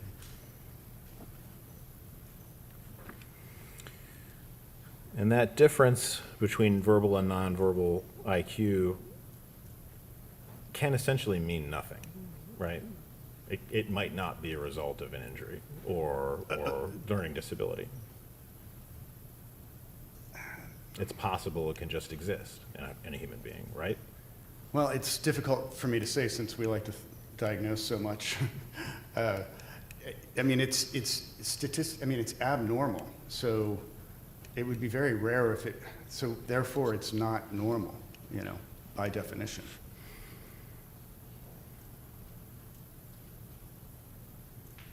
And so some of the factors that informed your conclusions were that the defendant had a mood disorder, difficulty comporting his behavioral traditionally, and he had a documented head injury from 2012, right? As far as your conclusion that this was a result of an injury. You'd have to repeat the question again, I'm sorry. Some of the factors that led you to the conclusion that the difference in IQ was a result of a head injury was that the defendant had a mood disorder, which was depression, difficulty comporting his behavior traditionally, and he had a documented head injury.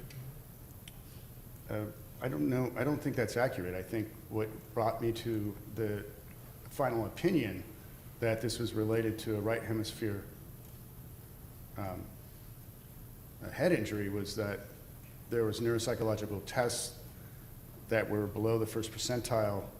There was medical records that show he had a blow to that part of the brain that would be measurable in the way that it was measured by neuropsych testing. Okay, so just the IQ and the blow to the head was all you needed. Is that what you're saying? Well, the records were important. Mm-hmm. Now, that would be marked by a change in behavior, right? At the blow to the head. It certainly could be, yes. Okay. But this defendant had difficulty comporting his behavior traditionally as a teen before the head injury, right? From the records that I saw, yes. Or from his self-report, yes. Mm-hmm. And you're aware that Mr. Nealy engaged in violent behavior prior to that head injury as well, right? I don't believe I no. Okay.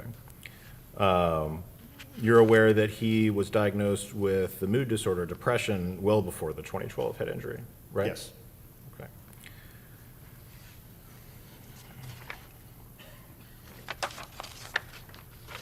And you don't have the education, license, or expertise to diagnose any actual medical problems, right? Because you're not a medical doctor. I'm not a medical doctor, no. Okay. Now, we've talked about a variety of things that you reviewed and a variety of things you did not review.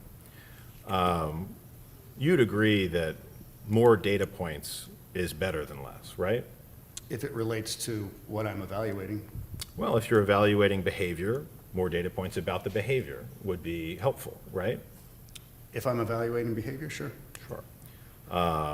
And in addition to medical records, police records would establish data points about behavior, wouldn't they? I suppose it could, yes. Now, you mentioned that you did look through the Metro Health records about the head injury. You mentioned that he had been assaulted. Is that how Mr. Nealy described it? It's how he described it. It was also described that way within the medical records. Well, don't the medical records indicate that Mr. Nealy was attempting to collect a debt when he got into a fight and then received the injury? I believe that was part of the detail, yes. So that's a little different than being assaulted, right? No, he was, well, in the sense of me evaluating him as a neuropsychologist, he suffered a blow to the head, which was the assault. How it happened, why it happened, really is not important as far as doing neuropsychological testing. Now, you've been clear that you didn't review any of the police records, but would it surprise you to learn that the defendant had been in trouble for stealing from Walmart prior to the head injury and also in trouble for stealing from Target after the head injury? No, it would not. And would it surprise you to learn that he had strangled his first wife during acts of domestic violence before the head injury and strangled his second wife after the head injury? It would not, no. Would it surprise you to learn that after the incidents of strangulation that the defendant made suicidal threats in an effort to avoid consequences for those strangulations? I suppose it wouldn't, I mean, I haven't reviewed any of that information. And you indicated that during the period that he was just trying to survive, that was his focus, which would have put us around that 2012 period. Would it surprise you that according to those records, the thefts were not for essentials to survive, like food? They were for items like sunglasses, headphones, and music CDs? Again, I didn't review those records, but it really doesn't, I suppose it wouldn't have any impact on my final opinion. So it seems that the defendant was not a great historian of his own history in what he conveyed to you. Would you agree with that? So my focus being mostly on whether or not there is evidence of brain damage or a neurocognitive problem from neuropsych testing. He seemed pretty consistent on providing the information as it related to the information that was integrated in my final opinion. There was some inconsistencies that you're pointing out, sure, absolutely. And the damage that you believe you've identified as the source for some of the behavioral issues he's had, you mentioned the damage could be to the hippocampus, which could impair emotional regulation and social comportment, right? Yes. But I think we've established that his emotional regulation and social comportment was bad before and after the injury, right? Absolutely. So his behavior really wasn't much different after the injury, was it? I don't know, because I really didn't get into that. My job was to evaluate and see if there was a presence of brain damage. I didn't explain his behavior in any way as it related to that. My job was just to show if there was something that was there. So your job was to get an answer that would be helpful for $10,000, not to look through too many reports, right? No, my job was to perform an objective neuropsychological evaluation, which is what I did. All right. Redirect. So I asked you on direct whether the testing that you did is standardized for a reason. So when the prosecution asks you, you didn't get any reports about this incident, you didn't get any prior reports involving somebody else, you didn't get this record, that record, or whatever, that would defeat the whole purpose of testing being standardized, wouldn't it? Certainly. I mean, it is not necessary for me to have those records to do the type of testing that I did. You're evaluating brain injury. Potential brain injury, Okay. yes. And so when you give standardized tests, they are called standardized because you are to give them the same way every time you give them, correct? That is correct, yes. So if you had this case here, where there are these 4 murders that happened a certain way, and then you go to John Smith over here on another day to evaluate him, where it's an aggravated assault, where he pushed someone into a pool table, and that pool table, he fell over that pool table. In either one of those instances, if you're asked to do your testing, you are going to give it in a standardized way. The IQ testing, the memory testing, whatever it is. Absolutely, in all contexts. And that's why it becomes objective. Is that right? By definition, yes. Thank you. Now, when Mr. Doig says he was stealing from the Walmart before and he stole from the Walmart after, would that surprise you? Those kinds of things, the things he's talking about, stealing, or he said he had problems with social comportment before these incidences here. Do you remember him asking you Yes. about that? But in this instance, he took that social comportment to a whole different level, right? In this case right here. Yeah, I suppose so, yes. I mean, And we have 3 murders here, right? for sure, 4. fortunately. Now, you know that the defense team is appointed to represent Mr. Nealy in this case, right? Yes. And as such, we are required to get court permission and ask the court to appoint experts in this case. Do you know that? Yes. And so you are likewise aware that our funds are limited. We're not cutting you checks, right? That is correct, yes. In fact, you don't get paid by us at all, do you? No, I am being paid by the state of Florida.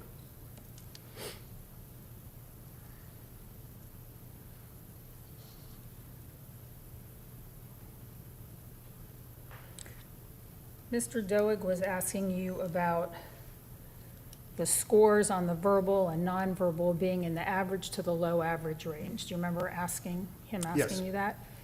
Is the importance of those scores that each of them are in the low average to average range, or is the importance of those scores the split? Well, obviously, it's the latter as to what I testified to, and that it's a fairly rare finding, and it points to an abnormality. So it's the split.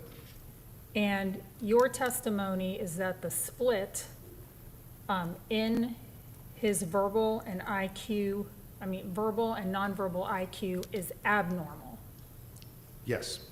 And you're basing that not just on what he told you, but on all the medical records and the injuries that you've indicated to this jury today, Yes. and standardized testing. And standardized neuropsychological testing, yes. Thank you. Okay, thank you, sir. You may step down. Thank you, Your Honor. Please watch your steps, sir. Thanks, guys. All right, any other witnesses for today, or is that today? That's it for today, Your All right, very good. All right, members of the jury, we're going to adjourn a little bit earlier than we have been, so not a bad thing. So we'll see you tomorrow at 9:15. I do have a bit of a motion calendar, so we'll start then. We might be able to adjourn early tomorrow as well. We'll tell you a whole lot more about that tomorrow, okay? So we'll see you at 9:15. Please take no passing the seat, folks.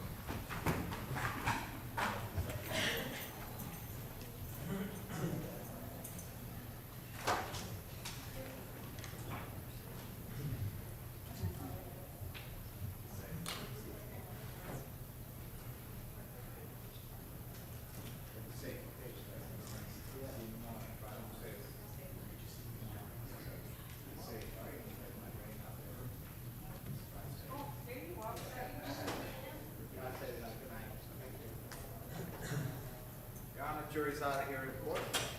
All right, so 3 witnesses for the defense tomorrow.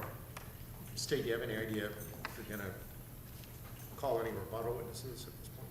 If we call a rebuttal witness, it would be Detective Anderson. It would probably be very short.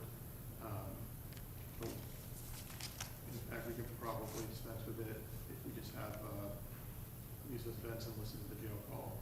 We won't even have to admit it or call Anderson about it. All right. About 10 seconds, the one where he's talking about the book. No, that's the other one. All right, so I have Detective Anderson here, so we don't have to call him and wait for him to drive all the way down from Tarpon Springs. It's not that far, but it does take a long time to get here from Tarpon Springs. All right, so I think this is probably the best way to do things is we'll complete the testimony tomorrow. I think it would be a good idea to go over the jury instructions. I think it's a good idea that before we have closing arguments, everyone understands what all the alleged mitigating circumstances are. We may group some of them. Sometimes they can be grouped. Obviously, you can argue about all the subsets and the subsections of all the issues, but we'll see how that goes.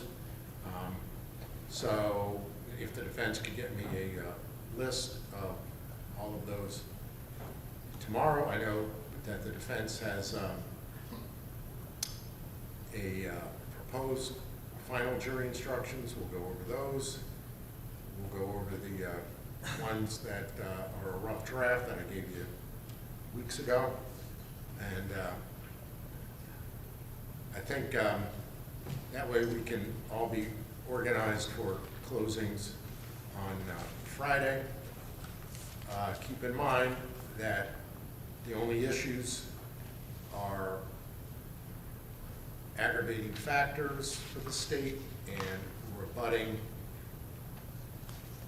mitigating the circumstances. So as long as you're talking about that, aggravating factors and rebutting, mitigating the circumstances, you're not going to get into any troubles. That's the way to do it.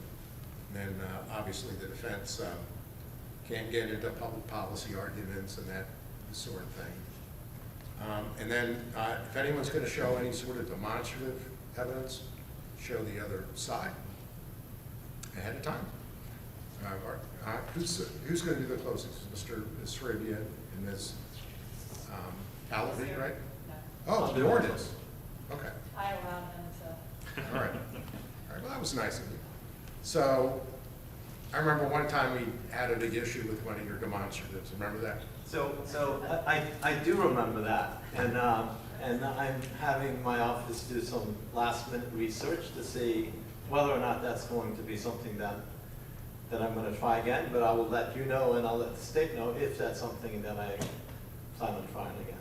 But I'm only going to do it if I think that I can do it, and I'll let you know in advance. Okay. Very good.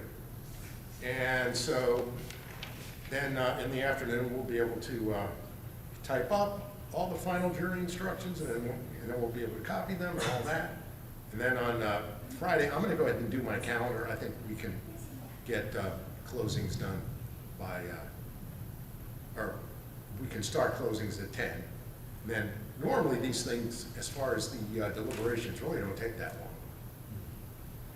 long. If it was a guilt phase, it could get up to 5 hours. Normally something like this doesn't take long. But I don't know if it's going to take longer when there is no guilt phase, because even though maybe they're not supposed to do that, a lot of times they'll talk about the penalty phase and the guilt phase and sort of work out deals. So obviously that's not going to happen. So it might take a little bit longer, but it's still not going to take very long. So one of the things we haven't talked about is that during deliberations, the jurors have to be sequestered. But I think if we start this Friday morning, I don't think there's any way that they're going to be deliberating past the time when they have to be sequestered. And maybe both parties will waive that anyway. Judge, as I sit here now, we probably waive sequestration. Waive it? Probably. All right. Yeah, I mean, I don't think it's going to be an issue. Obviously, just a reminder, even though probably everybody knows, the state goes first with the closing argument, then the defense, and that's it. There's really no time limit on these, except for the fact there is the law of diminishing returns, where sometimes the jurors have just heard enough, so you have to keep that in mind. All right, anything else we should talk about at this point? All right. All right, so we'll see you at 9:15. We should be done in the morning with the testimony, right? Right. All right, then it gives you plenty of time in the afternoon to draft a nice, tight closing argument. Okay, so we'll see you tomorrow at 9:15. All right.